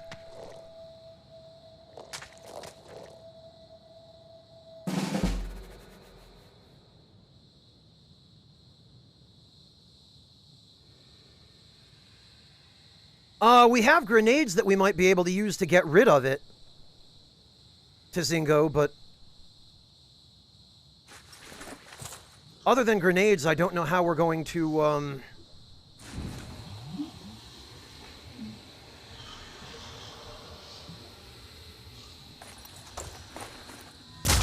Well... Gotcha.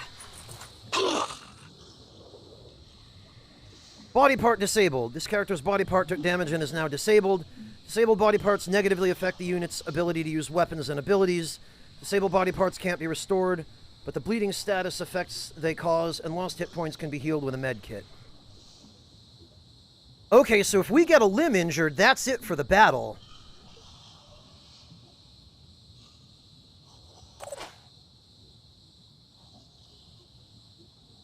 Repositioning.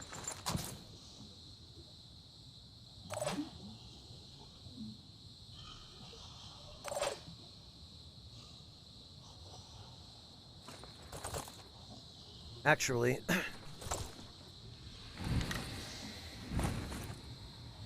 Targeting.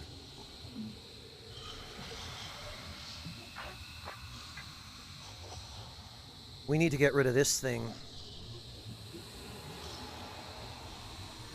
Remove ability spawn mist. Remove proximity detection. Because that other guy is going to die from bleeding, it looks like.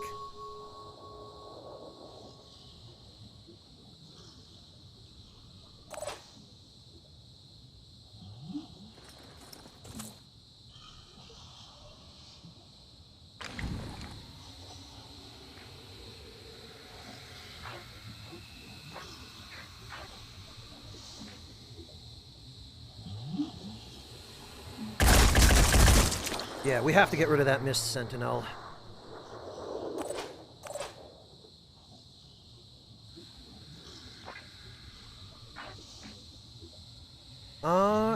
This is a long shot, but we could try, I guess. Oh! Wow, okay. Sometimes I guess it's worth taking long shots.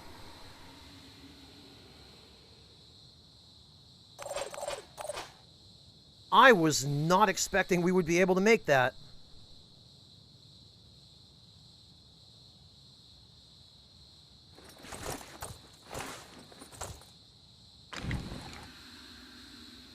Okay, oh, the Mist Sentinel is just dead. Okay. Preparing to fire.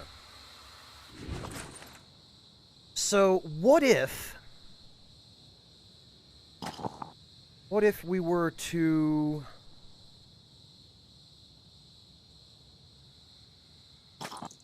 Okay, how do we... Okay, we go to weapon. Hand grenades.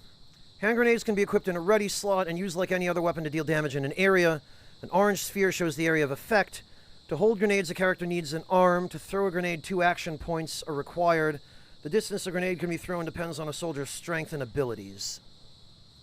Select the throw grenade action. Target the space between 2 enemies. Yeah, because you would want to use it... Throw grenade. So... explosives are supposed to get rid of the mist, right? Oh, but only in the area where the explosive hits. I see.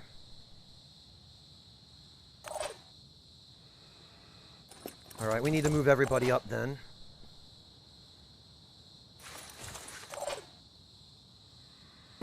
Let's do this.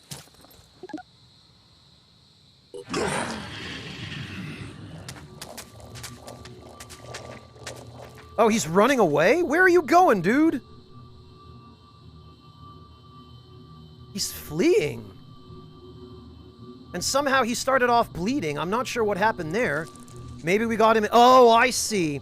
We got him in the blast radius of that grenade is what happened. Ooh. Oh, he gets 2 attacks? Alright. Evacuation zones. Once you've gathered all the loot you can manage, evacuate your soldiers from the battlefield via an evacuation zone. You don't have to get everything, so don't take unnecessary risks. Okay, well...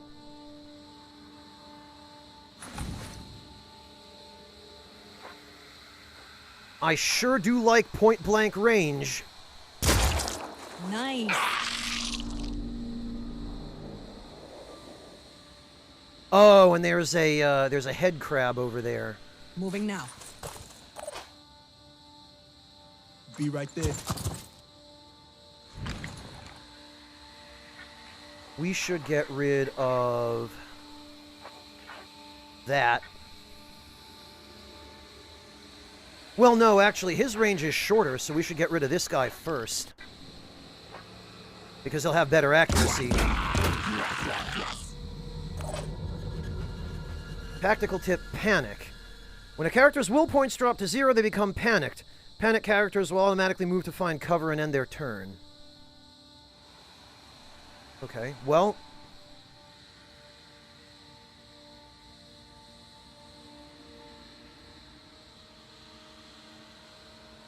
Actually... Oh, okay. He used up his grenade. But what we can do is... we can have him shoot that thing to make sure we don't get possessed.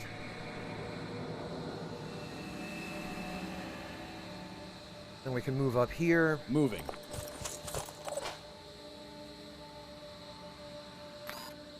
Whoops.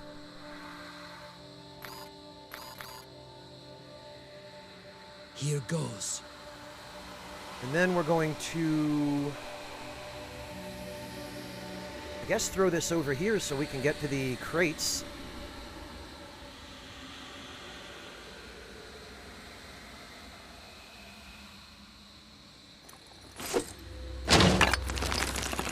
I'm really glad that doesn't damage the crate. The thing is, we don't know what else is in that mist, so I'm gonna have... Taking action. I'm gonna have her throw that over here, right near the middle.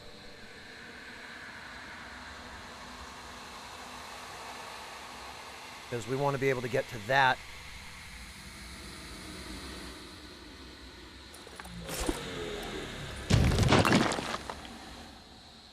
Really? It barely cleared any of the mist.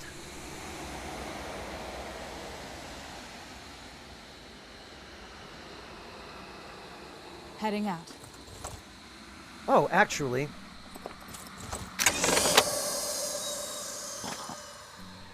Resource packs. This crate contains a resource pack. If it is carried out of the battlefield via an evacuation zone, resources will be added to your general resource pool. Resources are vital to the success of the Phoenix Project as they are used for building structures, manufacturing equipment, and recruiting new soldiers. Okay. Well...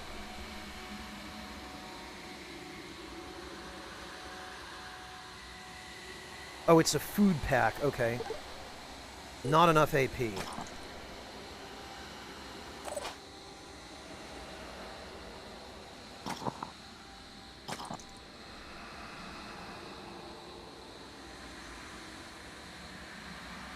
Alright, then we'll just keep moving everybody up.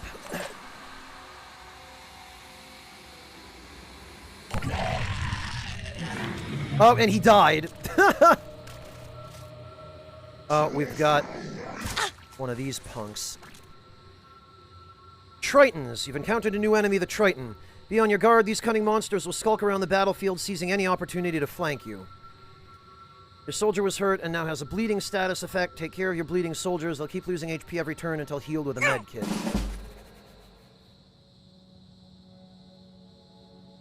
Okay, well...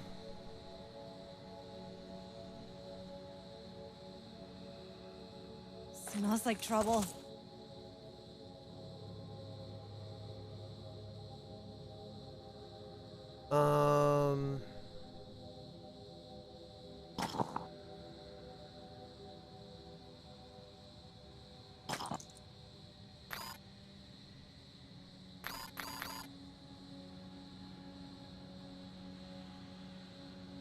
Okay, she can use it on herself. That's Resting good. up a bit. Yeah, I guess there were walls in the way. All right, what we're going to do then is we're going to move right behind this guy. And we're going to give him just a little bit of the old...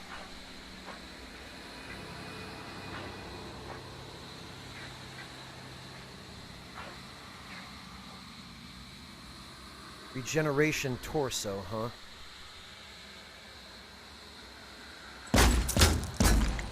On the mark. Are you serious? Did we actually, we barely damaged it. So from range that's too close, I guess, there we go. Target down.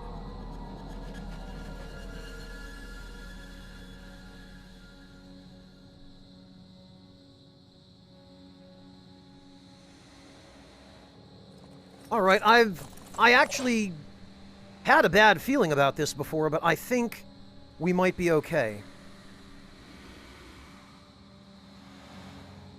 Because we can get at this chest from here, which I don't think requires us to stand in the fog. And this is a material pack. And this is a Viera sniper rifle mag.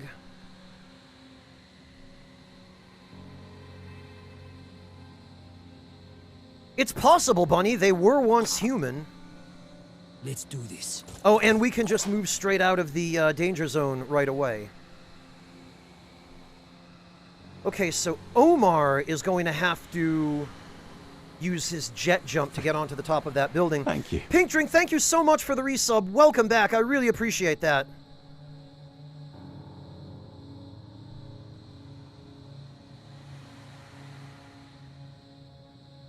All right, actually...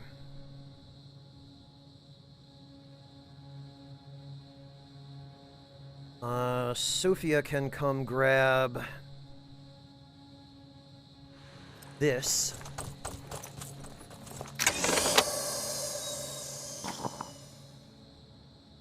Woo! Okay. Yet AR, material, material, material. And an Iconoclast magazine? Disciples of Anu shotgun magazine. The material packs are by far our biggest priority here.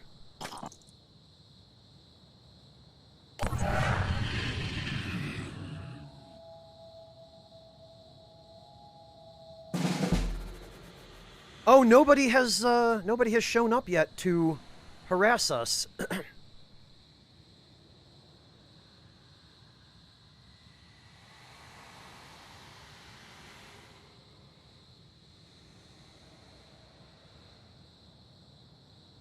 All right, Irina can move up here.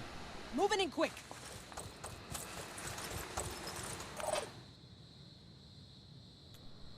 Omar... Characters start off battle with will points equal to their willpower. Will points are special ability, or will points are spent on special abilities. Soldiers lose will points when their allies die. Recover will points when using the recover ability. Open crates or kill enemies. The character's will points drop to 0, they panic. Okay.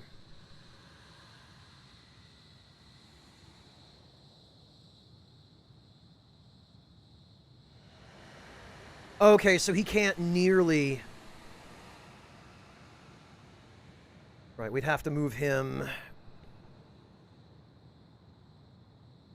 somewhat further up, which this spot I think is safe. I don't think there's any mist there.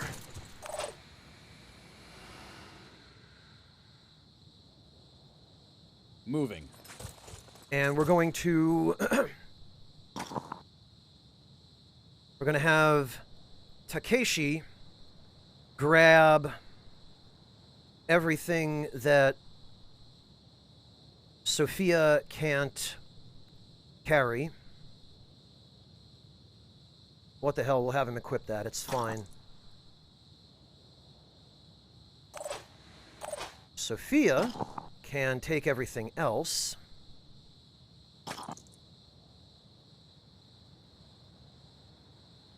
Heading out. And she's going to, just in case, because I don't trust this, she's going to provide overwatch for these two reinforcement zones.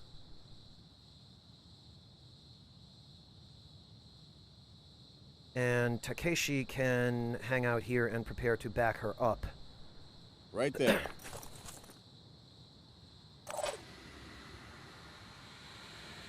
As for Jacob...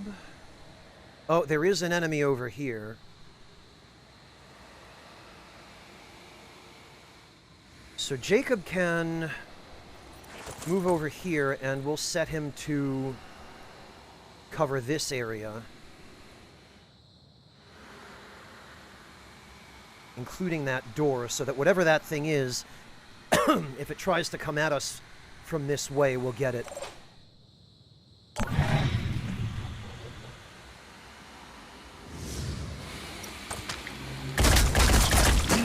There we go!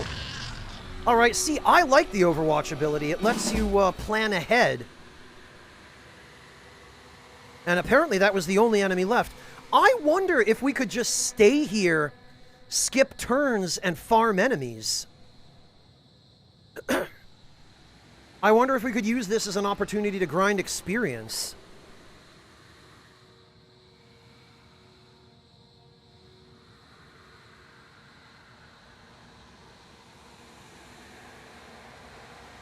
Okay, who is this? This is Irina again.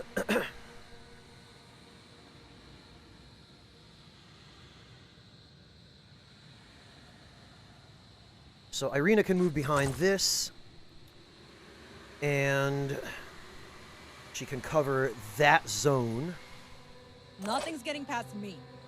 We will eventually, Devilish, but until we do, we can stick it out and just camp near an evac zone and wait for the enemies to come to us and just fan out so that we don't risk hitting each other and blast everything that gets near us.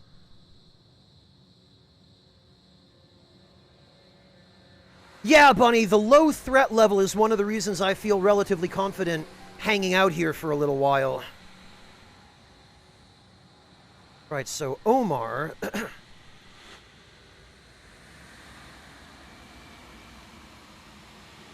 Okay, he can reach up here.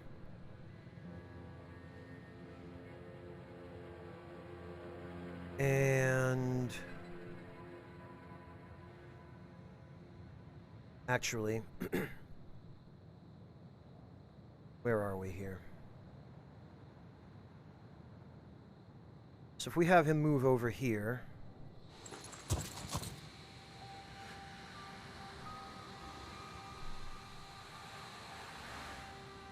Perfect. Now he can reach that last crate. Whee! God, that jet jump ability is good.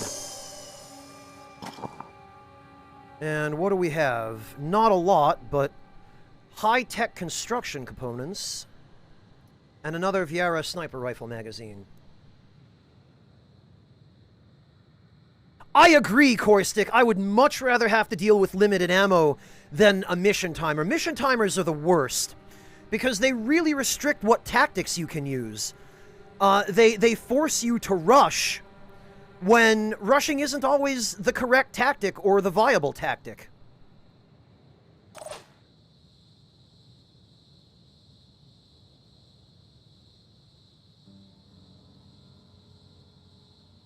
So we're going to once again cover this.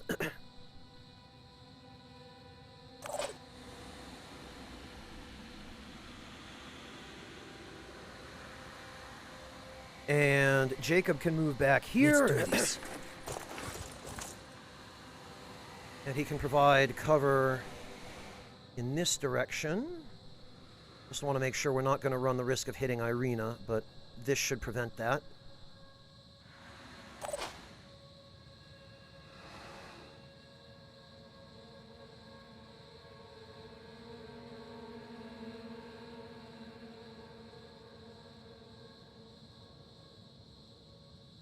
There we go. I got this covered.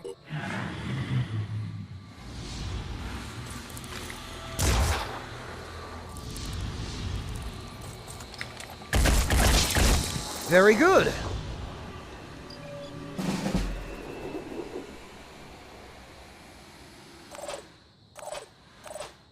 Right, where is Omar? There he is. So we're going to grab these. Encumbrance. If the weight of armor and equipment soldiers are carrying is greater than their strength, they'll suffer a movement penalty. Yeah, well, that's fine, because... look at this. Jet jump just invalidates that.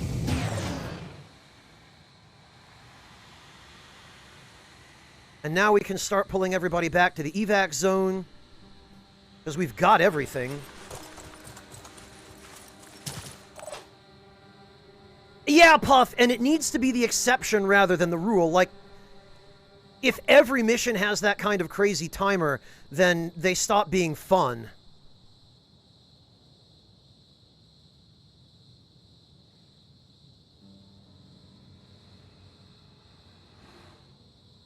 Alright, so the evac zone starts there, I guess. Meaning we need to wait.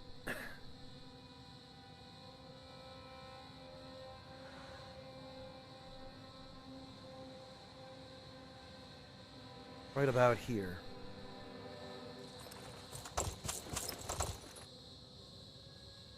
Oh, those are no fun either, dank memes.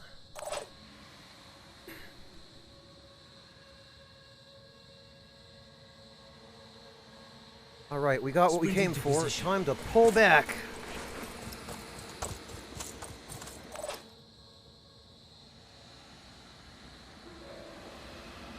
Oh, there was an item here on the ground.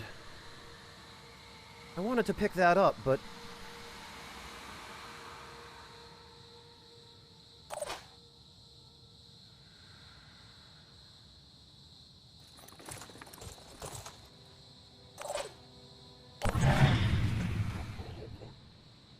very sparingly, Puff.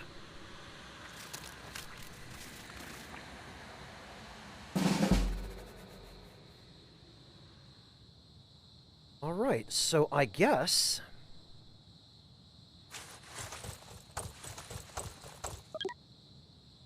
evacuate, no.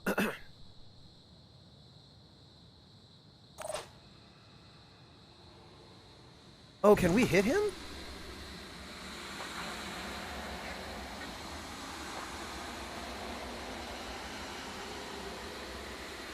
Maybe.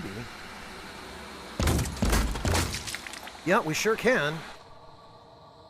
On my way.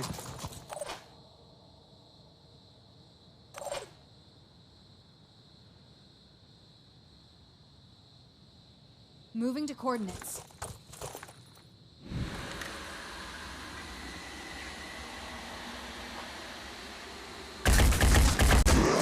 Hey, we got him!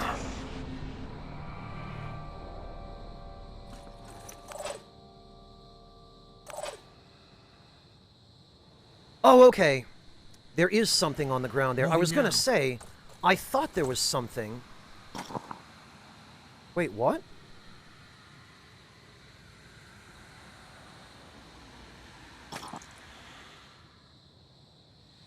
What is it that's on the ground here, then, that,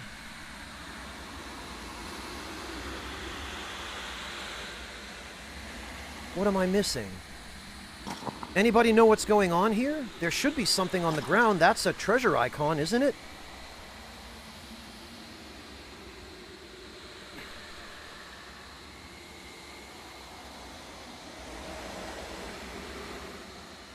Because I think it's pointing to this hex. Right?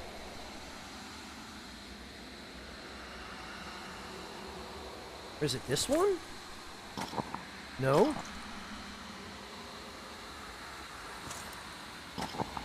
No? What's going on here?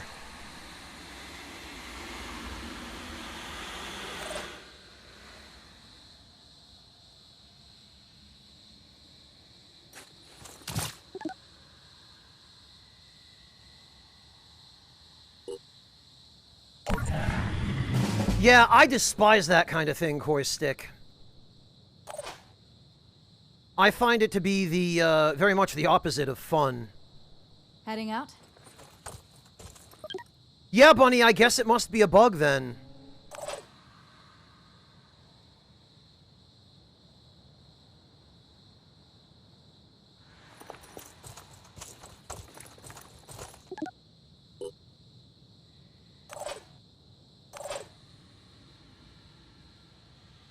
Out of ammo. Switching ammo.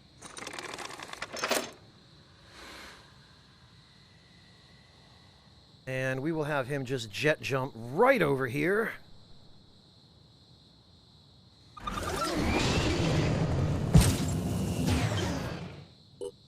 I guess not, Bunny.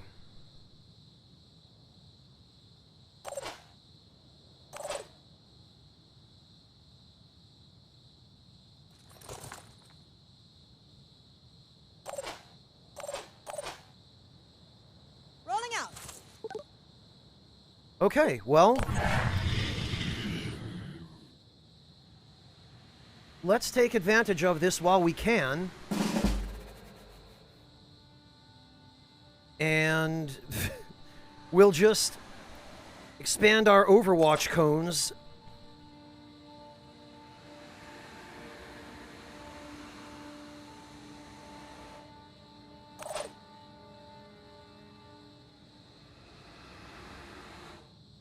I'll keep my eyes open.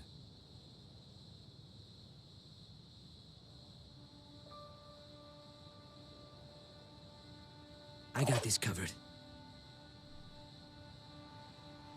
And I mean, this seems like a fairly safe bet. I'm on Overwatch. For killing enemies before they get here.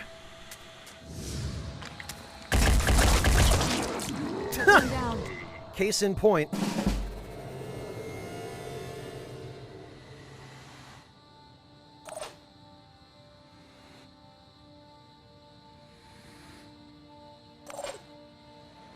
God, this is silly, but I love it.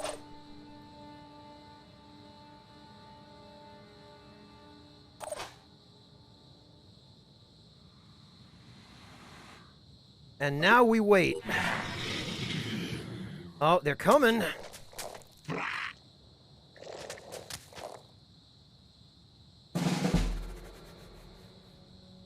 Okay. Well then.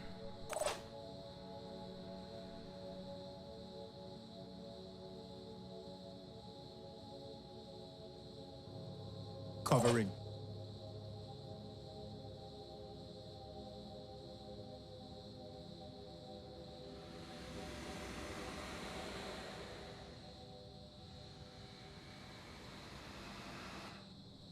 That's fine.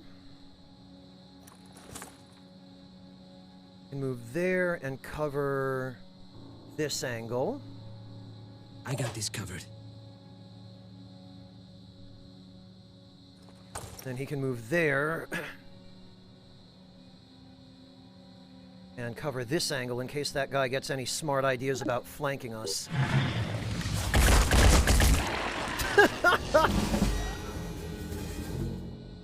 Incredible.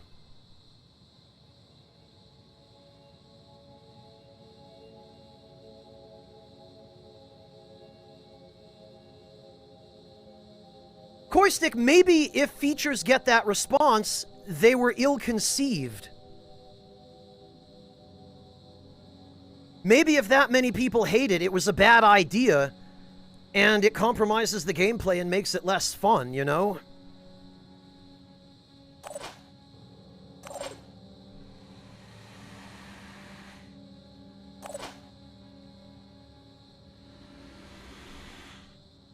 Providing overwatch.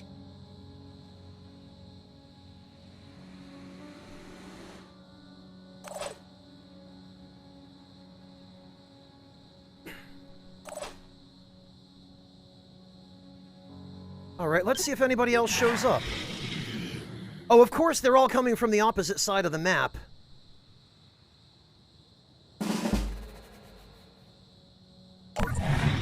You know, let's just give them a minute.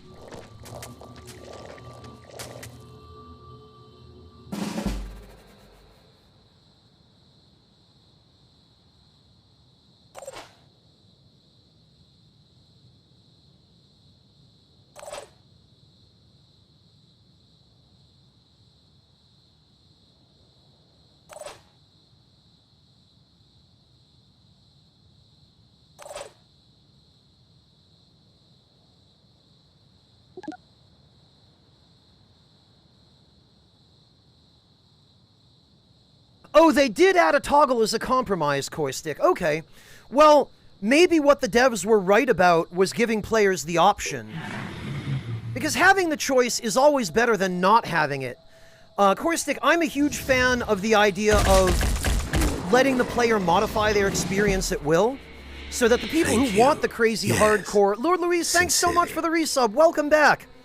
The people who want the crazy hardcore experience can have it, and those who don't aren't, they don't have it forced upon them. And I prefer that over the just easy, normal, hard difficulty settings. Because the difficulty settings are usually just very lazily implemented. Why is there still an item icon over there, and why is there now one on this corpse?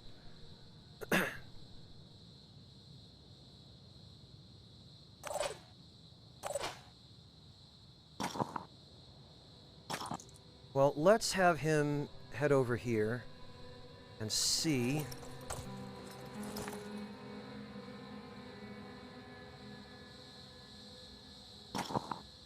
Yeah, what's going on with this? There's no item on the ground there.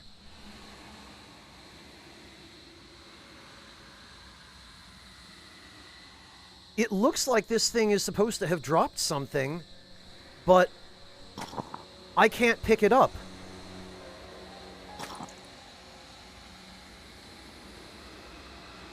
If anybody has any ideas what's going on here... Moving to position.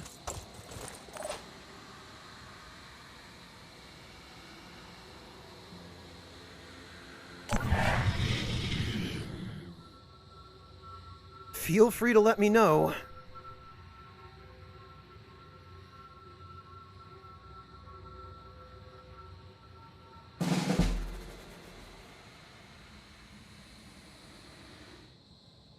Yeah, I don't get it, Bunny. I think this is the icon that indicates the enemy dropped something.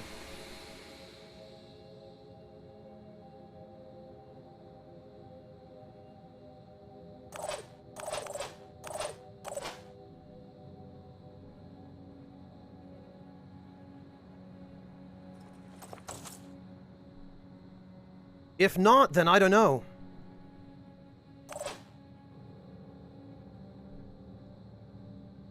Nothing's getting past me.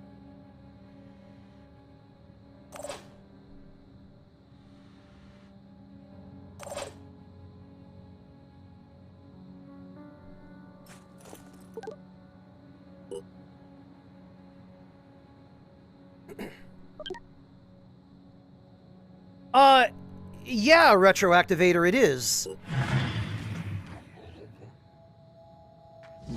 But I took everything from the chests.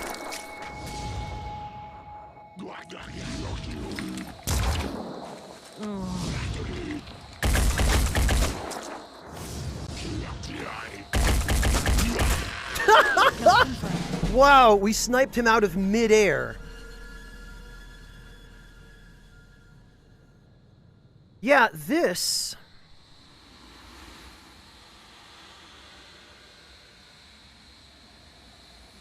There's just a, I don't get it. I don't get what this is supposed to be. Is this just an icon that represents corpses? Watch out, I'm moving in.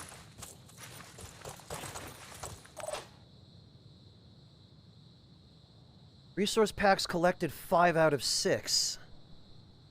I don't know. I'm pretty sure I took everything.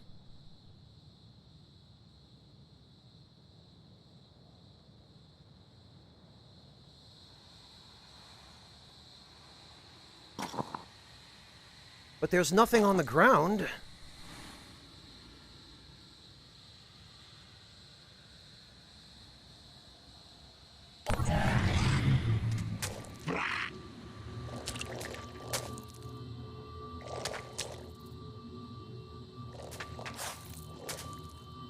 Oh, look at him wasting his moves.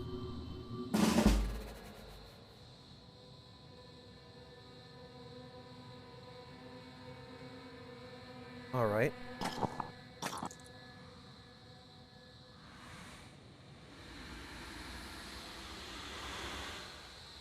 I'll be right there. Yeah, there's nothing left in this chest.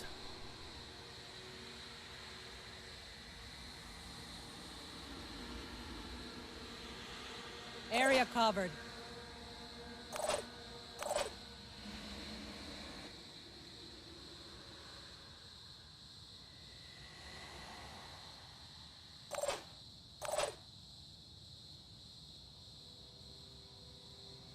Reposition.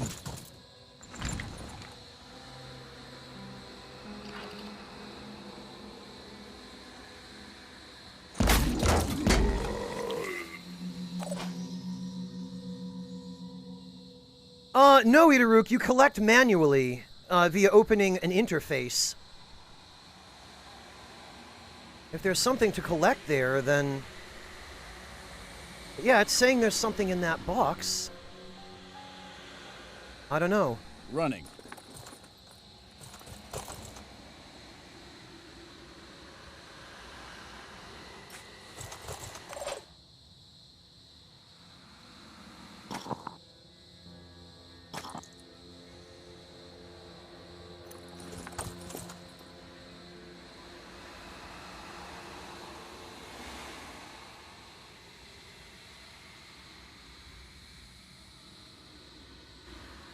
I got this covered. We'll find out in a minute, I guess.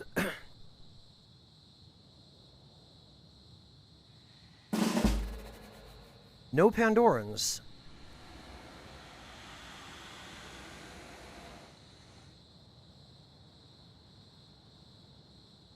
Is there another chest somewhere that I missed? Doesn't look like it.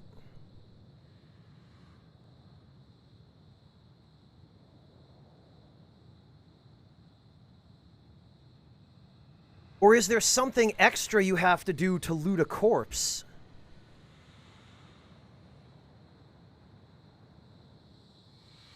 Ending the turn on the tile in question might be the answer. Somebody suggested that. That might be worth it. Let's try that out. Ending the turn on this tile.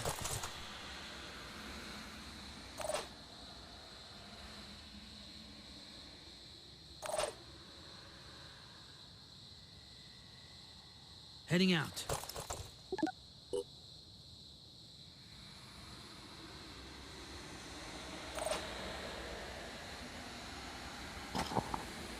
Oh, okay. There's stuff on the ground here, is what it is. I see.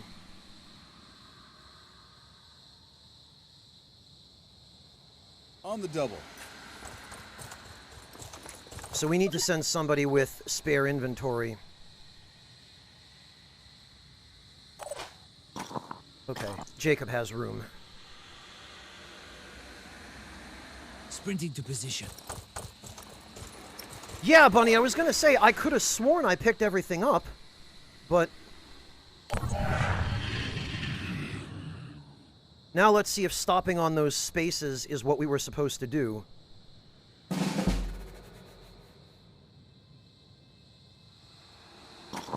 No, it doesn't look like it accomplished anything. Overwatch, reload, recover.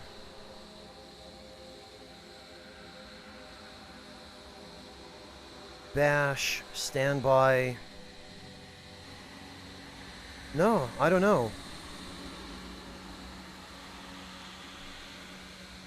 I have no idea what these icons are for. Maybe they just represent the locations of corpses.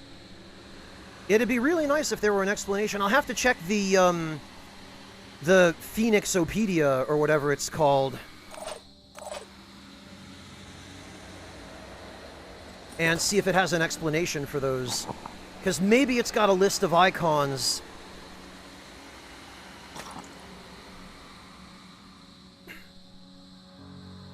Repositioning, prioritizing speed. Well...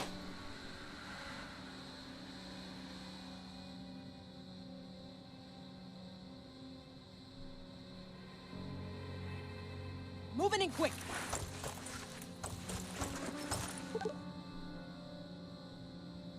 Yeah, Devilish, but we were never given an explanation of that. I don't know.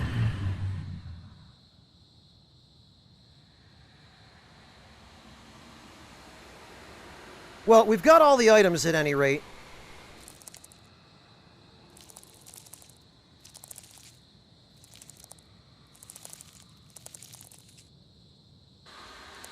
Oh, good. Well, that's fine. We can deal with that. Here I am. Let's do this.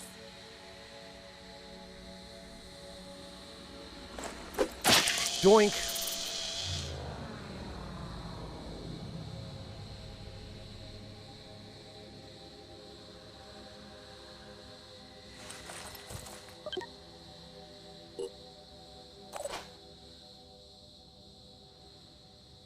Okay.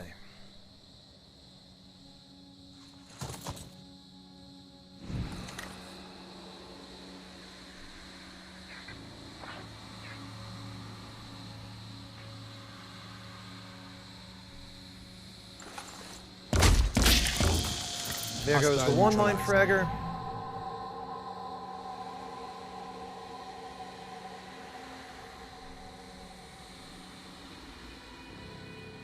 I think there was another one over here somewhere.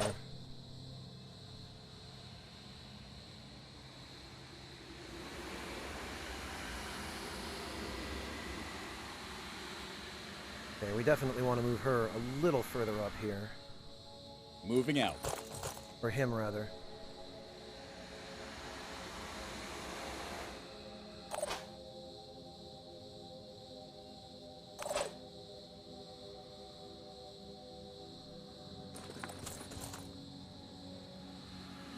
Now that we've got everything, we can just sit back and wait. Yeah, Koi Stick, someone else commented on that earlier as well, that there's really very little, if any, intensity to this game's music.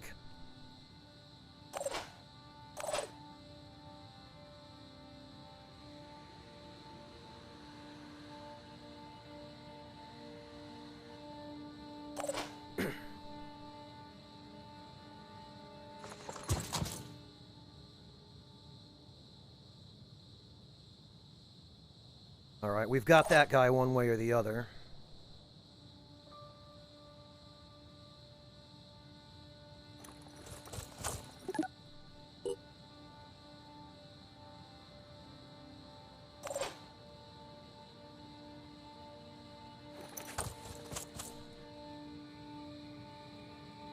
And we'll cover this direction just to be on the safe side.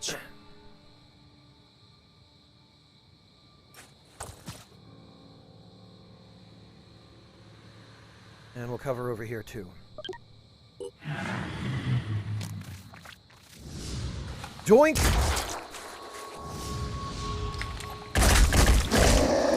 Enemy killed. Is that everybody?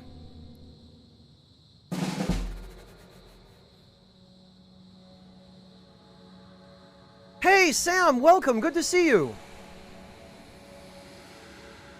All right, I guess there's probably... I mean, we could stick around and fight more enemies, but I don't know if that actually contributes to our experience total yet. So let's end the mission now. We'll evacuate. I'll be right there. On my way. And we'll see if it actually worked. And if it did, we'll know for the future that we can do it again and maybe take greater advantage of it. Moving to coordinates. But okay, this is what I would call a successful mission.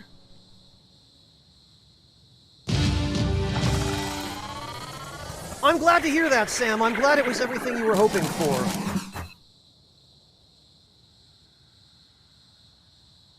Evacuate all Phoenix operative. Oh, okay, so you don't actually get experience for killing enemies. You only get experience for fulfilling mission objectives. So I guess there isn't a point. Oh, wait, no, maybe there is. EXP... Because everyone got more or less the same amount of experience. So it doesn't actually look like we got experience for killing individual enemies. It's hard to tell.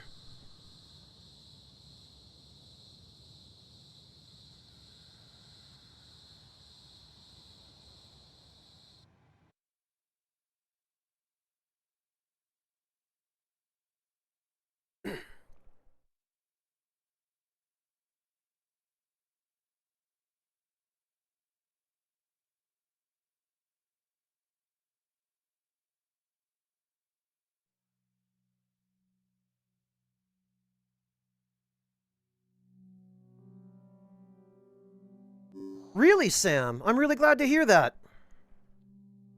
So we recovered 100 blue things, 400 orange things, and 100 apples. And some items.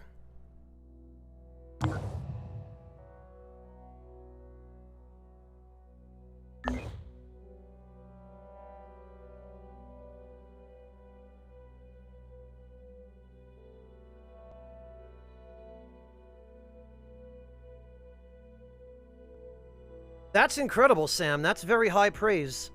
I'm really glad it turned out to be what you were hoping for.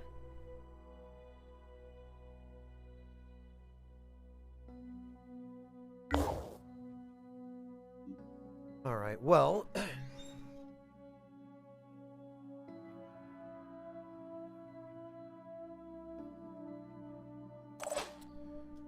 Let's see...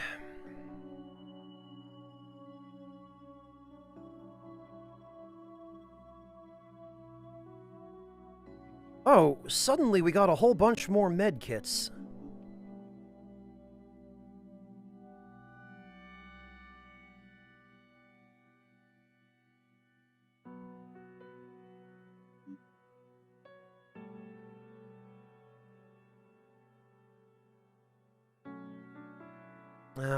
I feel like we should save anything related to weapons.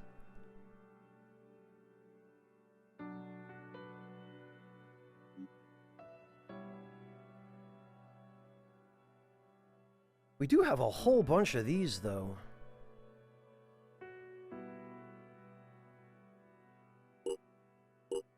Oh, now it lets us...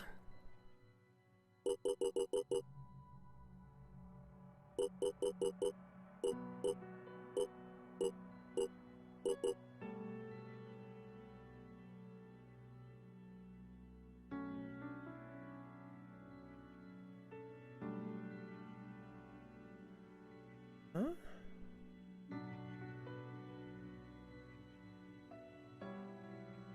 Item stack? Ah.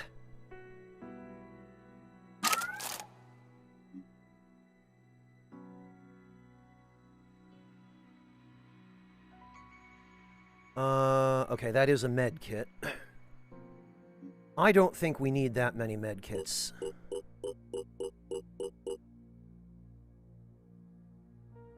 Whoa, wait a minute, hang on. How did... I selected scrap 10 and it scrapped 30. Alright, something is going on here. Right, strength determines max HP, weight that can be carried, and how far items can be thrown. Willpower determines... Okay, and speed determines how many tiles a character can move.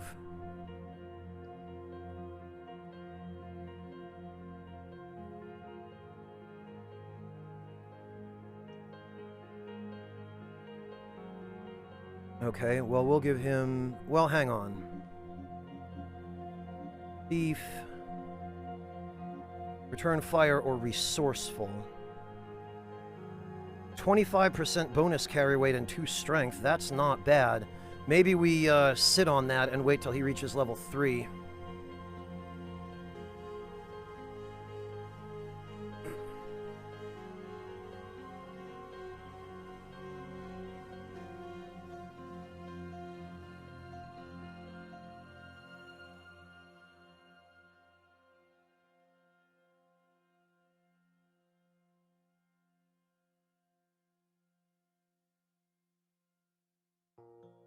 She's got 30 experience.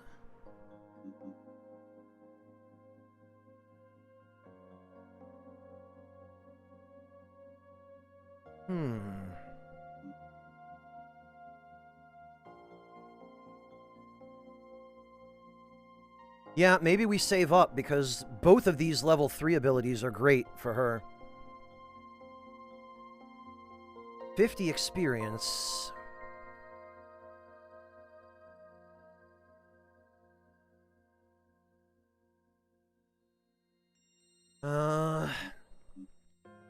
Brawler. Get melee weapon proficiency and perform bash and melee attacks with 50% increased... Well, no, because that damages our weapon. All enemies within 10 tiles have their action points reduced to 2 for the next turn. Okay.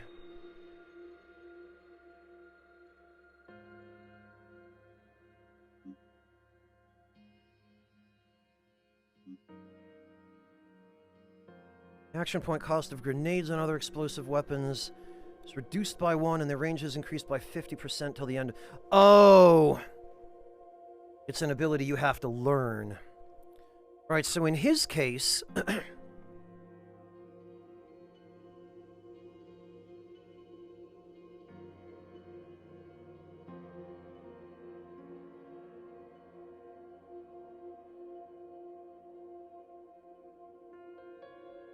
I think we're going to go with that.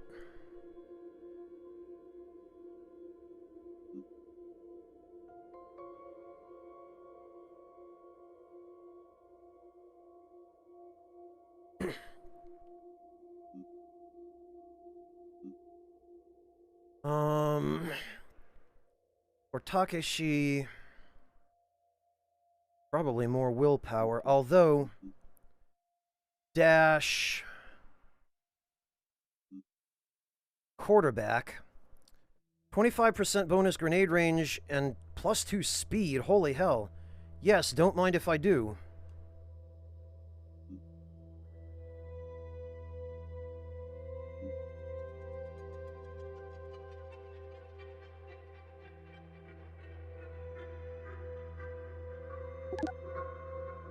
Oh no, we don't want to dismiss him.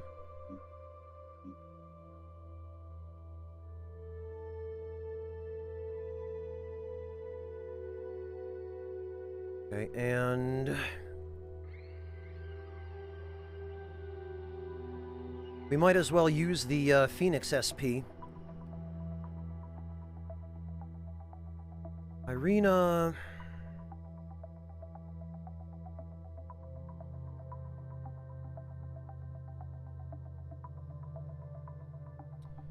Yeah, for her...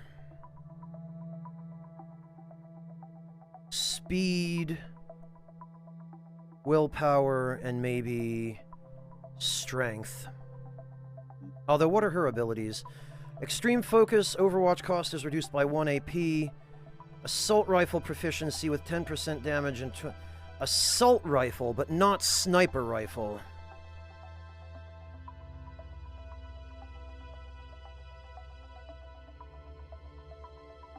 True, Koi Stick.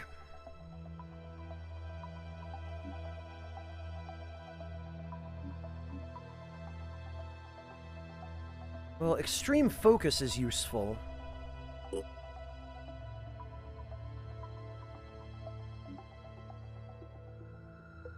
There's no point giving her assault rifle proficiency, though, because she already has sniper rifle proficiency. So instead, we're going to give her strength and willpower. And actually, we're going to give her one more point of willpower.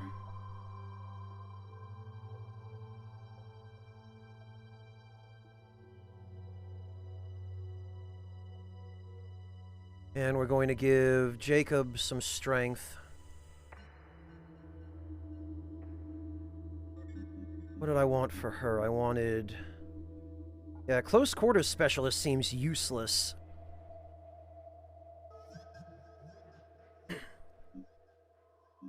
I think with her I'm going to save up for return fire and biochemist. And I guess we'll give her a little bit more strength, and then the rest of it we can just roll with. Now, for equipment, I had this crazy idea. My idea was...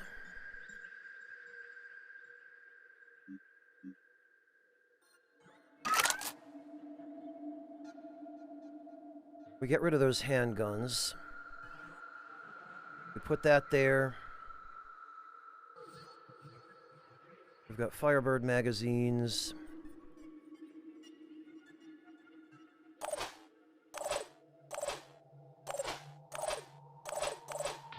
Who does not have a grenade?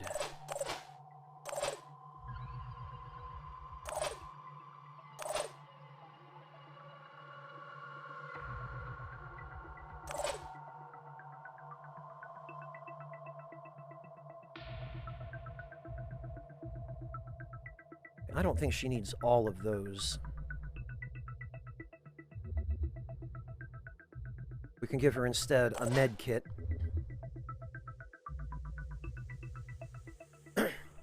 We can give Irina another grenade. Now, I had this crazy idea that if we go to manufacturing and we make the Golem B armor with jet jump,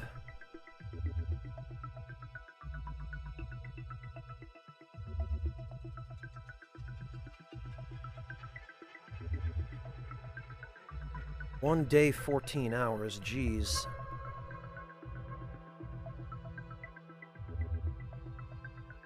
Banshee helmet.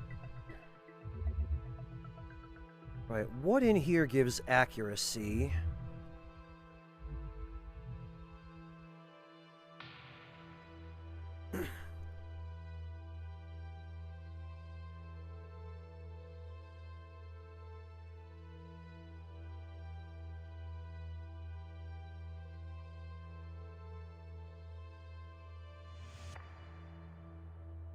Okay, as a matter of fact, let's check.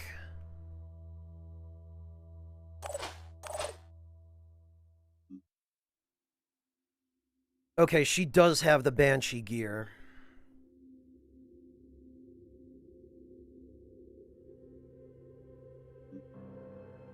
Yeah, Bunny, I was thinking if we give Irina the heavy body armor so that she has access to jet jump, that will make her much more useful as a sniper. It has a fairly steep accuracy penalty, but the rest of the Banshee set makes up for it.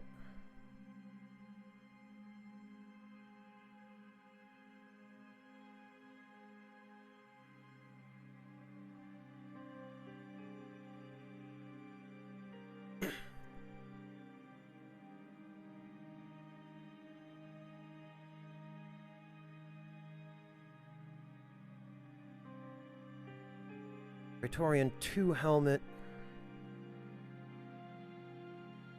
Okay, so hang on.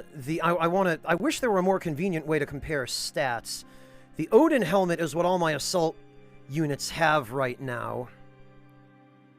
20 armor, no speed or perception, no stealth or accuracy, 1 weight. The Praetorian helmet has 18 armor. It decreases stealth. So actually, it's worse. Praetorian 2 legs have 18 armor and +1 speed.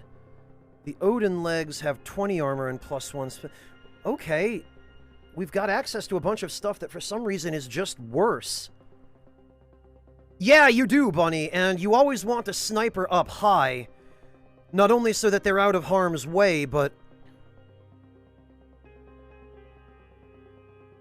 so that they have a good vantage point. And this golem armor, 34 defense, -1 speed, no perception, -20% stealth, -8% accuracy, 3 weight. Compared to the Guardian XA body armor, same defense, same stats all around, slightly lower accuracy penalty, and no jet jump.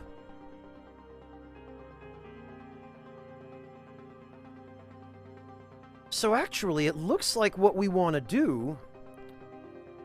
20 armor on the Odin helmet, no other bonuses, 14 armor on the Banshee helmet,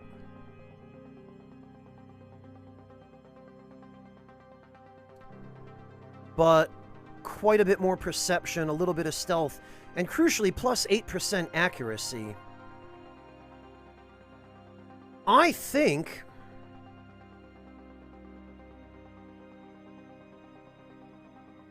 we get a couple of Banshee helmets for our assault team, because they don't have that much less armor, and they're, the other stat boosts that they give are quite significant.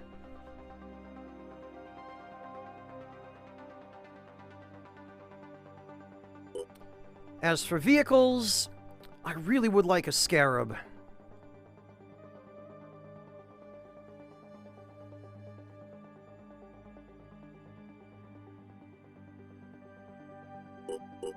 And for equipment...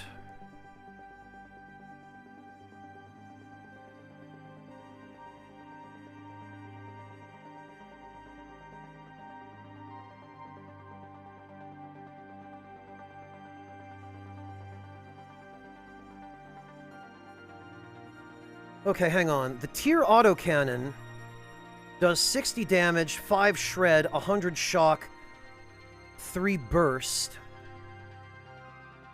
Effective range 20, 3 AP, 12 ammo, 2 hands to use, weight 4. Okay.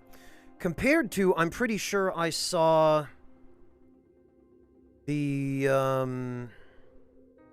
Uragan machine gun, which is 35 damage,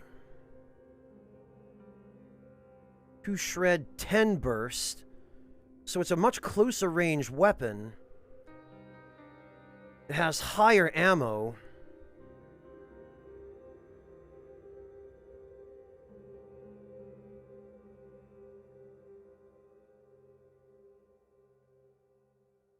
It doesn't do shock damage, but it does a little more burst damage. I wonder if this is even worth it. I'm not sure it is. Yet, assault rifle. Okay, hang on. The Vieira sniper rifle is... It does 100 damage, effective range 45. The Firebird does 110, effective range 51. Okay,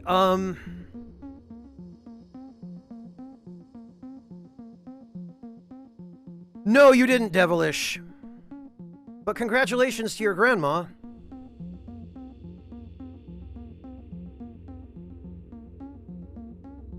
The Yat assault rifle does 30 damage, 1 shred, 6 burst.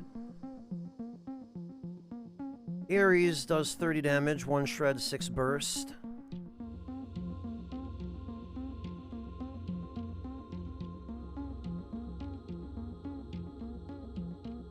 But the Ares has longer range. Jeez, okay.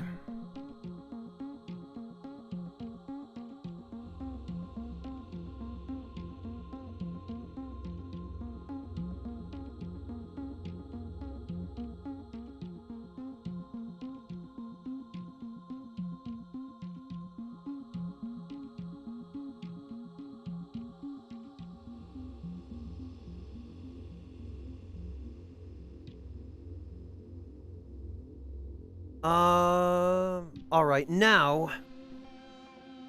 Sabotage Sindarian Haven? Target food production.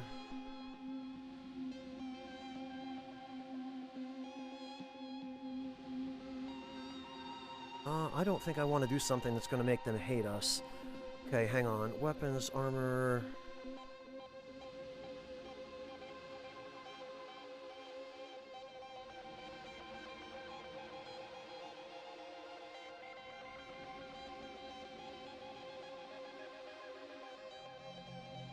I'm looking for a list or an overview of icons.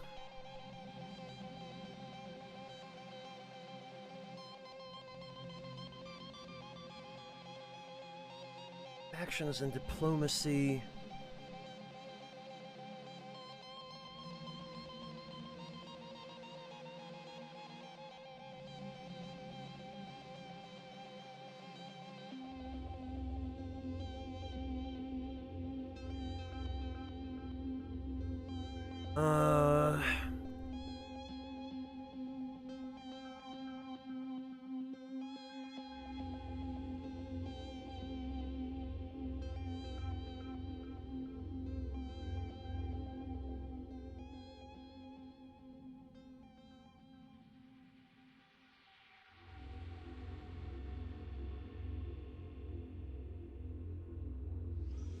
I don't see anything in here that covers those icons.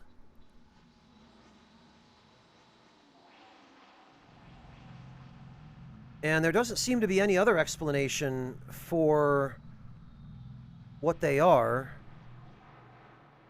Nikolai stuff. Okay, this is all lore. No, there doesn't seem to be any guide to those icons or anything.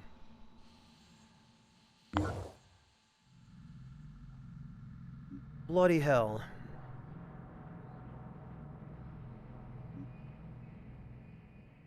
Well...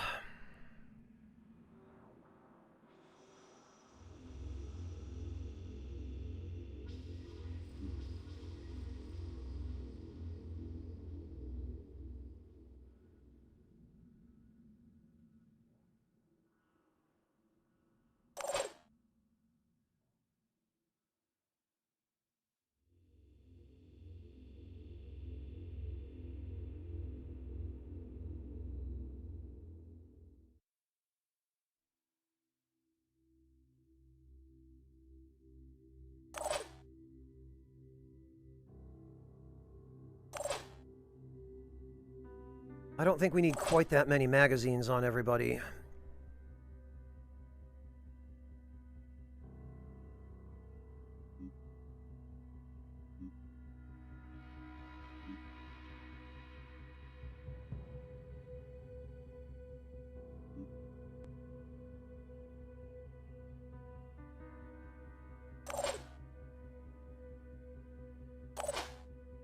Then again, do you go into battle automatically with your weapon loaded in addition to the magazines you carry?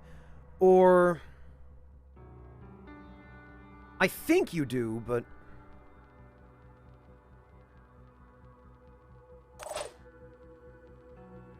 Alright, well... We'll save just in case. You do? Okay, Roland, so...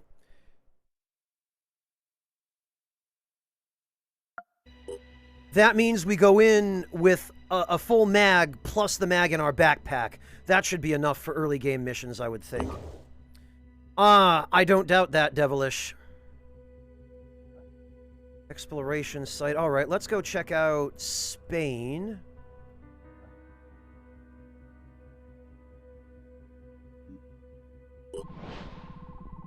Because it looks like we're running out of opportunities. Material shortage.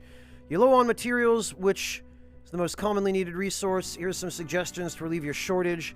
Trade. Visit havens with the material resource symbol and trade food or tech for materials. Steel. Visit a haven. Conduct a steel resources mission. This will antagonize the controlling faction. Scavenge. Scrap. Rewards. Okay.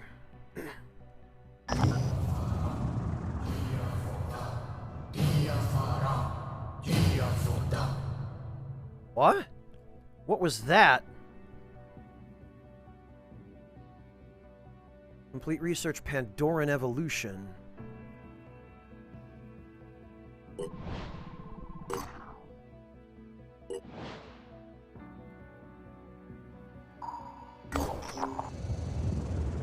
In the ruins, passing over a destroyed town, our operatives detected a weak light shining from the top of a building. It's possible that one or more survivors have turned the top floor into a shelter. Investigate. Our operatives have found a survivor, exhausted but otherwise hale. The individual in question escaped the destruction of a nearby independent haven some time ago and holed up here, waiting for the creatures to move on. An experienced fighter, they would like to join the Phoenix Project. Okay, Malena Loti.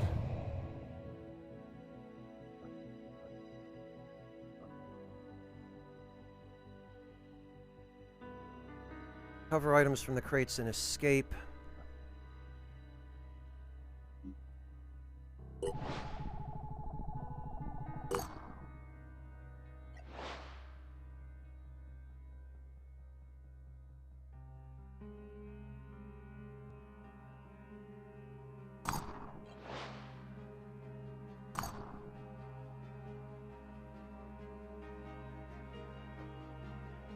All right.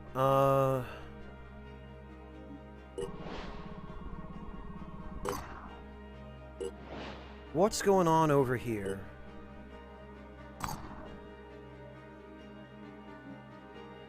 Haven info. Marad Christopher Job.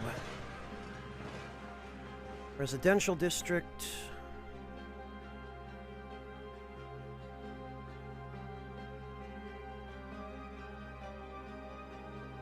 Voted mass of followers. Oh, this is the Disciple of Anu, huh? Havens with substantial population belonging to either New Jericho or Disciples of Anu have elite residential districts with their ruling class. Disciples priest class live in luxurious villas with vast temple complexes. Yeah, because of course they do. Raid or raid? Okay, food supply. Miss status free. Increases starvation rate. And the risk of Pandoran attack.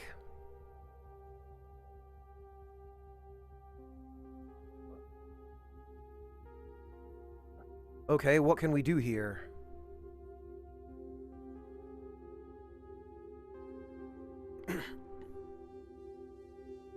Food production zones provide a substantial amount of food for a haven, contribute some food to allied havens within influence range. The Disciples have ingeniously engineered fungus mutations to create food mostly safe for human consumption.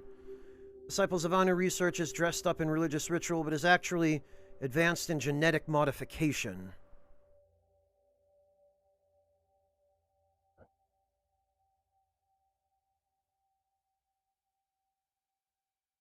Okay, it doesn't look like we can trade here.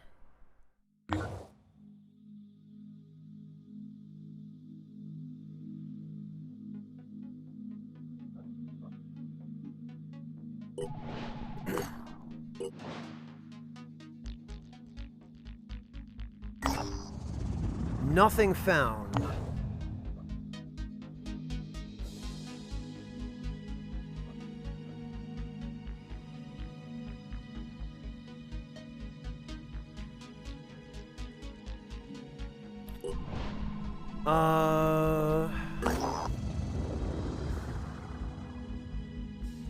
Yeah, maybe we do this mission. Eliminate the mutated worm infestation.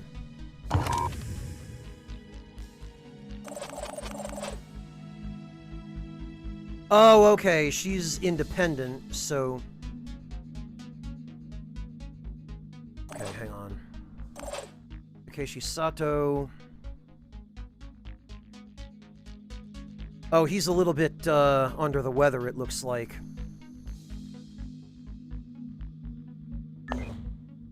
Okay, hang on.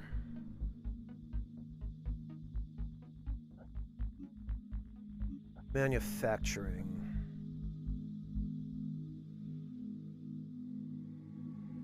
Oh, we can only manufacture one thing at a time.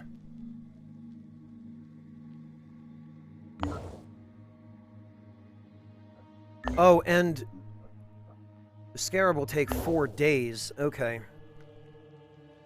So, manufacturing plants can only handle one parallel task.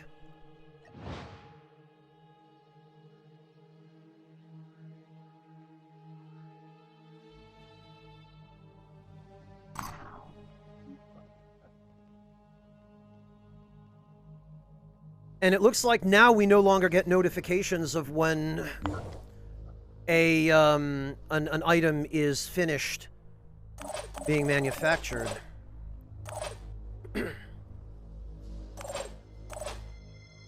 That's not helpful.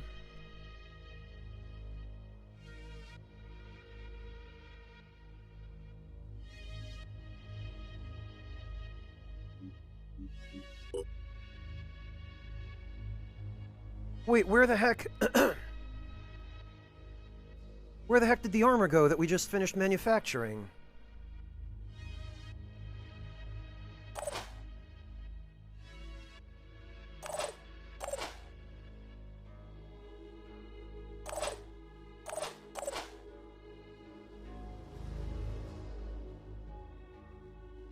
Oh, only he can use it?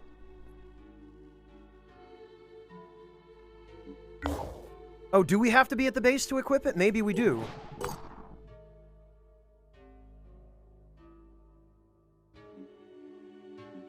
Personnel.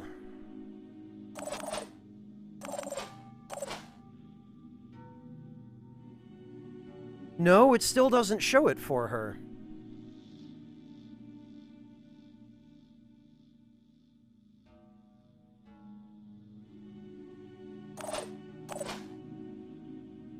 Okay,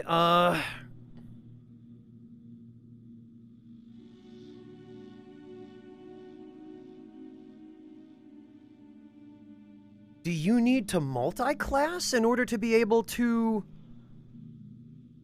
equip armor that's different from what, I wonder if that's what it is.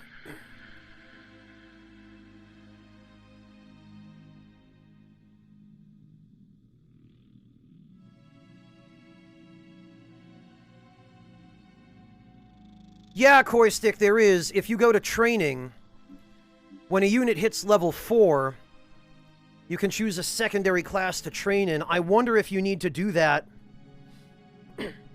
Okay, multi-class will fix that. Got it, Roland. Thank you. I wish I'd realized that beforehand.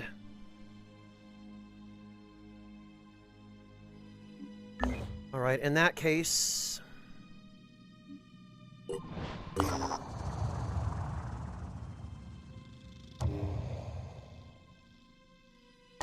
we need to just start the mission, I guess. And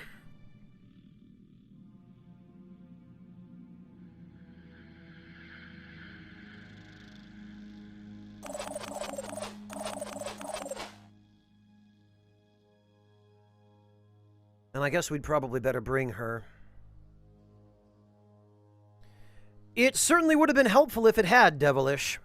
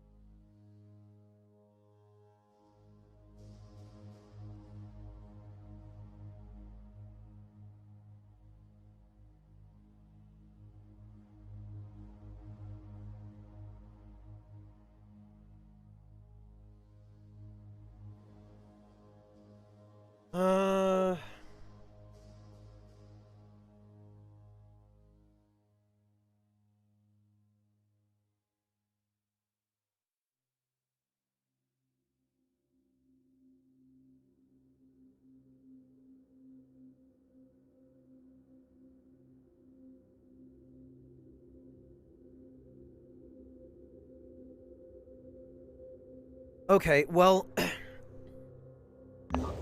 I would like to heal Takeshi. It looks like we have to... Okay, I see his health going up. What's this?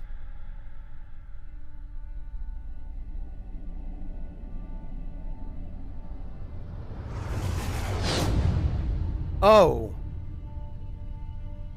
That's probably a problem.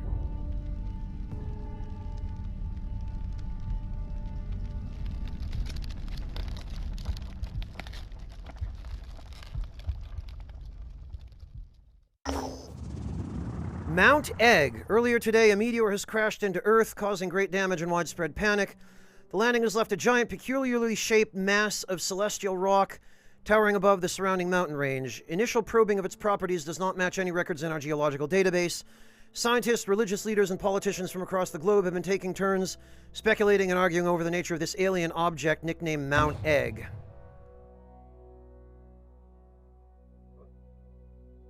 So that's this thing.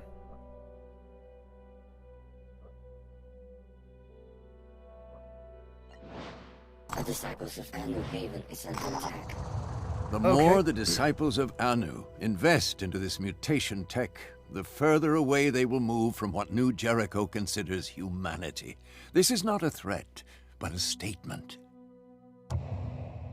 There is still time to look to reason, not superstition, for solutions, to seek answers in human will, instead of submission to the alien. But that time is running out. Okay, so it looks like the relationships between these factions are going to get progressively worse.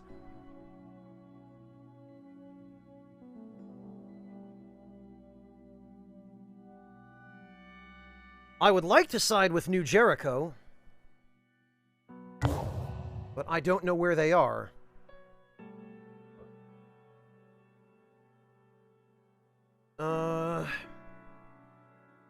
Attacking force points 18. Okay, well, maybe we go there and help them.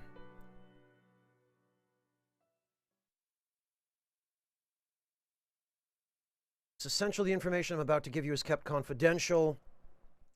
My name is not important, but I'm known among the pure as Subject 24.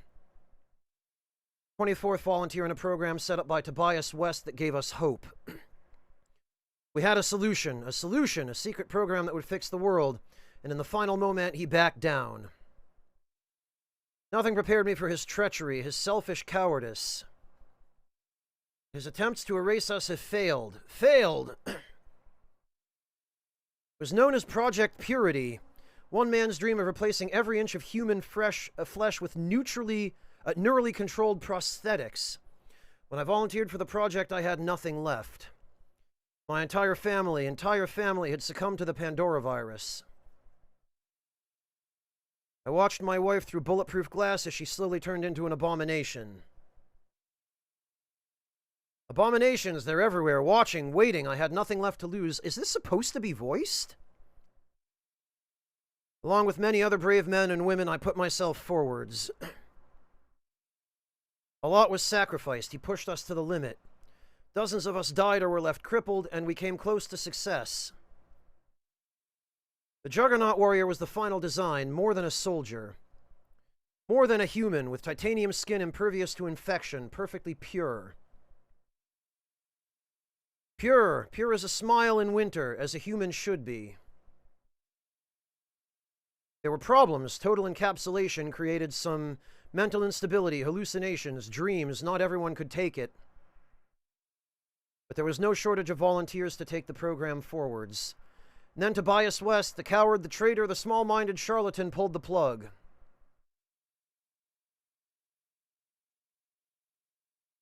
Terrified of what he couldn't understand, the great leader ordered everyone involved with the project killed. Killed! Maybe he thought that if he buried us, he'd bury the truth of his shame along with us. His shame, but we fought back. I and several others managed to escape. For years we remained silent, hiding, running, waiting for the right moment. The right moment. And that moment has come. Facing a losing battle against the Pandora virus, the weak-minded West has reactivated the old Project Purity facilities, and that makes him vulnerable. Phoenix, I'm offering you an exchange. I know the location of the facility and how to get in. You have the firepower, the power, hailstorms of fire and acid. Raid the lab and share the tech with us. At this time, all this time in hiding has left us damaged and in need of urgent repairs. If you succeed, we will both gain. Humanity will gain. We are the pure, we are the future. Help us, Phoenix. Help our species. I mean, turning humans into robots is pretty badass, but it also sounds like an idea fraught with danger. It is on the PC version? Huh. We're receiving a transmission from an unidentified source. The transmission is from someone identifying himself as Subject 24. While the details are lacking, Subject 24 claims to be contacting us with a warning and a promise of mutual benefits. All attempts to pinpoint the location of the transmission's origin have been unsuccessful. He's requested that we perform a raid on a New Jericho facility. Should we agree, he'll send us specific details, including the exact location of the facility and potentially its security defenses. Such an action is likely to worsen relations with New Jericho.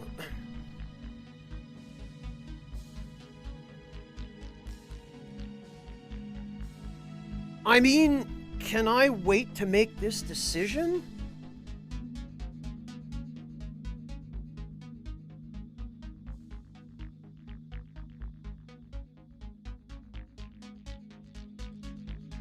I guess not, huh? I guess we're gonna have to help him.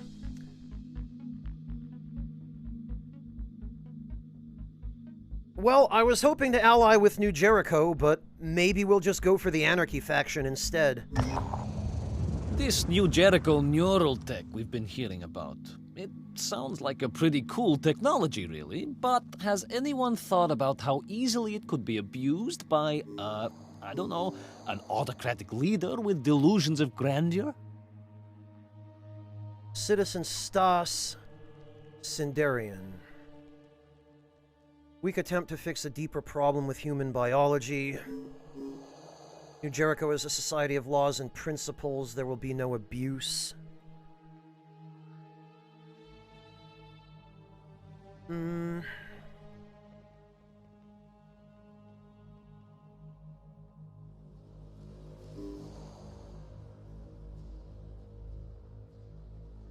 Sure? It is, isn't it? Sometimes I miss the days when such questions were just science fiction. But I guess sooner or later the future arrives, and then you have to deal with it.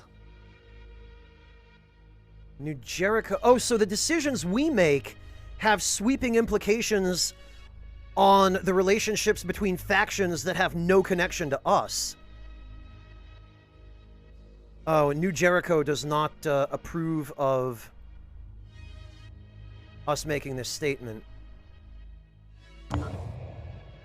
Time-limited events. Time-sensitive objectives that disappear after a set amount of time.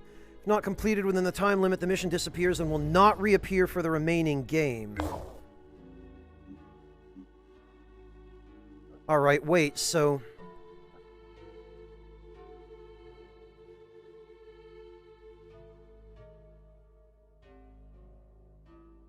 which is the time-sensitive event here?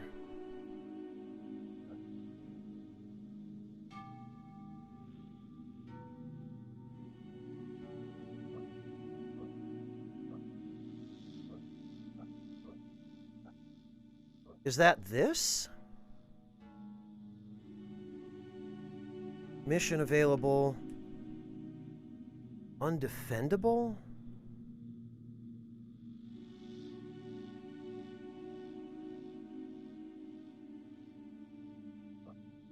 Invasion seems a little right now-ish. I mean, there's an invasion going on here. But I don't know what the time-sensitive mission is. It's not clearly marked.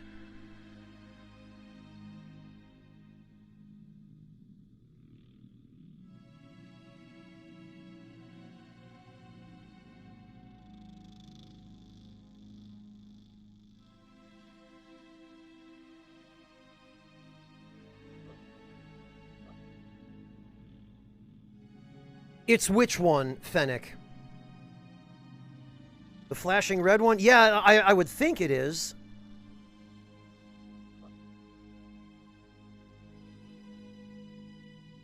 Wait, this is the time sensitive? Oh, 10 days, 0 hours. Yeah, there is a timer below the Jericho one. I don't know if we have time for it. We might, if we don't take too much damage during this one. Haven under attack. Interview to eliminate threat. If you're successful, you'll receive a reward. Oh, that's a good reward. We do need that. Alright, screw it. We'll take this.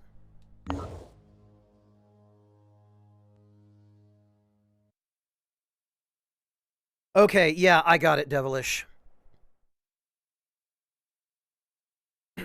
This is why I didn't start the game on a higher difficulty setting.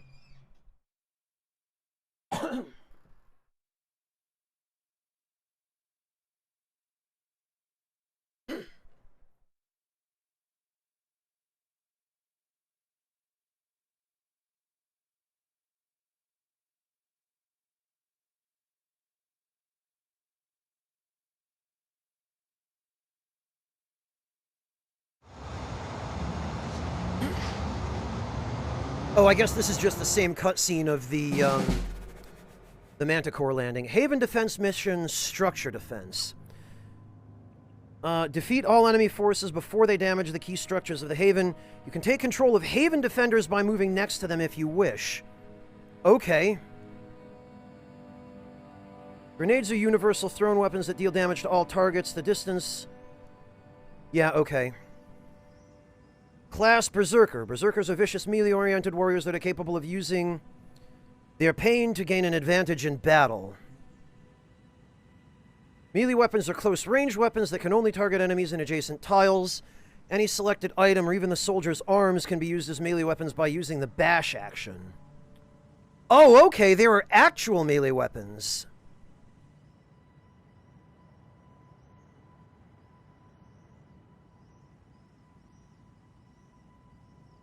Alright, so... we've got reinforcement zones along the sides. Are there any behind us?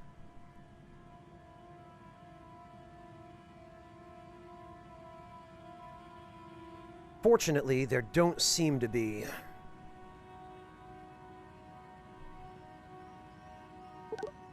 Whoops. Okay, so reinforcement zones are there.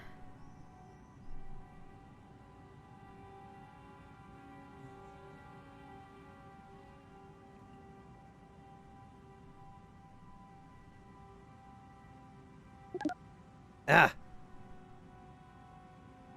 All right.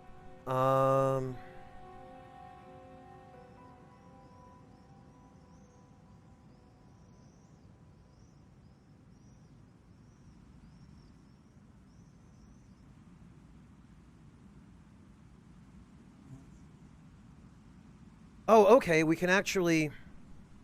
we can enter these buildings. That's interesting.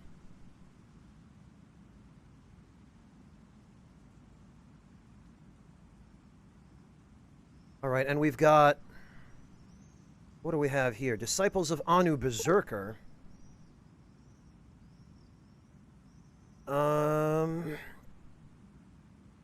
Marduk's Fist. Disciples of Anu Warhammer. 160 damage? My god! Okay. Ability Armor Break. The next attack deals 30 additional shred damage. Proficiency with melee weapons and handguns. Immunity to daze. What's he got? Aksu Body Armor.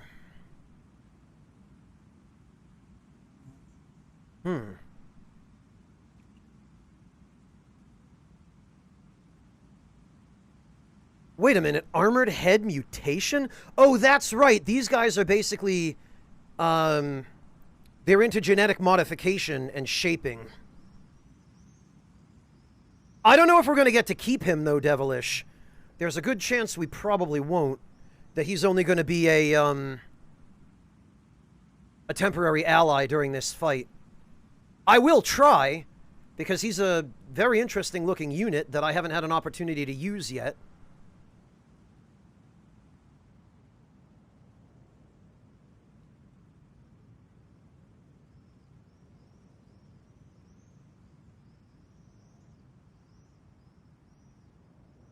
He stays with us, Roland? Really?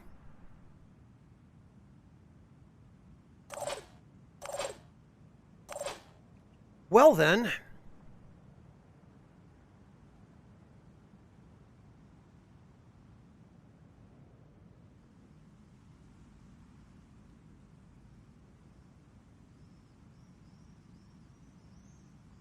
They can't stop me!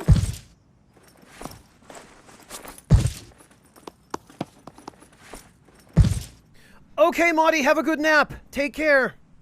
Here I come! Under Phoenix control, disciple of Anu Berserker.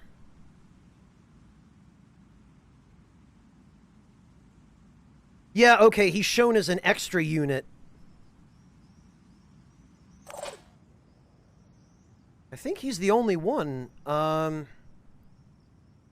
It doesn't look like there are any other defenders here.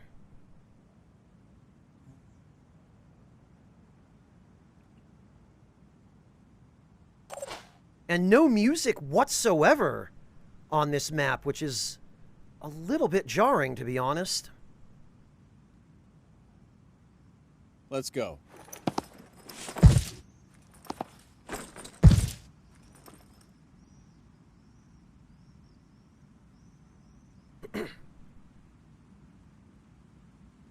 Oh, wait a minute. Okay, there is somebody else. Disciples of Anu Berserker. Okay, Roland, I see.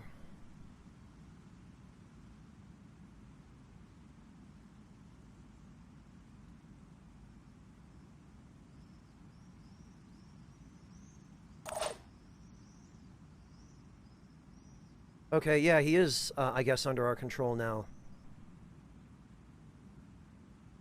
Well, I was hoping to avoid having to ally with this, this nutjob order of, genetic shapers, but...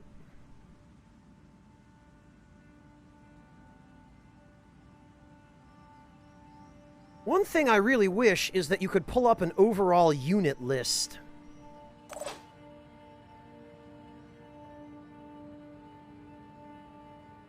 Okay, Irina...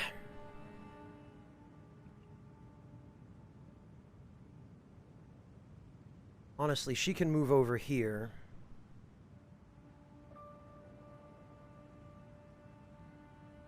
Well, wait a minute. Are they likely to... Yeah, you know what?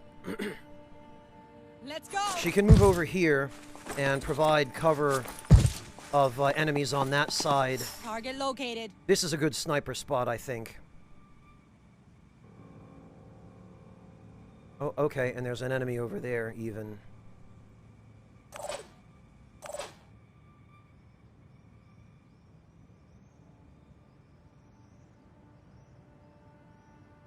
Sophia can hang out down here. I don't think having our assault team members up high is going to be a huge advantage.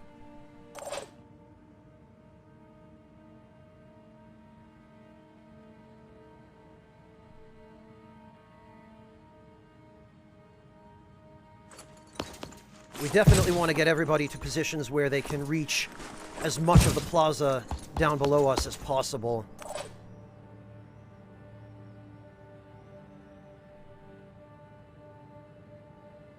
And I think this is probably a pretty good spot from which to do so.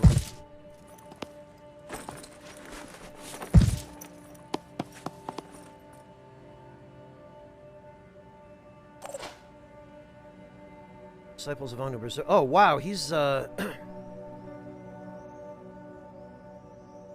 He's got quite the armor break. The next attack deals 30 additional shred damage. I wonder if this stays in effect for multiple turns.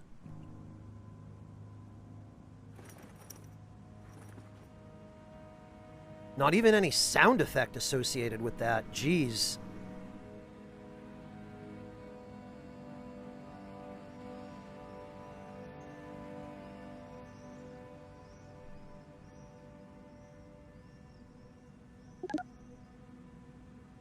And it doesn't seem to show you...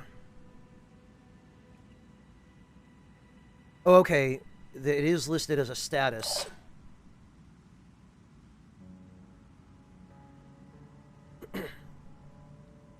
Alright, so we'll have this guy move up. And we'll have him hit armor break.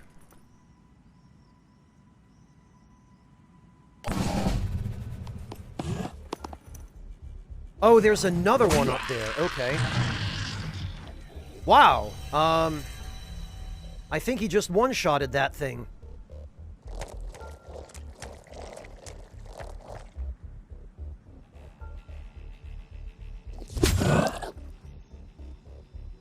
Shred damage reduces the armor value of the body part it affects by the shred value. Explosive damage will apply shred to multiple body parts. Yeesh. I don't think there's anything I can do to save this guy.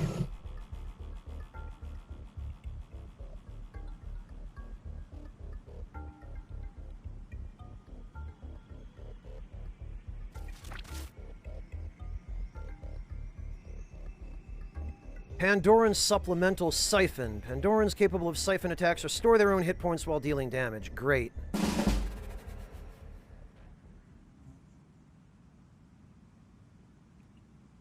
Yeah, I don't think we're going to be able to...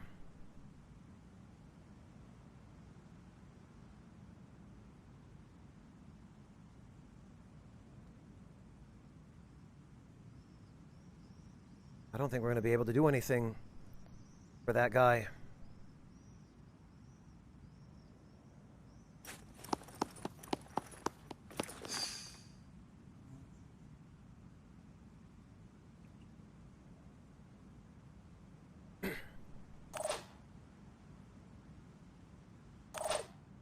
Although maybe Irina...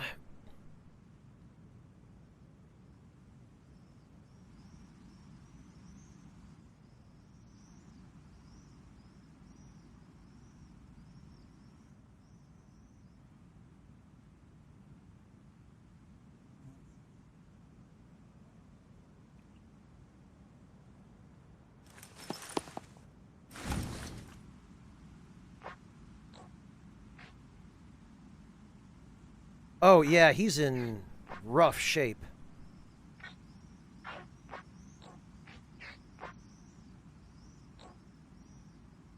Oh, and we're not going to be able to hit that guy because... Oh, maybe we can.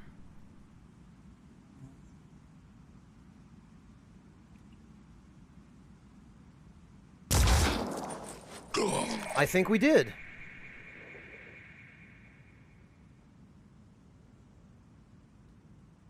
Oh, yeah, okay. We certainly did, but I don't think it's going to be enough to save this Berserker. That guy's going to bleed out, but...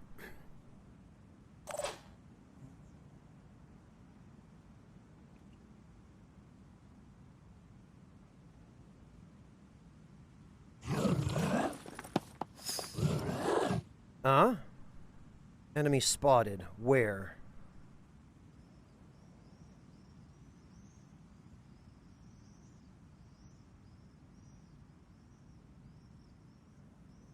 I don't see where the enemy is that we spotted.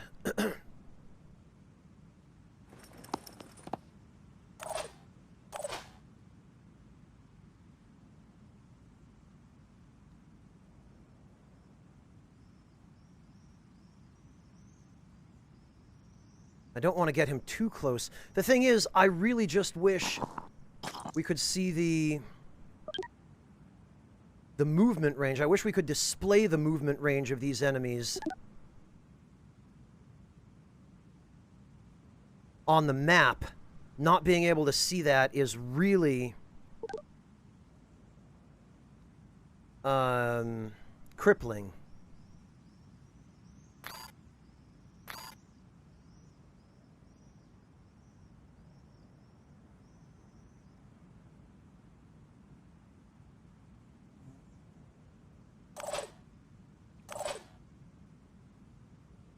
And having to ballpark it is not great.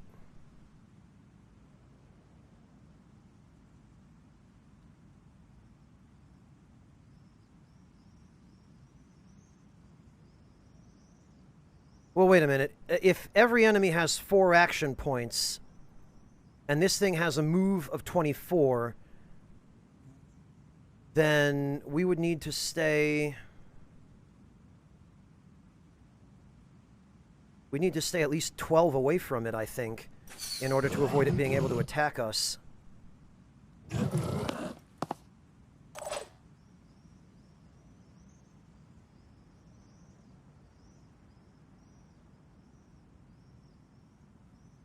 Let's go.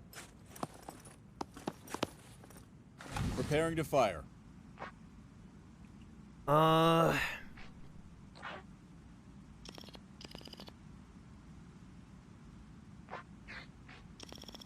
Oh god, there are a lot of them.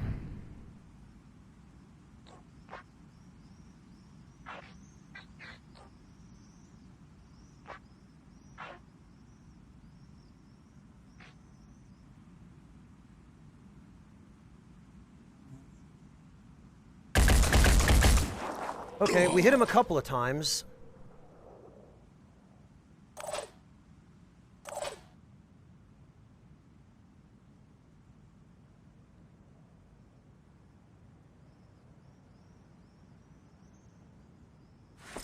Do we have sufficient line of sight, I wonder, to be able to... Oh, maybe we do.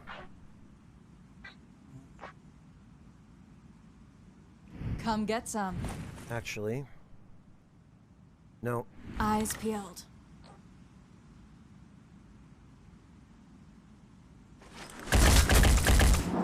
Now we got in a couple of hits.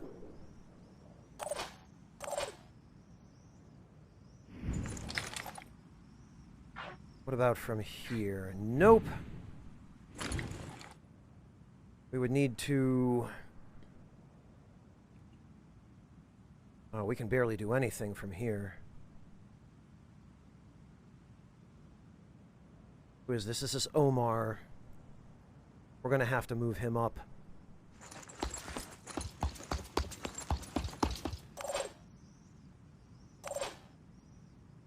Let me see.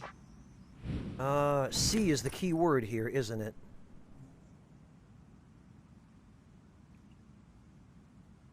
Looks like this would be an okay spot.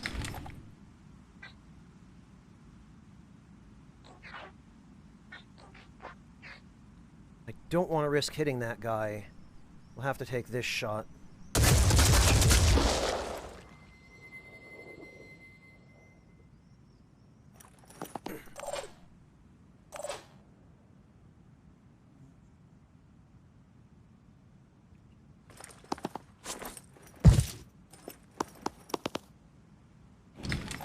Why the heck did we start off in such a disadvantageous position, I wonder? Okay, that guy's gonna bleed to death anyway. This one...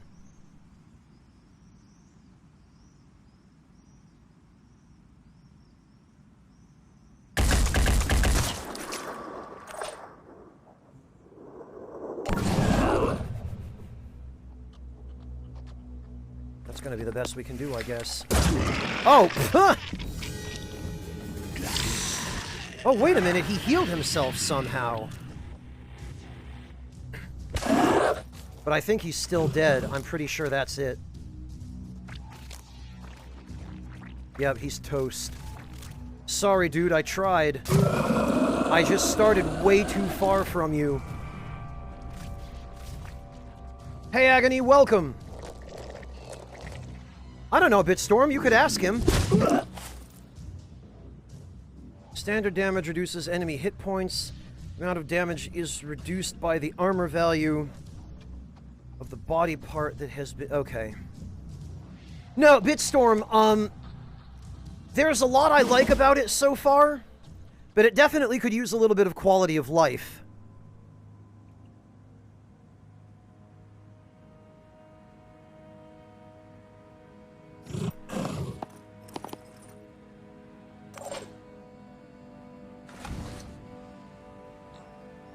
Oh, well...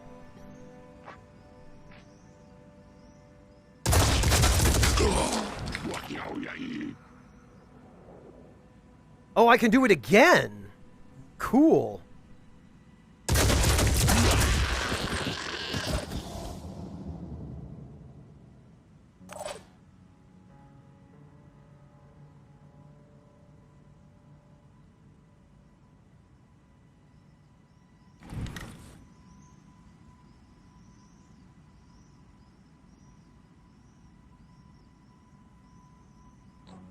Oh, that's fair, Bitstorm. I appreciate your discretion there, but...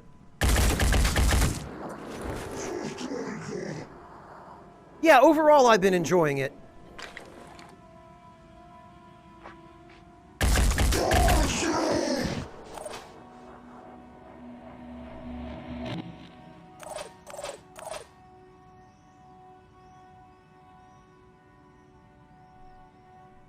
Actually, Overwatch... Okay, why are we getting... Oh, because I have tutorial messages turned on is why. Alright,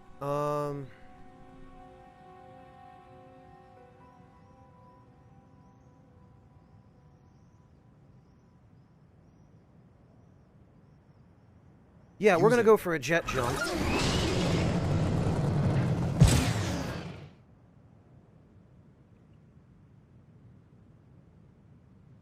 Be right there. And we'll move him to the corner. This is what I would like to be able to do with a sniper, because if we could get a sniper up here, we'd not only be pretty darn near untouchable, but we'd be able to hit anywhere on the map.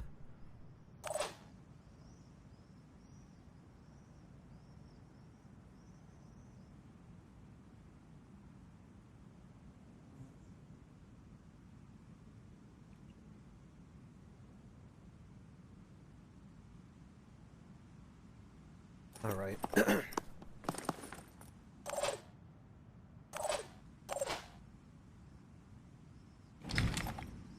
Okay, so we're gonna have to move him up a little too. Moving. There we go.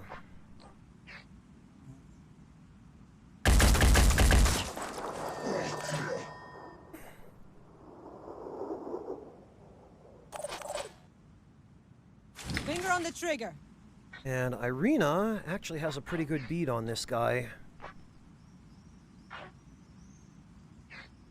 Question is, can we make the shot?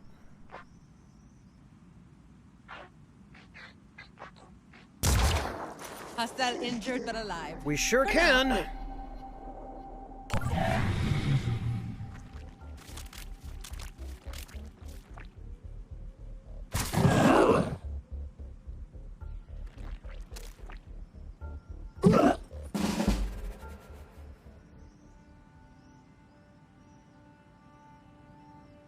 Oh, God. Okay, did he just, Okay, he just hit the, Berserker here. Yes, indeed. Well...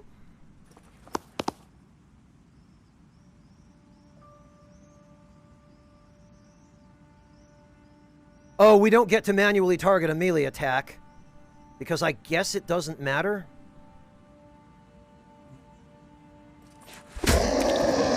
Yeah, okay.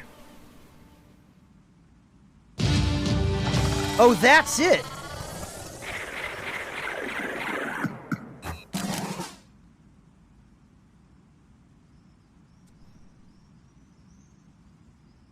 $500 experience.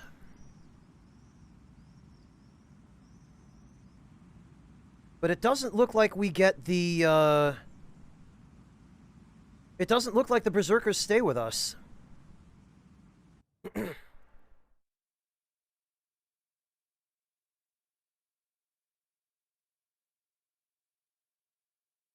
Yeah, if I'd realized there was pretty much no music in the game, Core Stick, I would have arranged a playlist.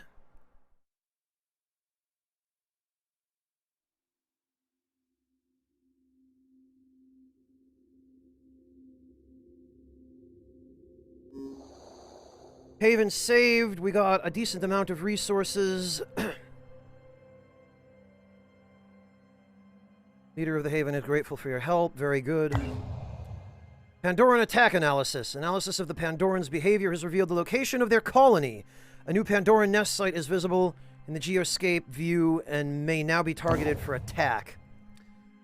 Pandoran colonies have a chance to be revealed after a successful Haven defense mission. The more times that a colony attacks, the greater the chance of it being revealed. If a Pandoran colony attacks from within the scanning range of a Phoenix base, it will be revealed immediately. Okay, so unsurprisingly, the colony is there.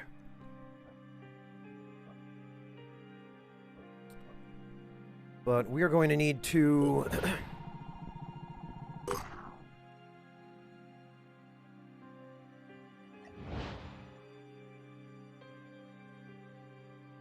rest everybody up first.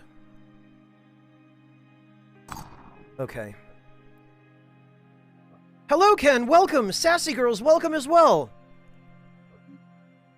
And we'd probably better save.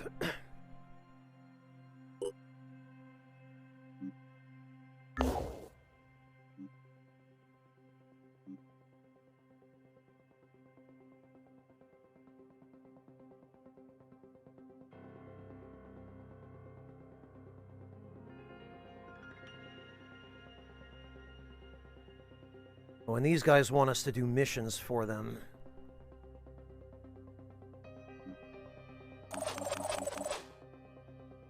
Yeah,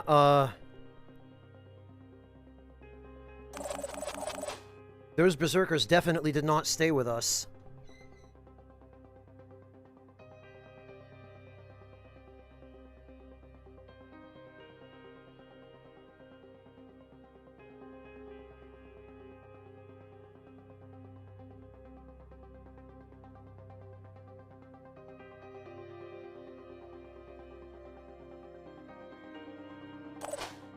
All right,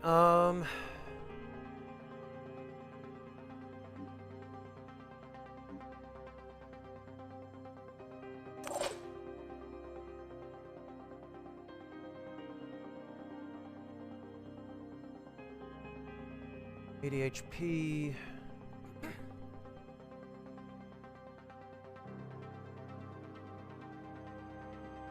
Yeah, they sure do, Bunny, but I've got more immediate issues.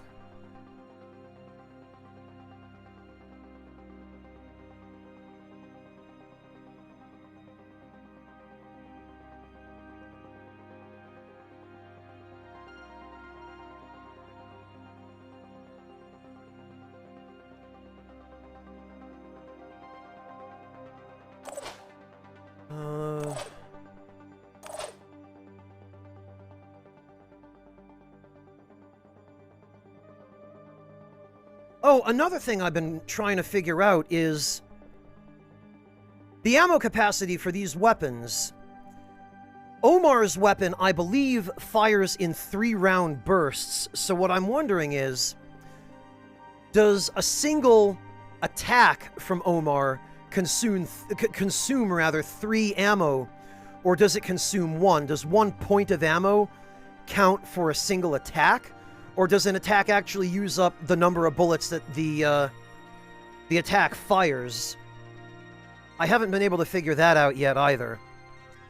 In other words, does 1 magazine give Omar 12 attacks, or does it give him 12 divided by 3 for 4 attacks?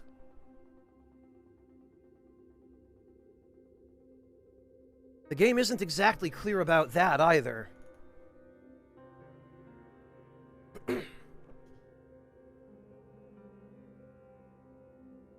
You think it gives 4. Okay. I'll have to try to see if I can track how much ammo he consumes from a single attack. Because if that's the case, if it actually uses up the number of bullets that the attack spends, then there's probably a greater use case for bringing more than one magazine into battle. Because the absolute last thing I want is to get caught without enough ammo.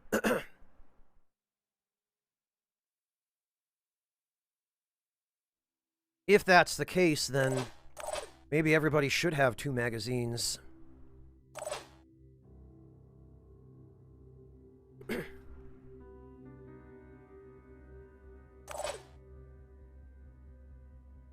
You remember Heavy's consuming a lot of mags? Then that's probably what's going on.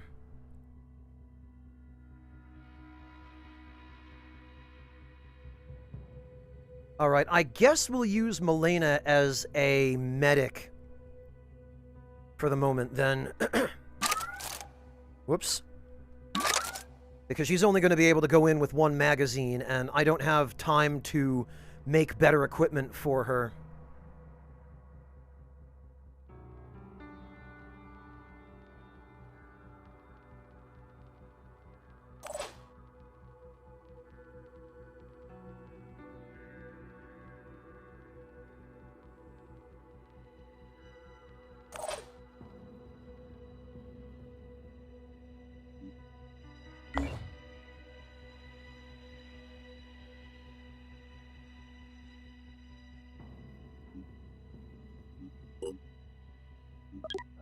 So we're going to save this here.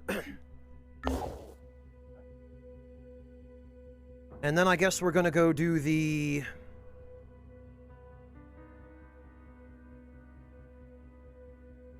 New Jericho mission.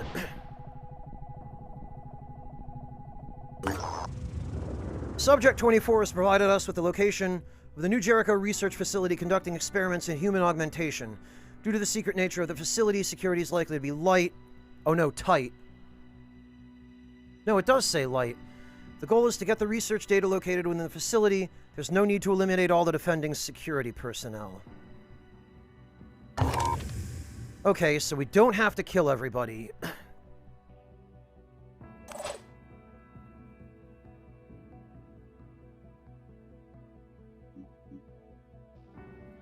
25% carry bonus and 2 strength. Yeah, resourceful seems pretty handy.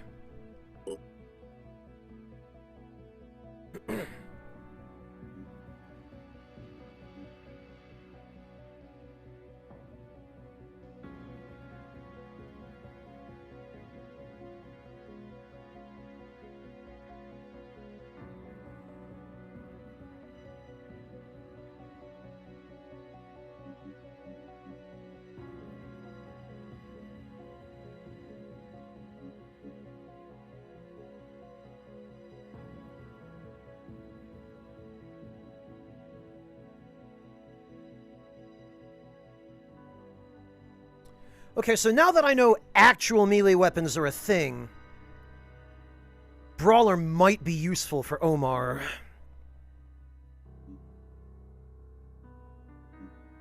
But I'm going to defer that decision.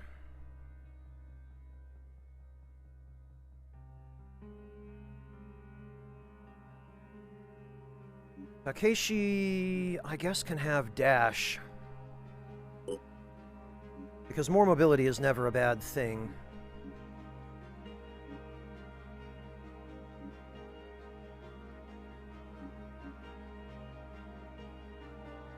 Oh, she's not even level 2 yet. Okay. Heavy proficiency... Huh.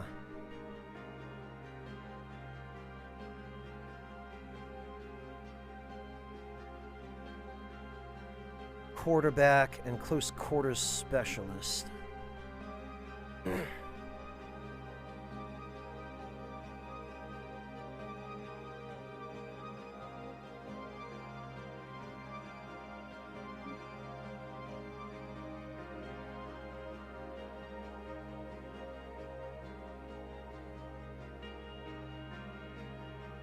All right.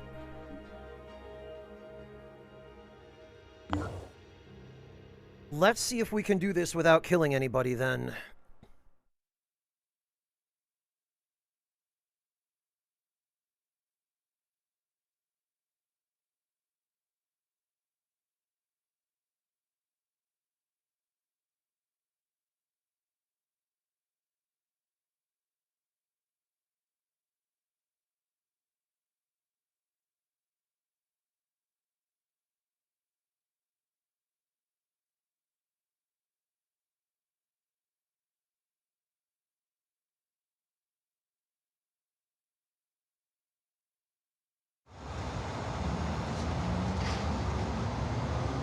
Oh, this looks a little different.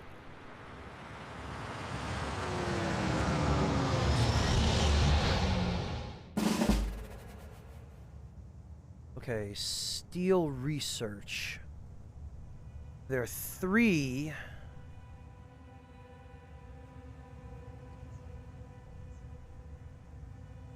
Oh, okay.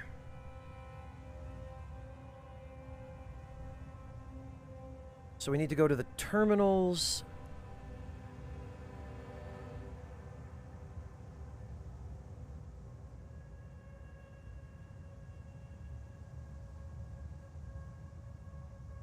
Huh. Okay, I guess it's just the terminals, which means we need to figure out a way in. Okay, so the way in is here. And we start off, of course, on the other side of the building. I wonder if we could use a grenade to blow open these doors, though. Hey, Squid King, welcome!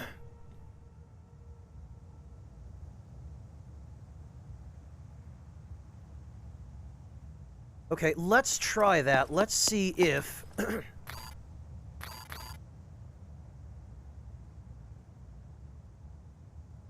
Can we reach... No, we can't.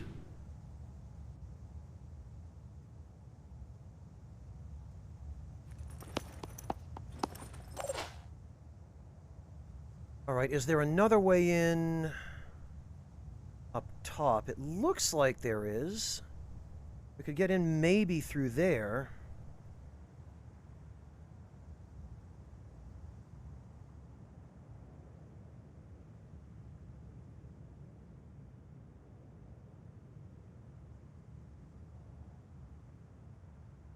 Of course, we start off on the wrong bloody side of the building.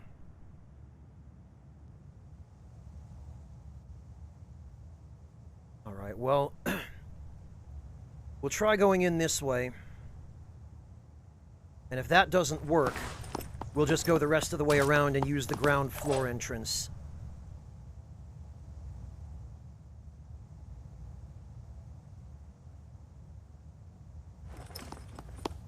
You did, Squid King, and what did you think of it?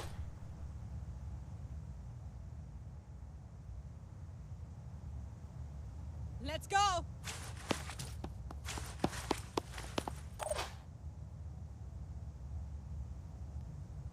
Let's rock.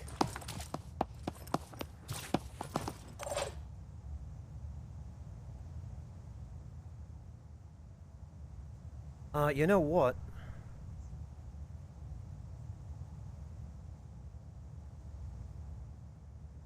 Using. Just have Omar jet jump over here.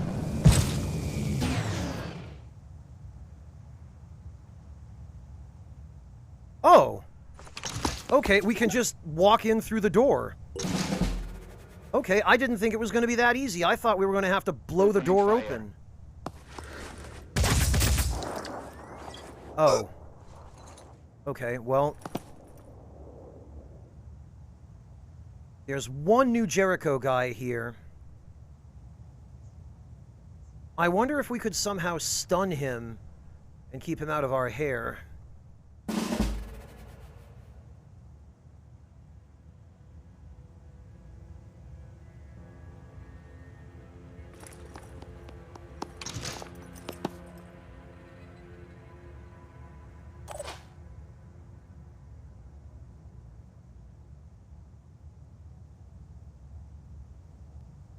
Let's go!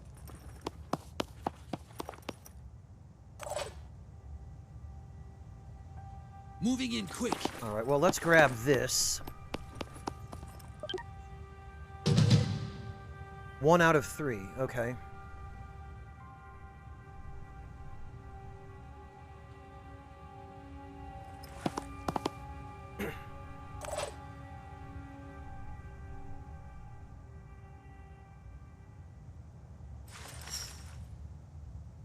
Oh, okay, there's another enemy out there. The question is, do we need to evacuate after this? Because I don't see any evacuation zones. Oh, there's more research over there to steal. Yeah, I don't see any evacs, so I guess once we steal 3 pieces of research, that's it, we're done.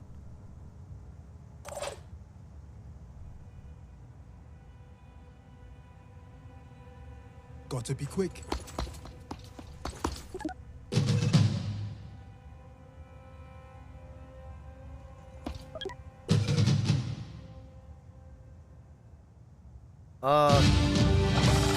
Are you serious? That's all we had to do?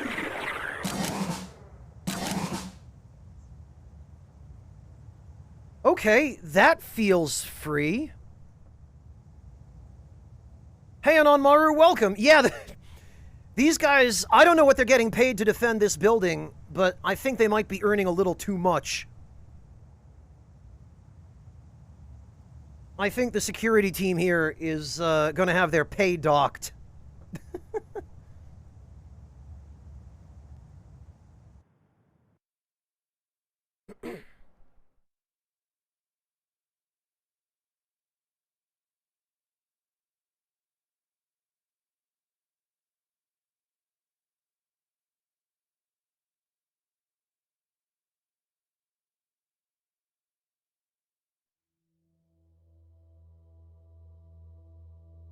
Relations with factions can't progress to supportive until you complete their diplomacy mission. Bastas are hosta bacteria. It is right to be taught even by an enemy, even if they are cowards and traitors. The research we obtained is more than a set of upgrades. It is the first step in reclaiming the planet.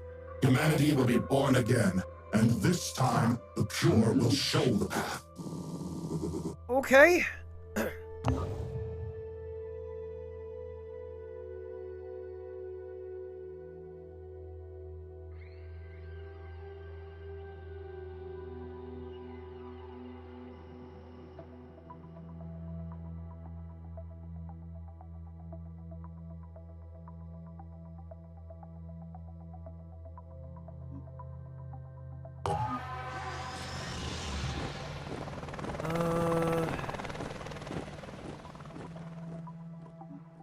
What do we gain out of raiding the factory?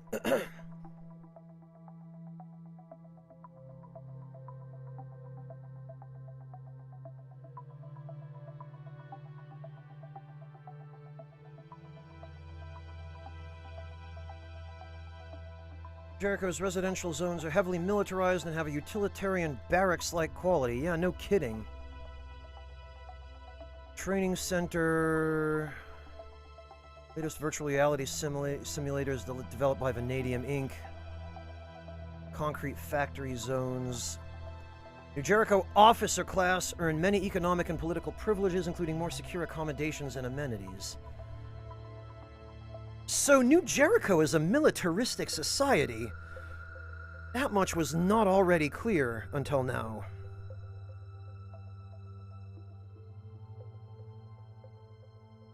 All right.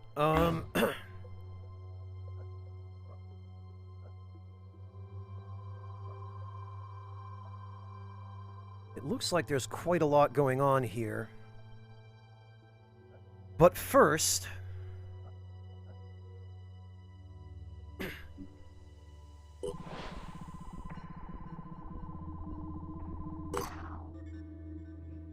let's rest everybody up.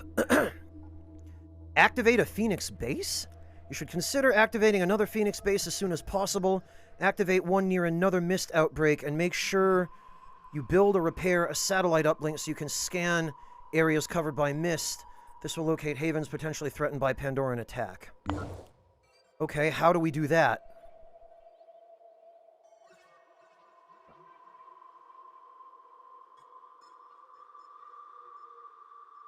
How the heck do we... How do we build a base?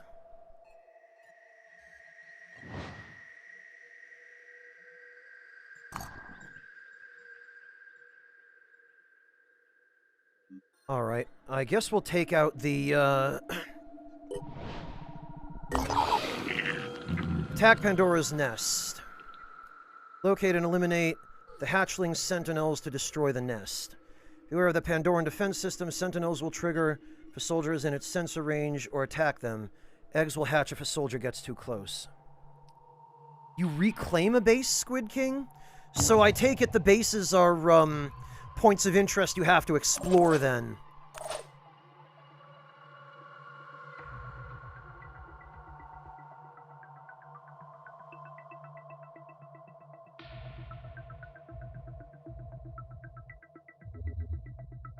Okay. Warcry. Enemies have their action points reduced by 10 the next turn. New class. Okay.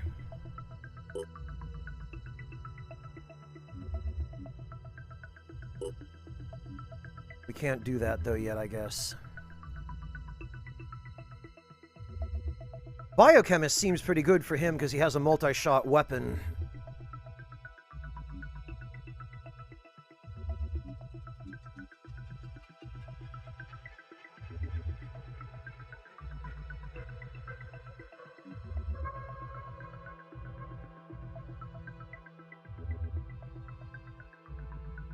Alright,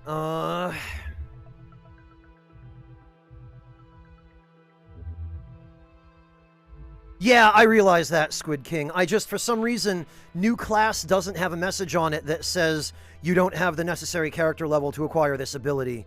So I thought maybe, Alright,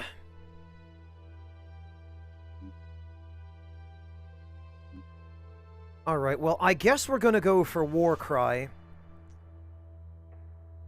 Because this will take away enemies' actions, and that's a good thing. And then we're gonna go for...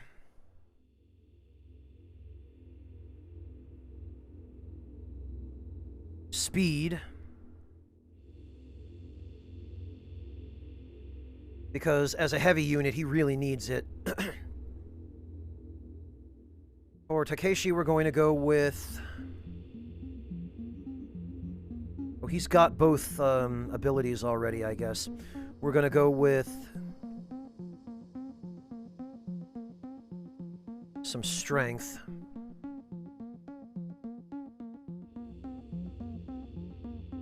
For Irina... Quick aim. The AP cost of the next shot with a proficient weapon is reduced by 1. Oh, that's really handy, actually. That will give her more shots. And...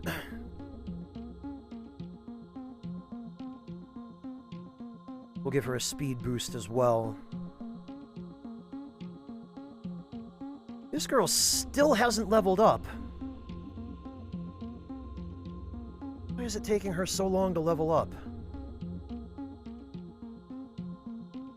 Dash. She can't even learn. Alright, we're going to give her then some speed. Speed seems crucially important.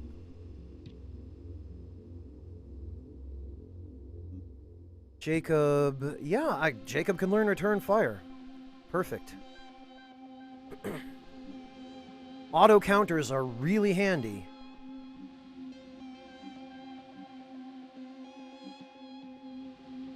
We're gonna leave one more... or rather, we're gonna save her points so that she can learn Return Fire and Biochemist on her next level, and then...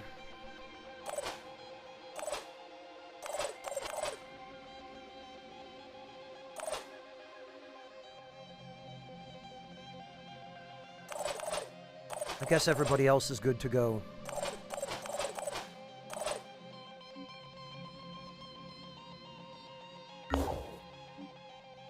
First, though, we're going to save in case this goes tits up. Because it well might.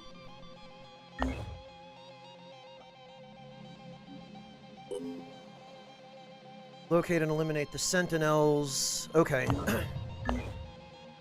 So it's just a search and destroy mission. That I think I can handle.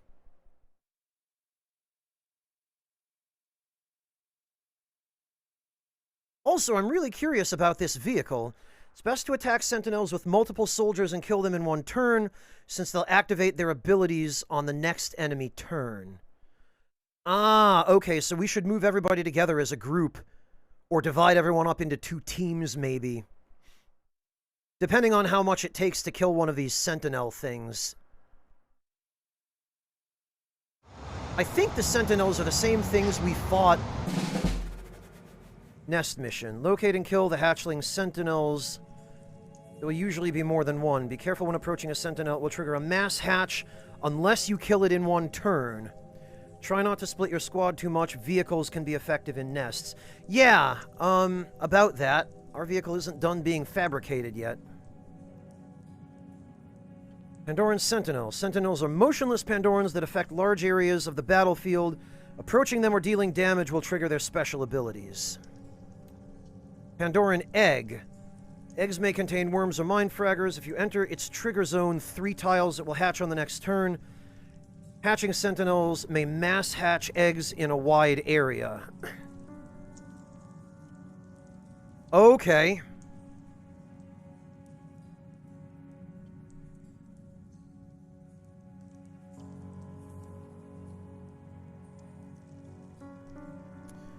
So what's the range on...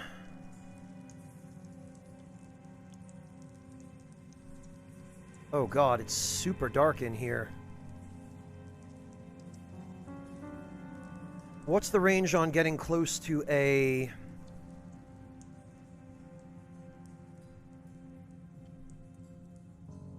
sentinel? I wonder. Well, first things first, let's...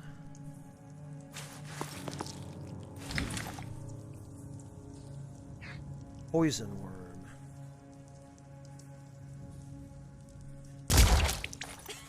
Take that! Alerted. Enemies will become aware of your presence when they are alerted. Will attempt to track you down and attack your squad. The egg will hatch within 1 turn after being disturbed. It's advised you destroy it before that happens. Okay, so actually this is one of those methodical missions where it's to our advantage to take our Finger time. on the trigger. There we go. Good riddance.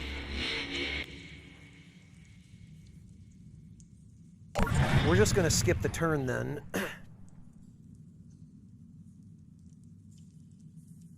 Because I do not want everybody to stray too far from the squad. Yeah, I ran into the Mist Sentinel already, Bunny. In that mission where we had to gather up the resources. Hey, Deathbed, welcome! I feel like I never see you anymore. How are you doing? Is everything okay? Whoops. Oh, okay. We could just shoot the Sentinel from here, but we need to get a little closer so that our accuracy doesn't suffer so much.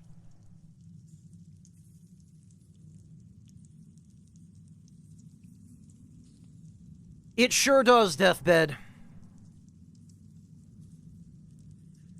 It sure does. Watch out, I'm moving in.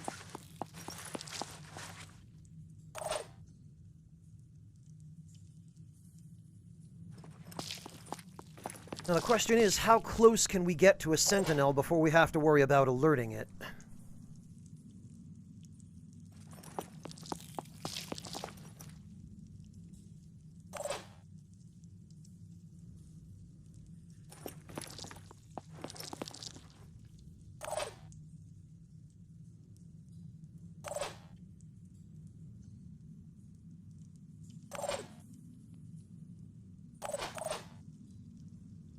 Going in. Well, Deathbed, I hope everything is okay.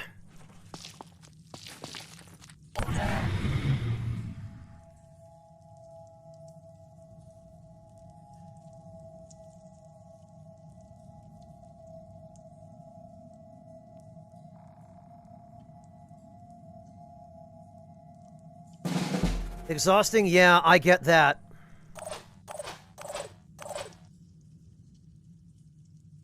Okay. Now we should be able to move in and take this thing out, I hope. Come get some.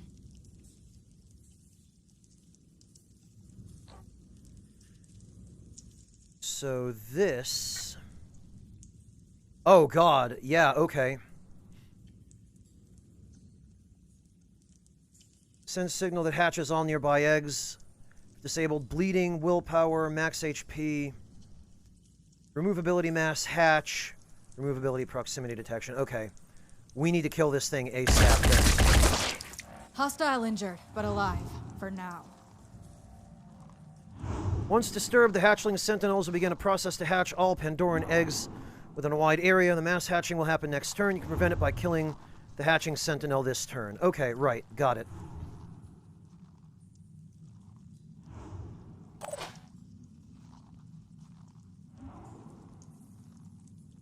Going in!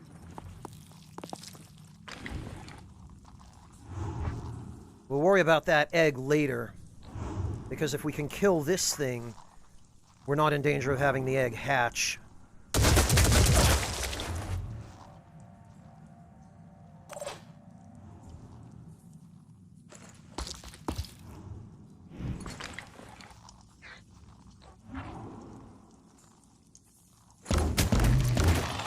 Okay, well... Eliminated permanently. Shock damage, right, okay. Well, we don't have to worry about that anymore.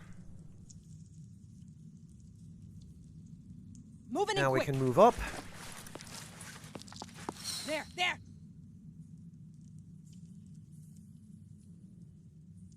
And it doesn't look like we're in any danger of that egg hatching.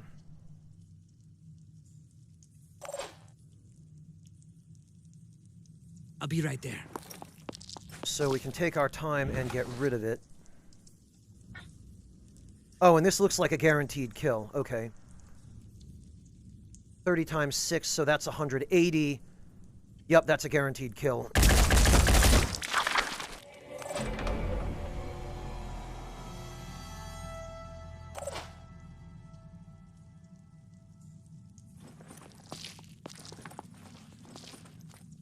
Okay.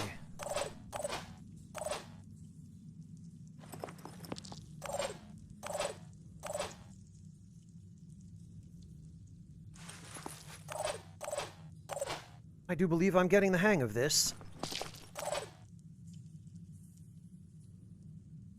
Here comes the Phoenix.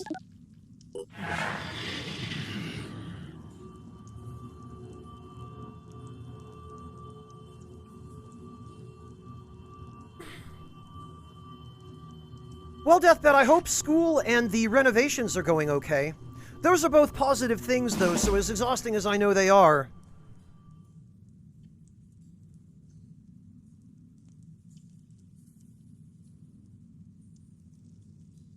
I'm sure it'll work out.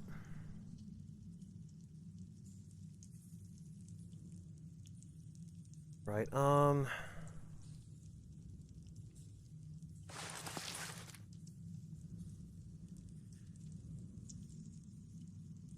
Here I am, let's do this!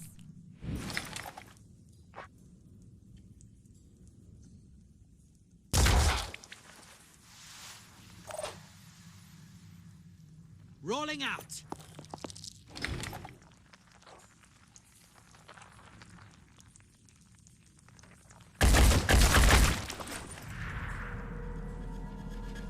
Okay, so now what?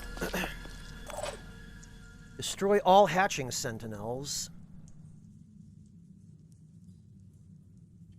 That one's dead, I think. But then there appears to be a whole bunch of stuff in this dark area.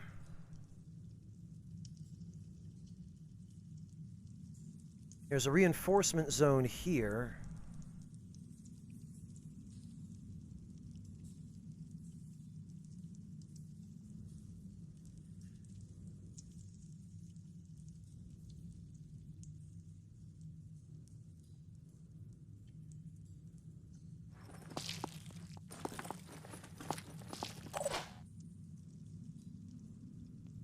Going in!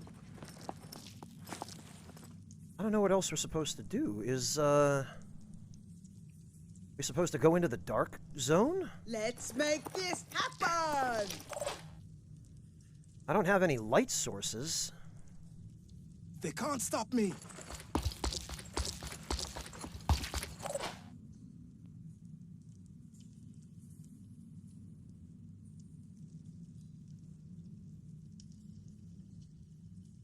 Let's rock.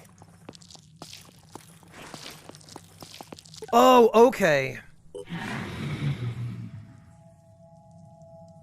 It lights up as we proceed.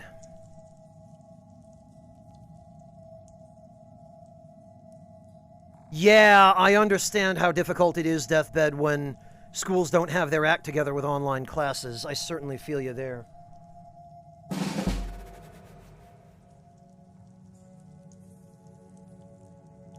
Okay, I guess we just continue forward and clear our way through the rest of the cave, then.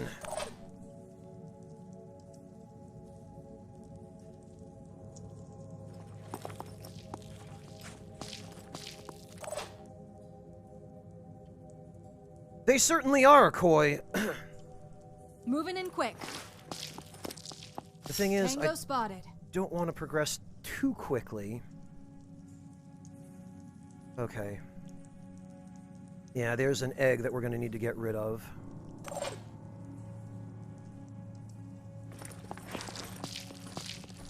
It's unfortunate that my units can't move past each other. It looks like they get stuck behind one another if the passage is blocked.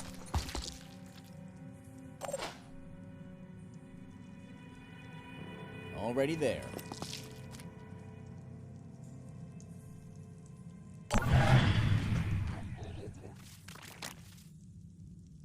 Jeez, Deathbed.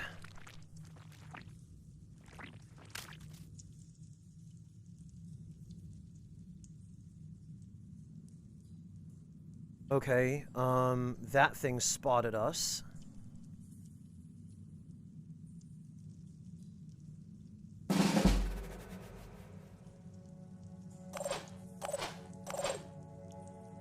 I see, and now they're squeezing us through a a really tight series of tunnels. Is that really the best they can do? Well, let's not get too hasty.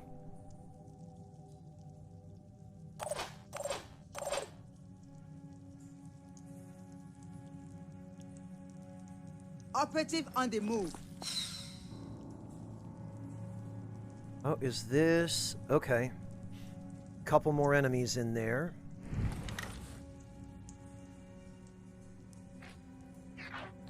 Alright, we're going to go for the leg. And that will, kneecap his movement range. That was satisfying.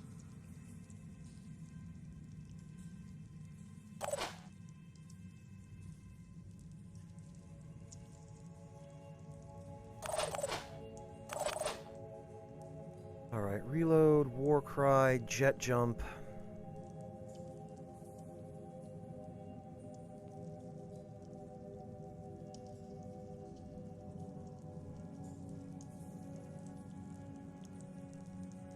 Okay, we can't really... Can't go any further than this, huh? Oh, yup. There's no way.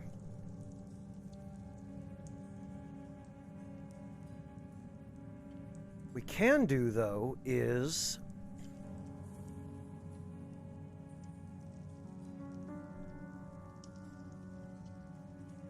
We can move up here, block the passage.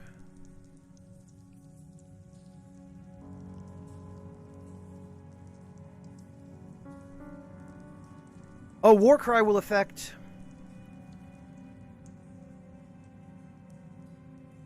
those two enemies. Okay, yes. Wow! Okay.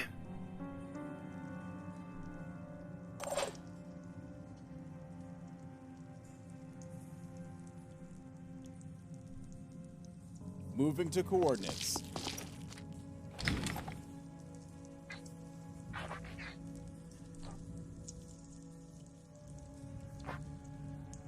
Yeah, you know what? We'll get rid of that one. Next life.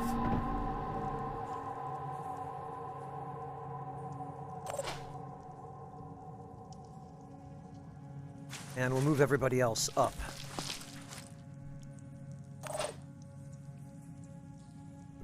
Moving in quick.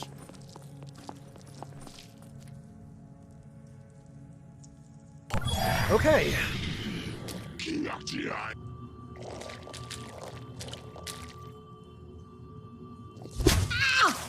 Man, I should have figured he'd see me. I thought he was around the corner, so I was safe.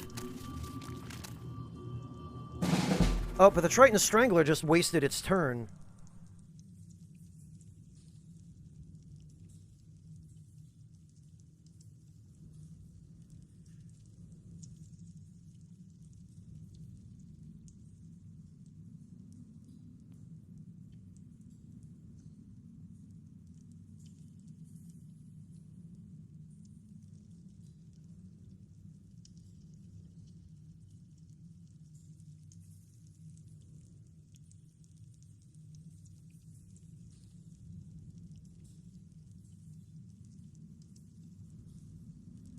Right, Koistick? Usually it is, isn't it? Oh, God. Wait a minute. Okay. Wow, this is a much bigger map than I thought. We're going to have our work cut out for us clearing this.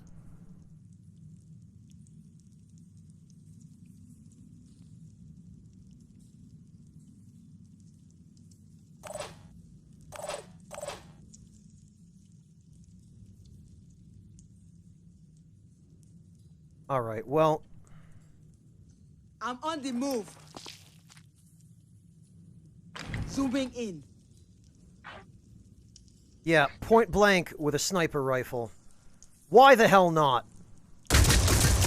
Oh, no, wait, this was, Hostile neutralized. Okay, I've gotten so used to that being the voice of, Irina.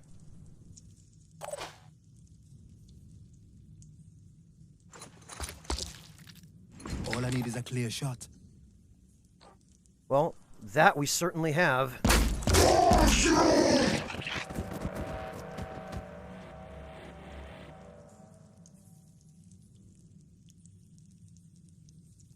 Question is, which way? There's a big chamber over there.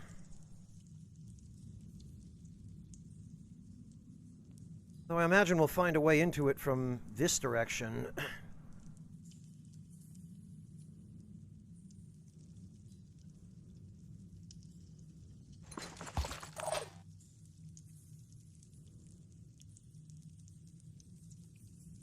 Yeah, let's continue moving forward, because I like these open areas where we've got plenty of room to Watch out, I'm moving in. to maneuver.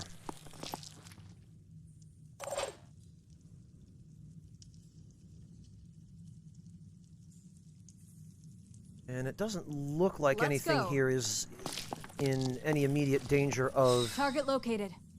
Oh? Way the heck over here.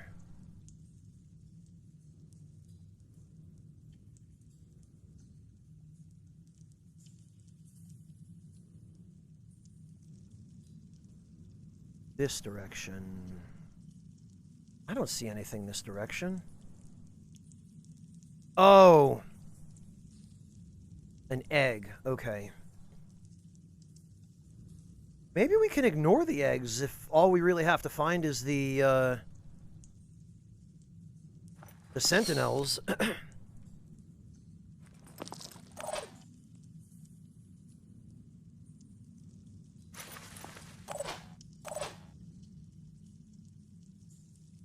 Repositioning.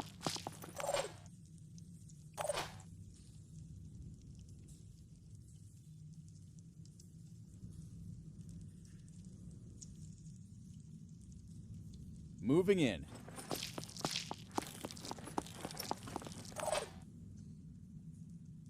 Rolling out. All right.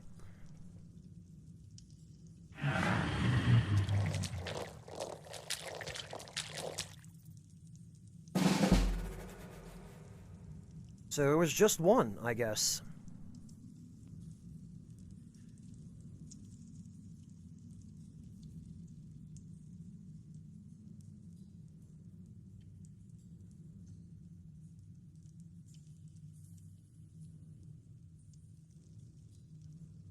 Let's just move up a little.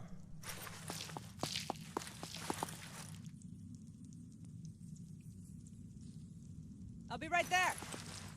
Just enough to reveal the next section of the zone.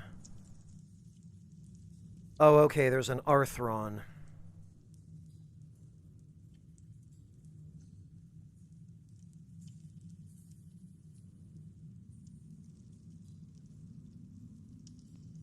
All right, then we'll move back. I'm on the move.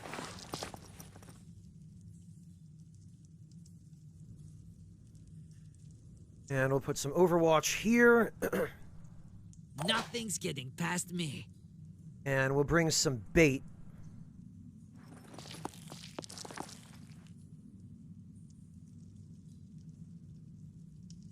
And we'll put that here.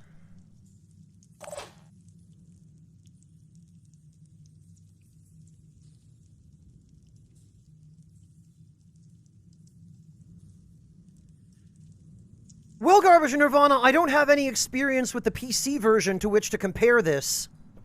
This is my first time ever playing this game in any form, but I mean, it runs fine. It's just, for some reason, it takes a really long time every time you end your turn for the enemies to process their turn. But I think that's more an optimization issue.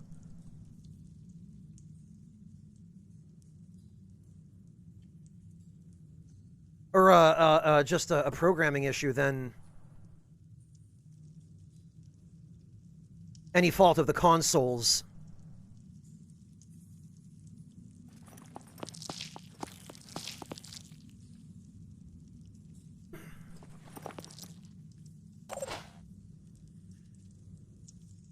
They can't stop me. Yeah, Nirvana, I don't think that's about the platform. It's just about the game.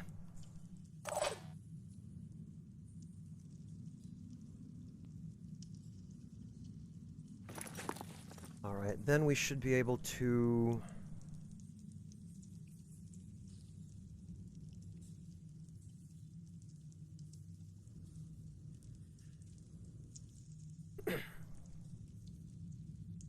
Okay, yeah, we've got this guy either way.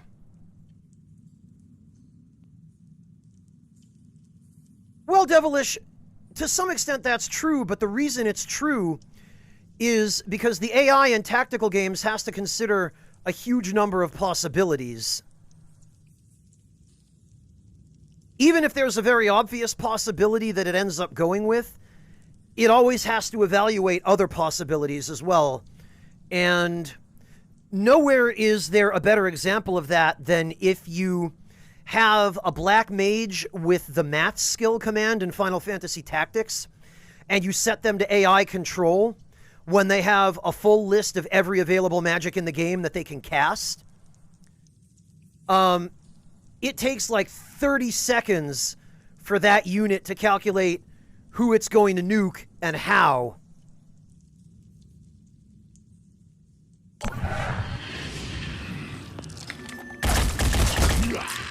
Hostile destroyed. Well, that was much less dangerous than I thought. Oh, okay. Look at that. We got company. Ready to engage.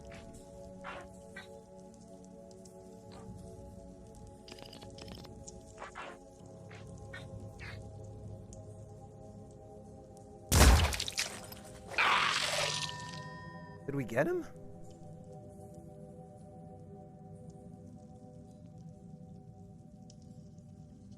No, we didn't, but he's gonna bleed out. Oh yeah, he's dead on the next turn.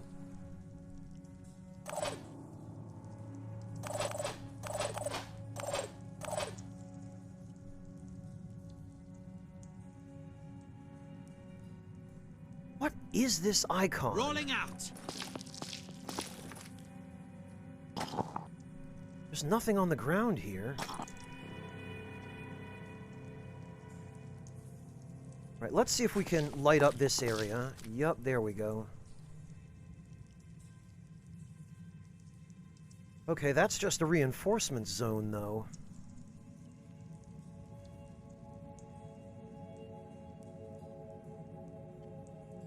So this right here must be our other hatching sentinel.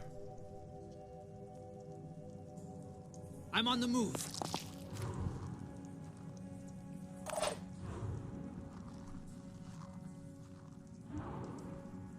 Can we light this up by moving here? Not quite.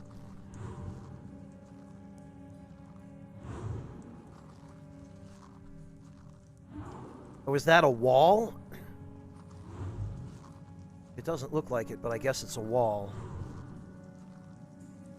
Oh, but this isn't. I bet if we went over here... There we go. Yeah, okay, that sounds like it's a hatching sentinel. So, we come in here and destroy this thing, and it's mission complete. I've got to be quick.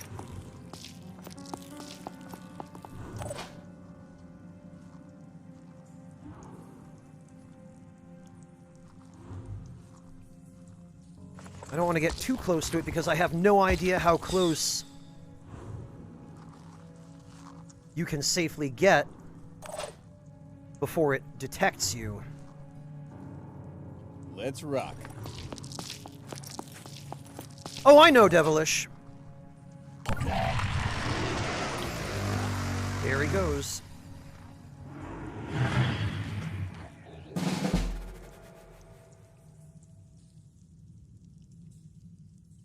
Oh, and it looks like...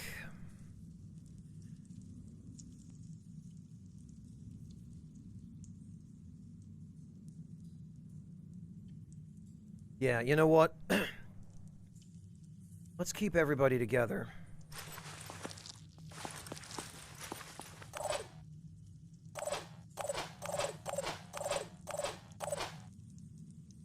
Wait, that was everyone, right? Nobody's left back here? Okay.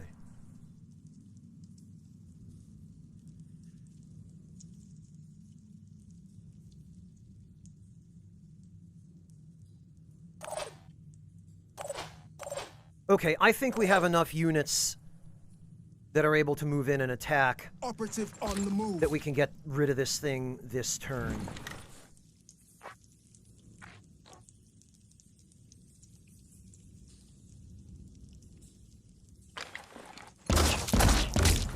Just like target practice. All right. I'll be right there. It's activated already? I don't think so. I mean, now it is, but... because we just shot it, but...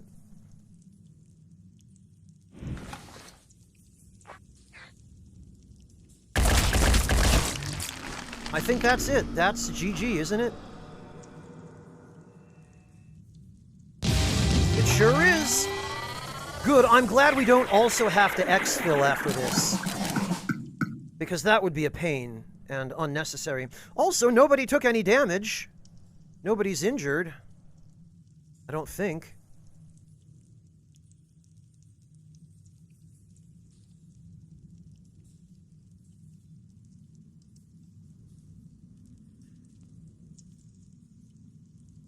Okay, although it does seem like killing enemies does get individual experience for a particular unit. Experience points earned 400. I wonder how the experience is divided up.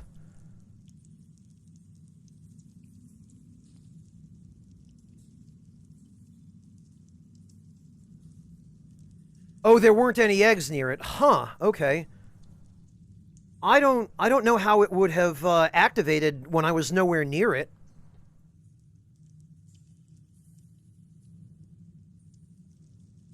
All right, hang on. What I'm curious about is, does the total amount of experience my party got add up to 400? So if we get 85 plus 82 plus 75 plus 62 plus 60 plus 36. Okay, it does add up evenly to 400. So I guess the way it works is you don't get any extra experience for killing additional enemies. It's just that whoever does the most work in the battle gets a greater share of the limited experience you receive. Interesting. So that means that if you want to level up a unit that's lagging behind, you have to have that unit, I guess, kill a larger proportion of the enemies. I'm not sure if using abilities factors into that, though. I guess that would require more testing.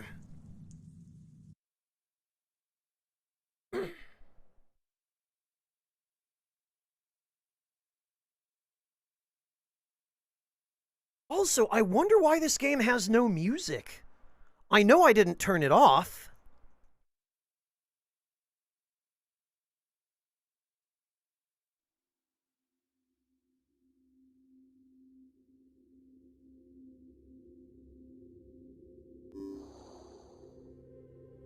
Pandoran nest destroyed. Pandoran nest has been neutralized and abandoned by its inhabitants. The rest of humanity can breathe a sigh of relief. Oh, okay. So everybody just likes us a little more now, I guess. Because they don't specify a faction whose attitude improved. They just say everybody's attitude or attitude improved. I presume it's everybody. The first initiation. A mysterious being known as the Apostle to the Once Born, a servant of the Exalted, has passed by our base, leaving the following message. What is the nature of a human being? Can we change? Is the fault in our souls where it may never be reached, or is it in these broken bodies of ours? Perhaps the Phoenix Project can be a vessel of change. It is not up to this humble apostle to make such a decision, but I wish you well. May your actions please the Keeper of the Threshold. He will seek you out when you have shown your worth. Looks like we've started working our way up the hierarchy of the disciples. Freaking great. Replenish soldiers? Oh, this is because we have to, Okay. We expend resources to restore everybody's ammunition, I guess.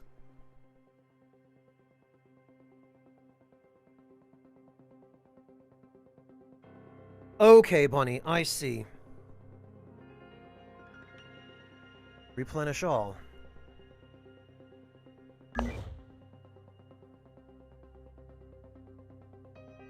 Haven recruitment protocols. We can't research anything, though.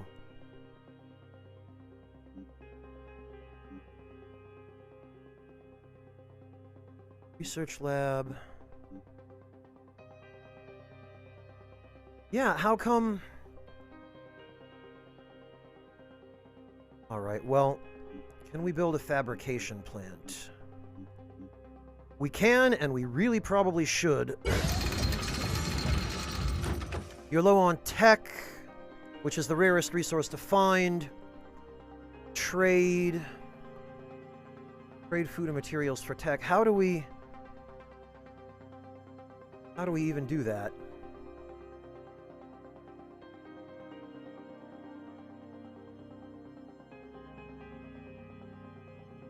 Hello, beer lover. Welcome.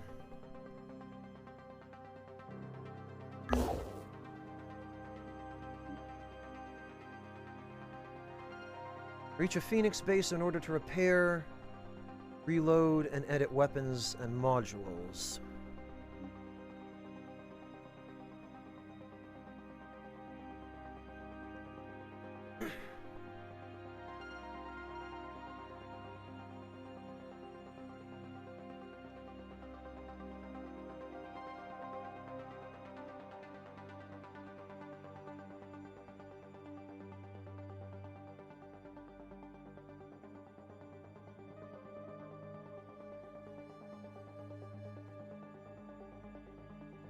All right.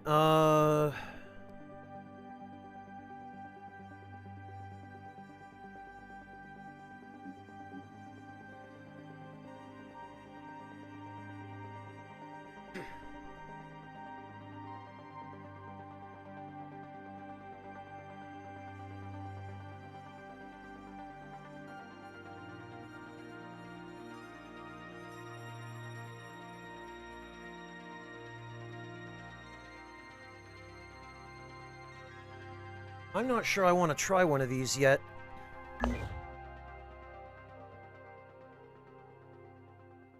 Also, I'm not sure how we can stop the spread of the mist, if we even can.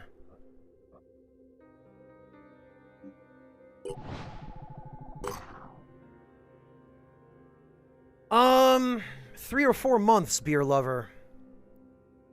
Probably closer to 4 from start to finish. Yeah, how come we can't research anything?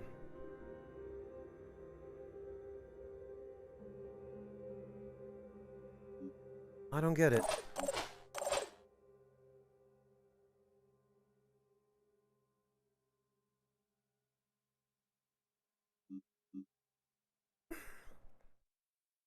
I guess we can teach Jacob Dash.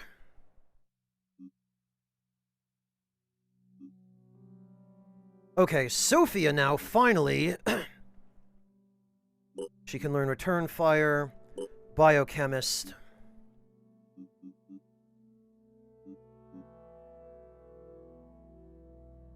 And I think I'm going to multi-class her into Heavy, so I'm going to save the remainder of her points, because we're going to need them.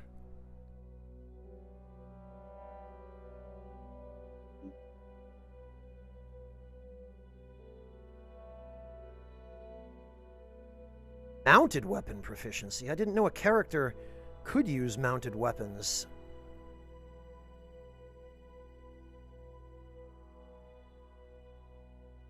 I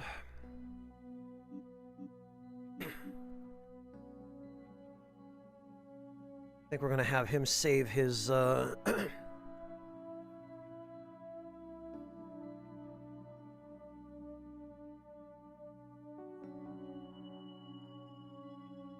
Well, no, we should probably get him some more willpower.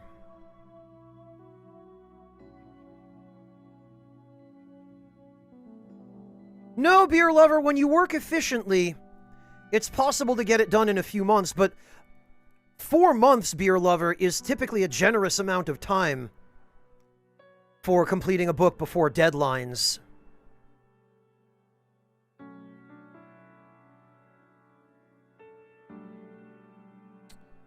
Alright, he's going to need some speed. She's going to need... probably to save her points for multi-classing into Heavy, I guess.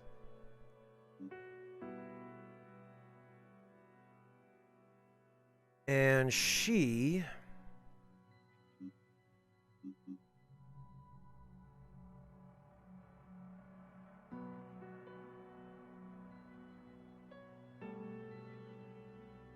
is going to need some speed as well.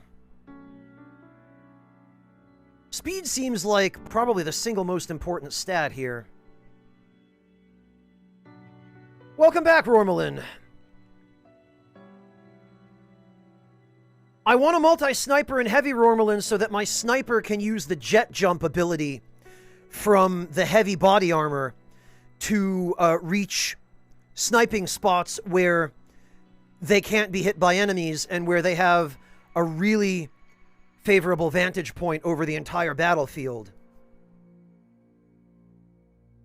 And also because it helps make the sniper a little bit less squishy. Jet jump seems like an incredibly valuable ability for a sniper, so...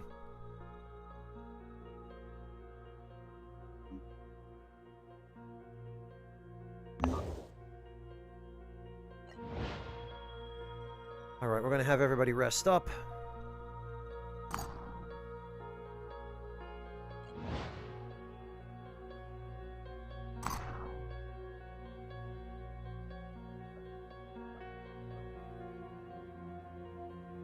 New mission available. The poison within. Eliminate the... Oh, yeah!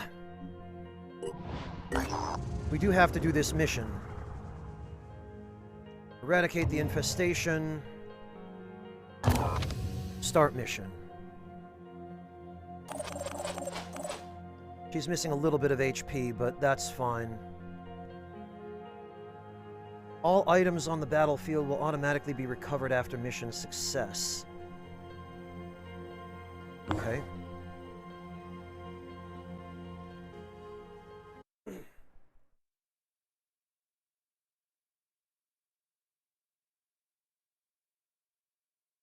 Arthon shields are impossible to break with conventional firearms. Need to have damage penetration or move to flank them. Okay, good to know.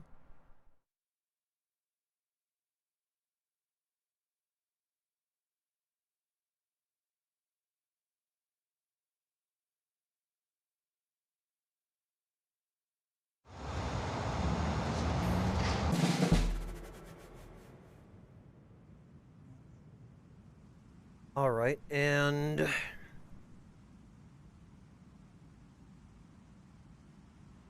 our objective, I guess, is just to kill everything.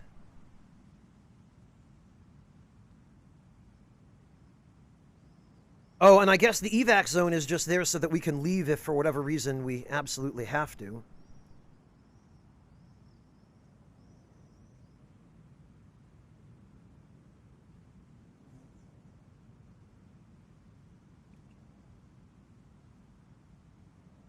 Poison worm infestation, huh?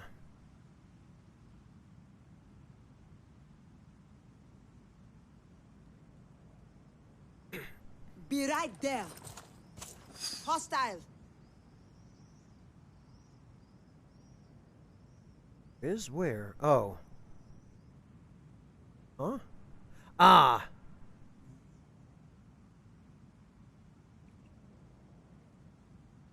Okay, well, in that case, we're going to have to just overwatch the hell out of this place.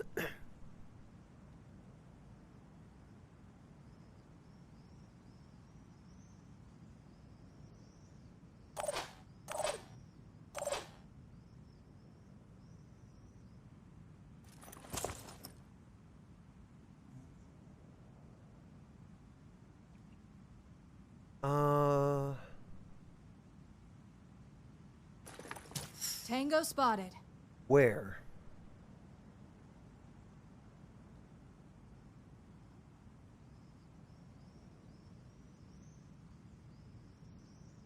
Beer Lover, this is a spiritual successor to XCOM. It's directed and overseen by Julian Gallup. He's the head of studio.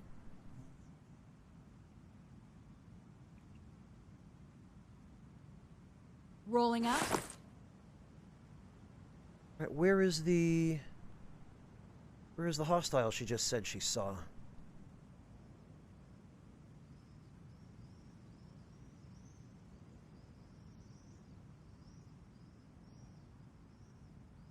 Why the heck can't I see it?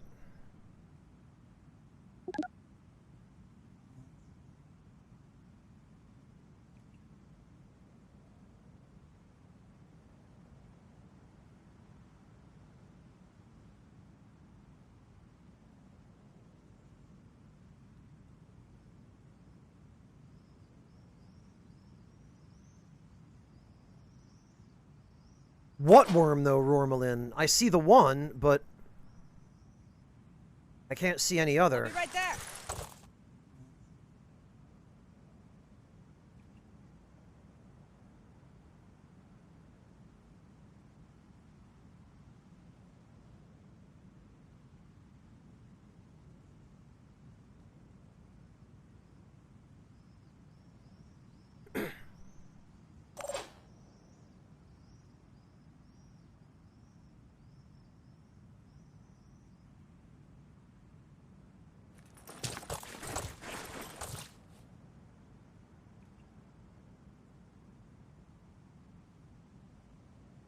Area covered.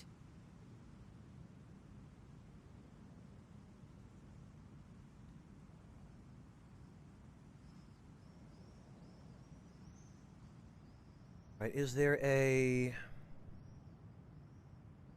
Oh, you know what? We could move Omar up here. Watch this. See, this is why I want to have a sniper that can do this, because...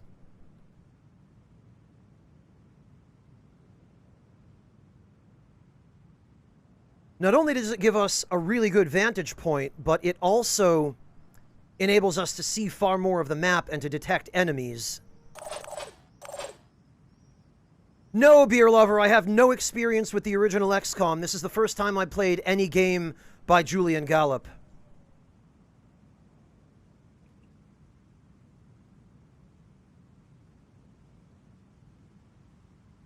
I guess we should probably cover this area too.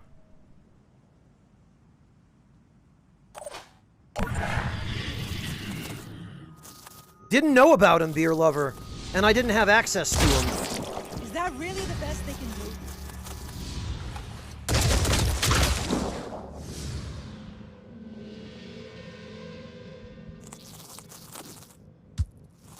Oh, they can climb roofs, huh?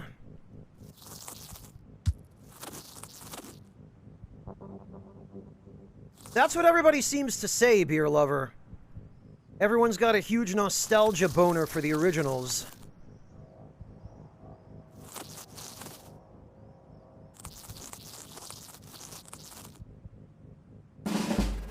Okay, well... Confirming target.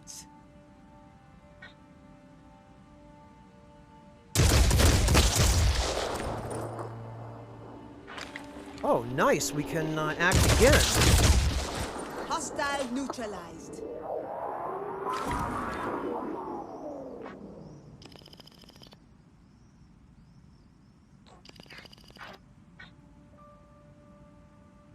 Squish.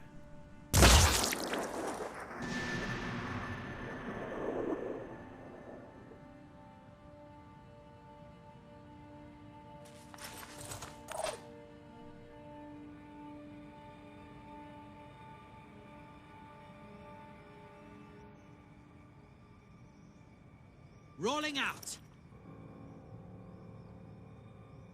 Ready to engage.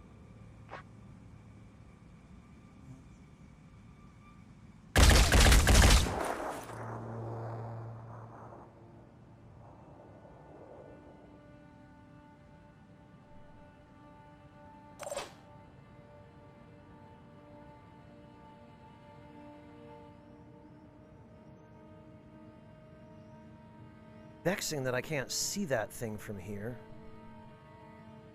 I do not want Omar down in the open. I guess what I'll have him do is... Because this thing is very clearly going to walk out here.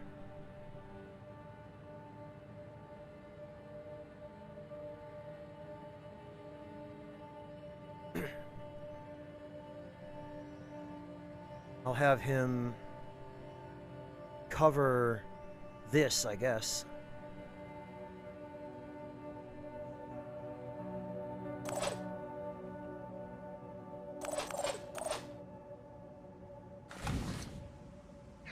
Oh, can we do it? This is going to be a tricky shot. Oh, we did it.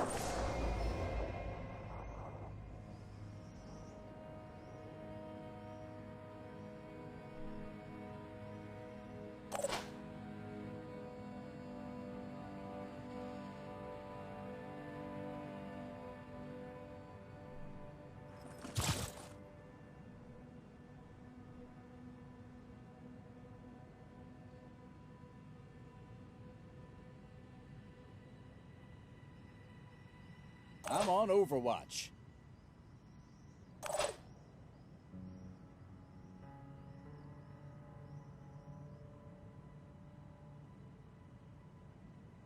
And I guess, we'll have her do a little bit of Overwatch, too. Hopefully she can hit in this area, but... Area covered.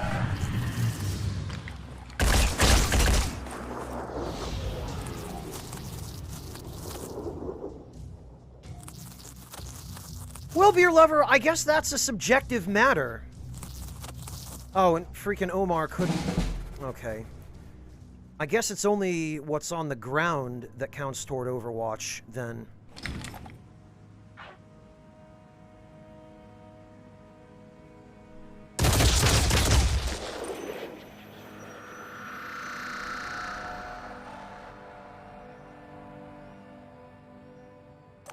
Okay, so it also looks like if you don't move at all, you can attack twice.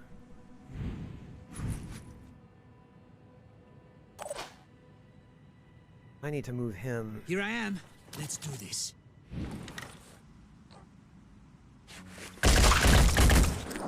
Is that really the best they can do?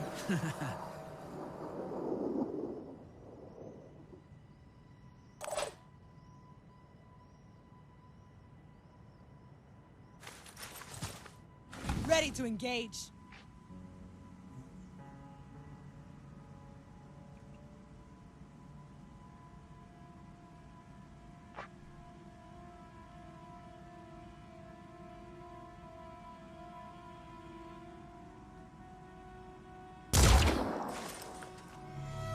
Did we get it? I don't think so.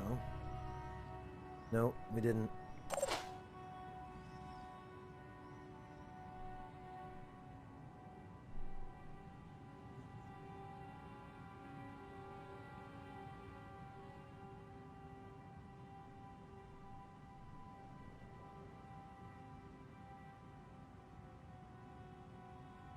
We'll just cover this then.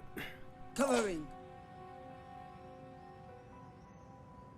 Here I am. Let's do this.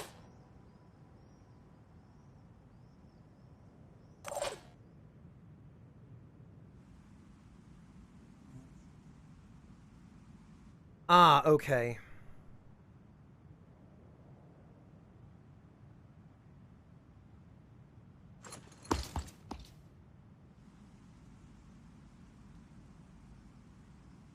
Ah, blast it.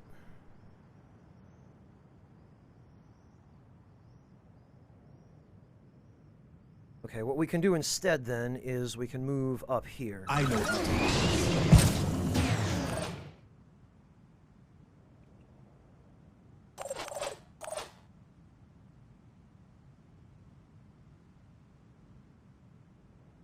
I'm going in.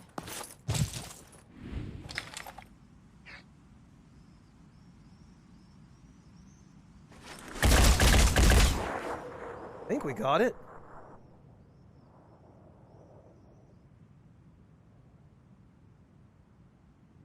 No, we didn't. It has 20 HP left. Okay, Here but comes we the might be able to Phoenix. hit it from here.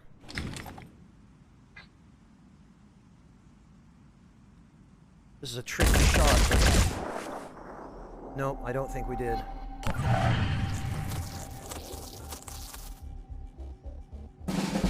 But I think that's the last enemy, which means Omar should be in a very good position to...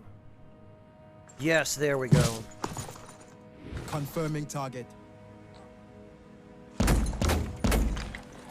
Oh, those shots don't have any AoE at all, I guess.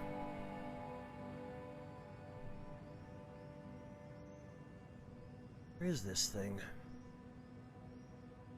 There it is.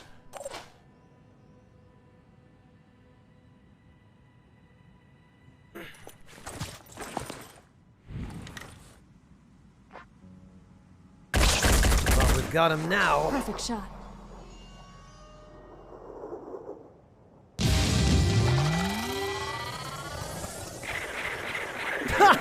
Of course the guy named Beer Lover is going to the bar. Okay, Beer Lover, have a good one. Thank you for hanging out. It's good to see you.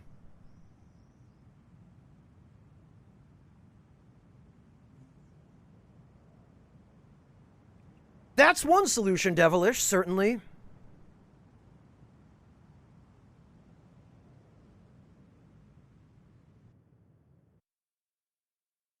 Most of the interesting technology is possessed by the factions. To get access to it, you need to ally or steal it.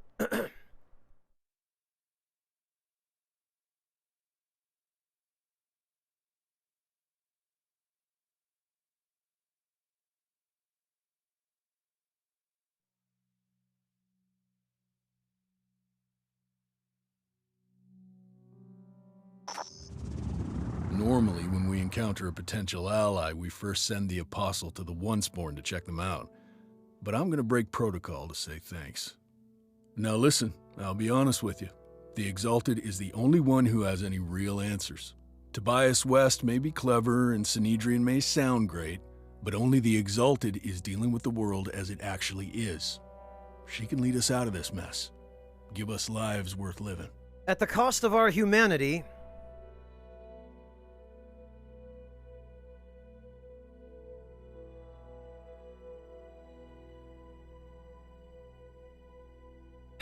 But then again, maybe humanity is doomed anyway. Alright, tell me more. The hell with it.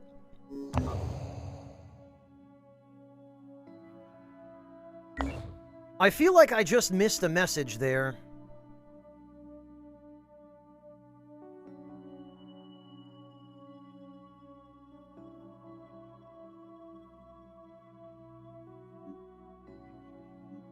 Manufacturing.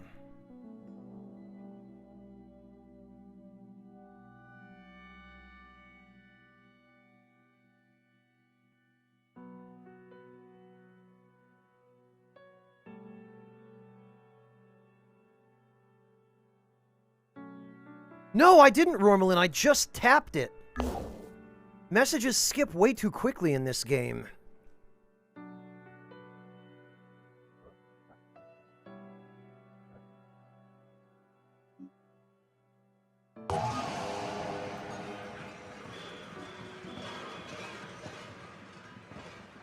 Also, how do we trade?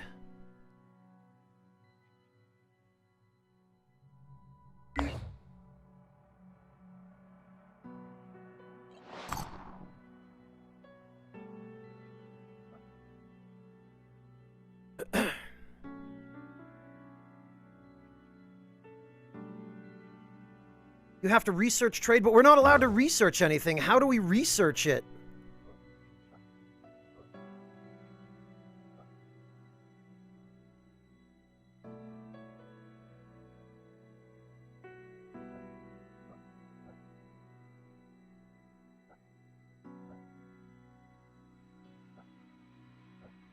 All right,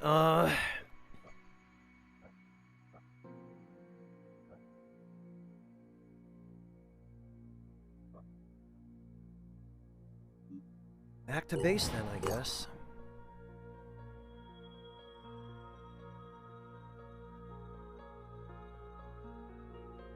I'd enter manufacturing. What do you mean, though?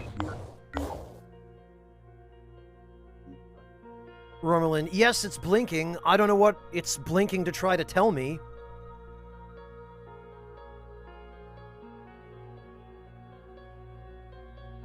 Do you see anything in here that looks like it would be a reason for manufacturing to blink? Other than the fact that stuff is in progress?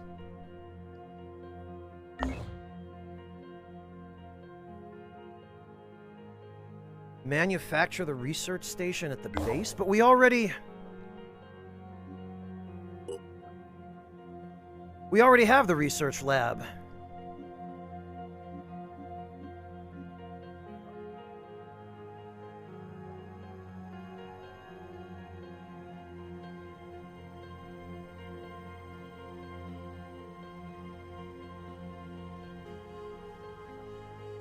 I don't know what else we're supposed to do.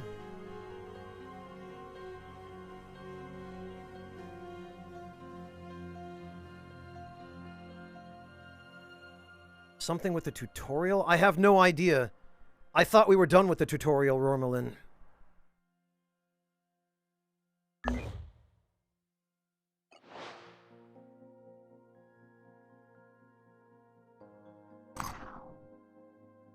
Well, I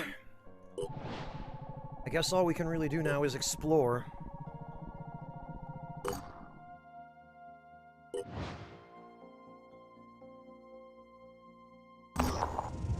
The beacon! The Manticore has flown over a flashing beacon. After landing, our operatives have approached the source of the signal. It's an old emergency searchlight, all that's left of some kind of camp out here in the middle of nowhere. There's blackened bones and bodies everywhere. This happened years ago, but it looks like there was one hell of a fight. Search the area. Why? Why does... I don't even know what we got because it skipped it so quickly. Exploration site.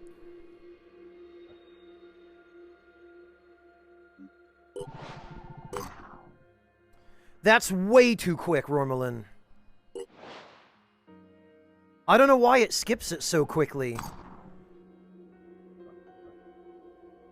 Disciples of Anu.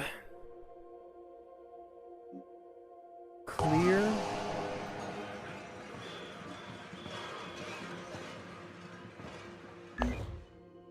There's nothing we can do at any of these outposts, I guess.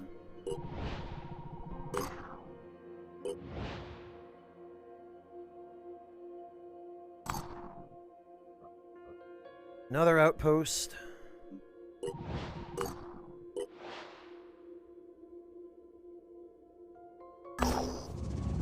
An injury to all. Our operatives have located an abandoned mining camp. The miners appear to have been killed not by Pandorans, but by entirely human security forces, most likely during one of the major strikes that occurred in the course of World War III. Oh, World War III has already happened.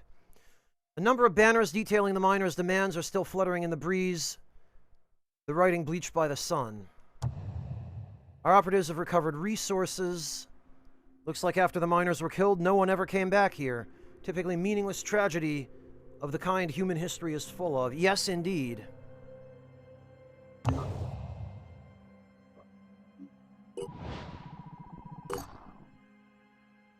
Yeah, I don't understand, Rormelin. The objectives are listed here. It's like, go to the unexplored site.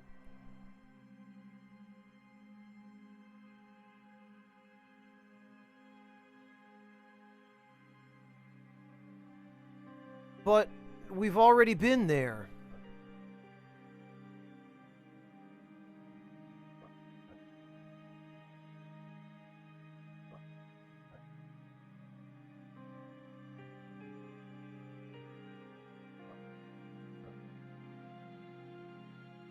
And whenever I click on it, it just brings us here. We've already explored that. Complete research Haven recruitment protocols. What the hell are we supposed to do?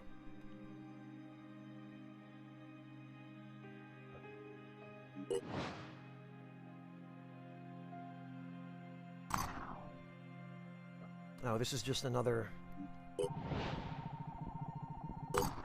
Yeah, it's starting to look like it might be, Rormelin. Maybe I have to go back there and, Gone. Exploration site. Our operatives have located a broken-down military convoy. There are no survivors, or at least no bodies. There are no signs of a fight either, but one of the vehicles is standing in a totally different angle than the rest. Search the vehicles. All available resources have been recovered. As for what happened here, the truth is that we'll probably never know. Alright, so it wants us to go here.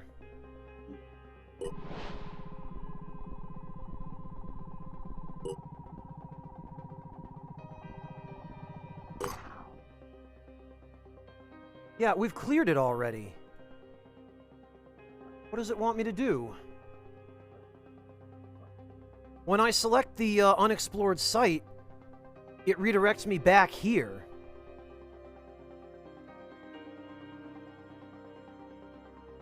So I guess it's bugged. Well, that's irritating.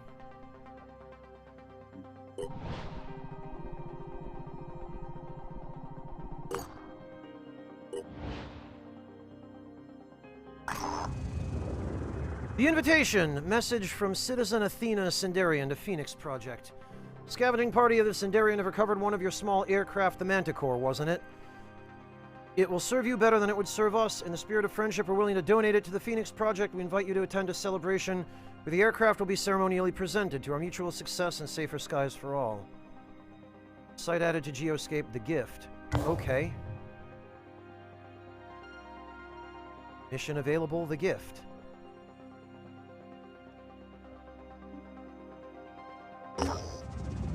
Our team has reached the Synedrian Haven, but before our operatives join the celebrations, the settlement is torn by seismic activity and brutally attacked. Previously unknown Pandoran species have descended from the sky and others have crawled up from the sinkhole. In the commotion, a pilot named Citizen Eileen has radioed an offer to guide our operatives to the armed Manticore if we help her fend off the invaders. This looks like the optimal course of action. In fact, it might be our only chance. Yeah,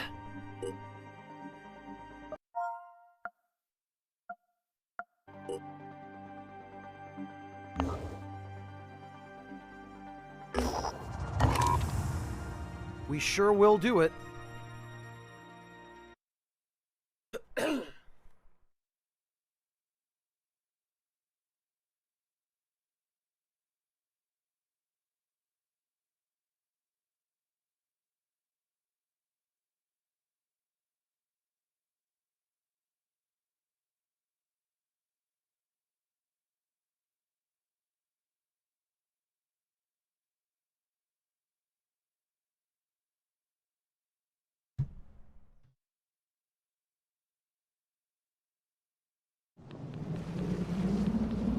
Oh.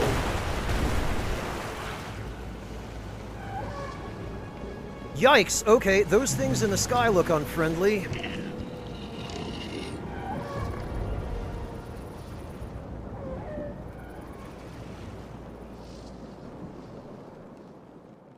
Storm beasts! Where's my storm ruler? Looks like the Pandorans have besieged the haven from all sides, including from the sky above. The massive seismic eruption has cut off the main entrance and our transport was lost in the sinkhole. We need to find another way out. The Sanhedrin are to be trusted. This hangar contains a fully operational Manticore armed for aerial battle. A pilot's waiting for us inside. We should reach it as soon as possible, avoiding any unnecessary engagements with the enemy. Evacuate all Phoenix operatives.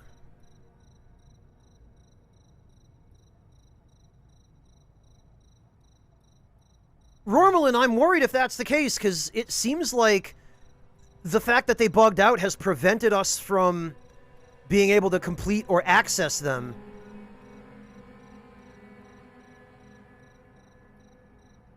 Where the hell are we even supposed to go?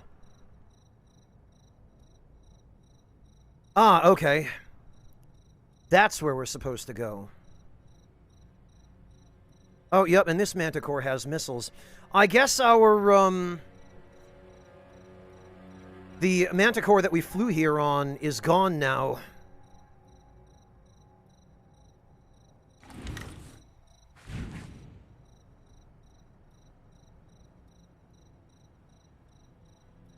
Only starting a new game with tutorials skipped works, Devilish? Like skipping the tutorial mission? Or turning off tutorials in the menu?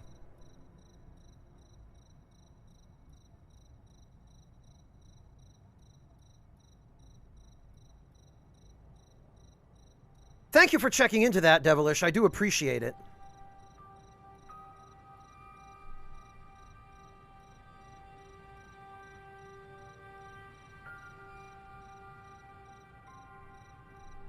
So I wonder if it's worth playing any further. I wonder if I should just restart.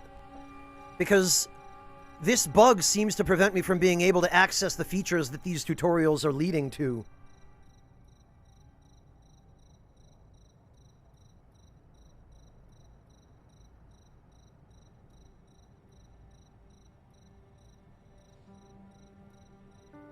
Tutorials turned off, so start a new game with the setting turned off. Okay, well, it's probably a little late, but...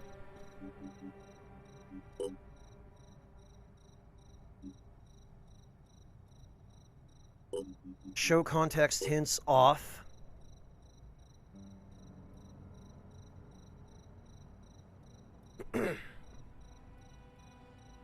Objectives not working and no research. Okay, Devilish, let's see.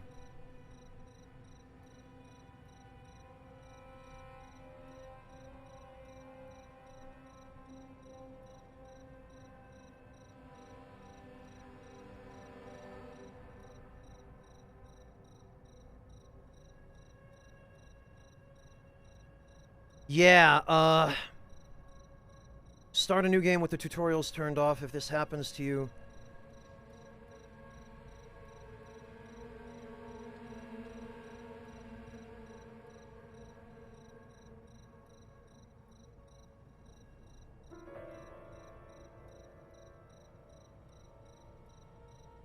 Okay, yeah, it sounds as though an event flag isn't working correctly.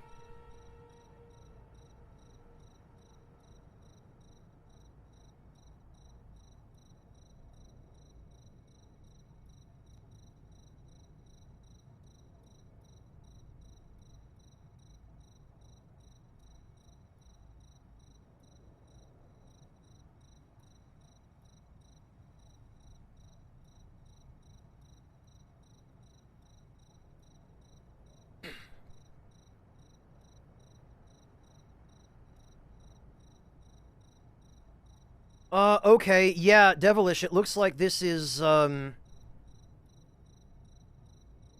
looks like this is a common bug. I wonder if this is happening on PC as well, or if it's just the console versions.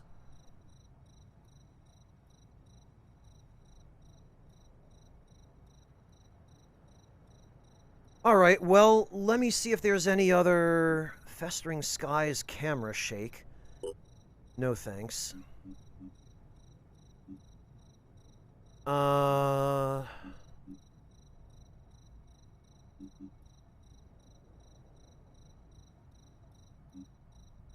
it looks like context hints.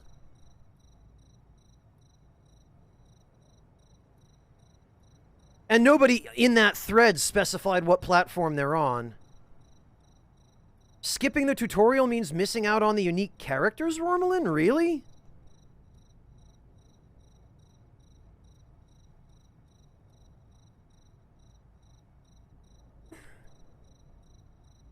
Alright, hang on. It seems like...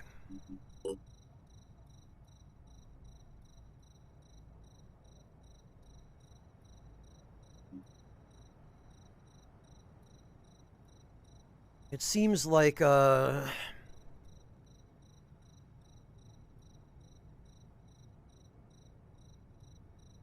on. We'll save there. That's what I was afraid of, Devilish. Because, yeah,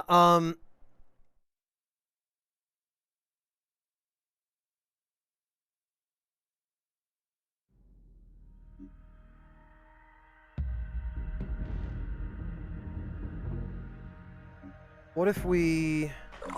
New game. Play prologue and tutorial.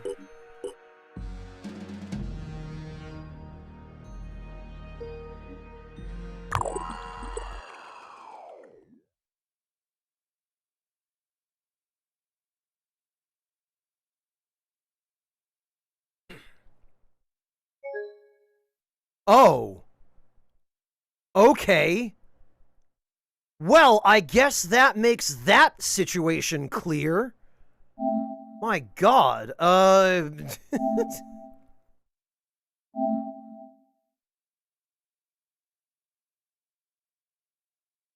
Clearly, it still needs a little bit more work. Boisterous Nugget, I'm doing okay, thanks, but I think...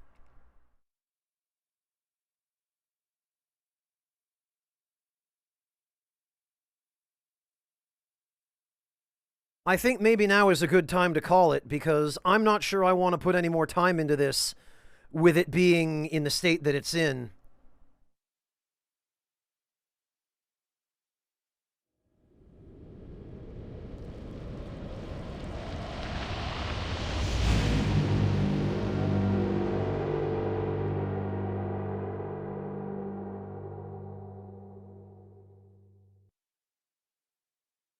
I guess so, Rormelin. I guess, In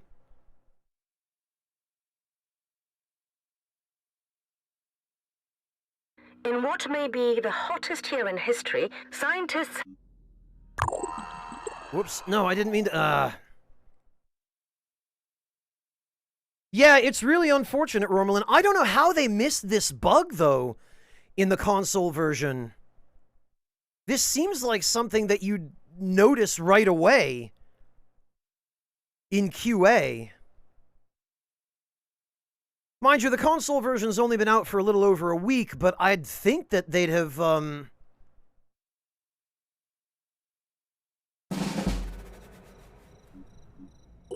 caught something as obvious and glaring as this.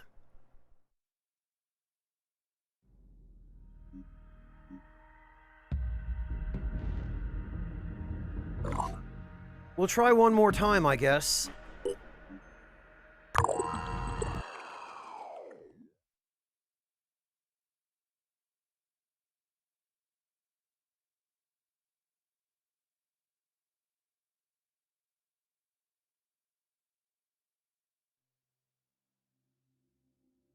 Hunter, it's a spiritual successor to XCOM by the same lead dev, Julian Gollop.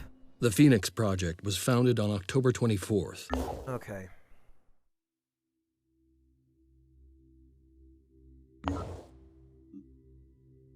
Personnel. Oh, yeah.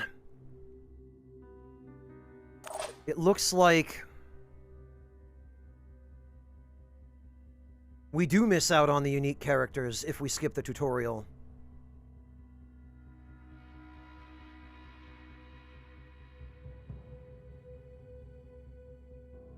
Well, that's really disappointing.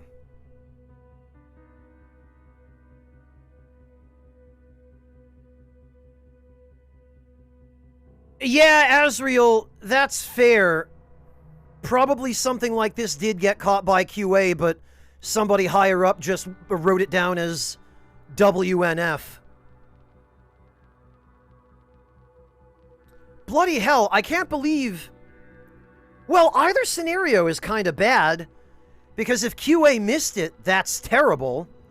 And if upper management heard of it and said, no, it's fine, leave it in, that's kind of terrible too.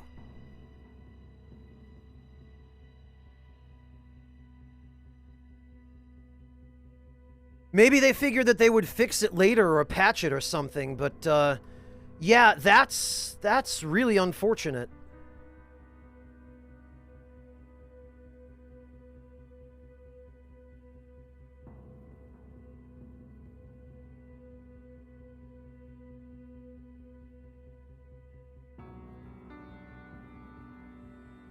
Roland, that doesn't mean we should just lie down and accept it.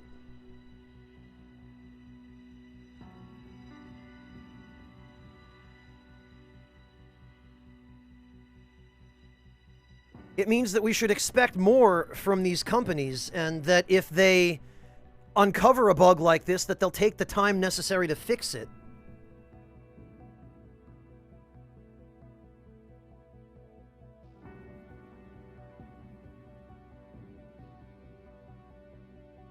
I don't know, Rormelin. I'll have to experiment with it a little more off camera. Sometimes just starting a regular new game, doing the prologue again can fix it. Like, it doesn't happen every time. Just common? Okay. Roland Knight, the bug that's happening is we are locked and unable to use crucial features like research and aspects of manufacturing because some flag isn't being set correctly to allow us to unlock those features. Alright, I'll have to experiment with this a little bit more, Devilish, but I think what we're going to do right now is we're going to go raid... Who's around?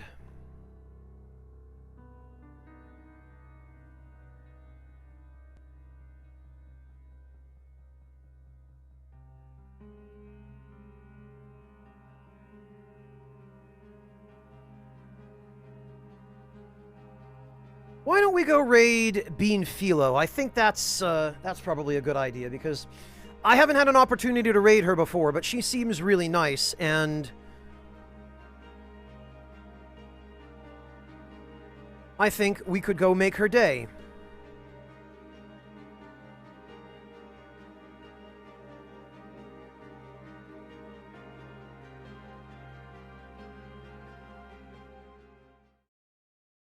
Yeah, Azriel, the fact that this has been a thing for as long as that the game's been out for as long as it has, and this is still happening is, I don't know. It leads me to question the priorities of the management. But anyway, thank you all for joining me. Let's go make Bean Philo's evening, and I will catch all of you tomorrow, by which time hopefully I will have found a way around this issue. Take care, everybody.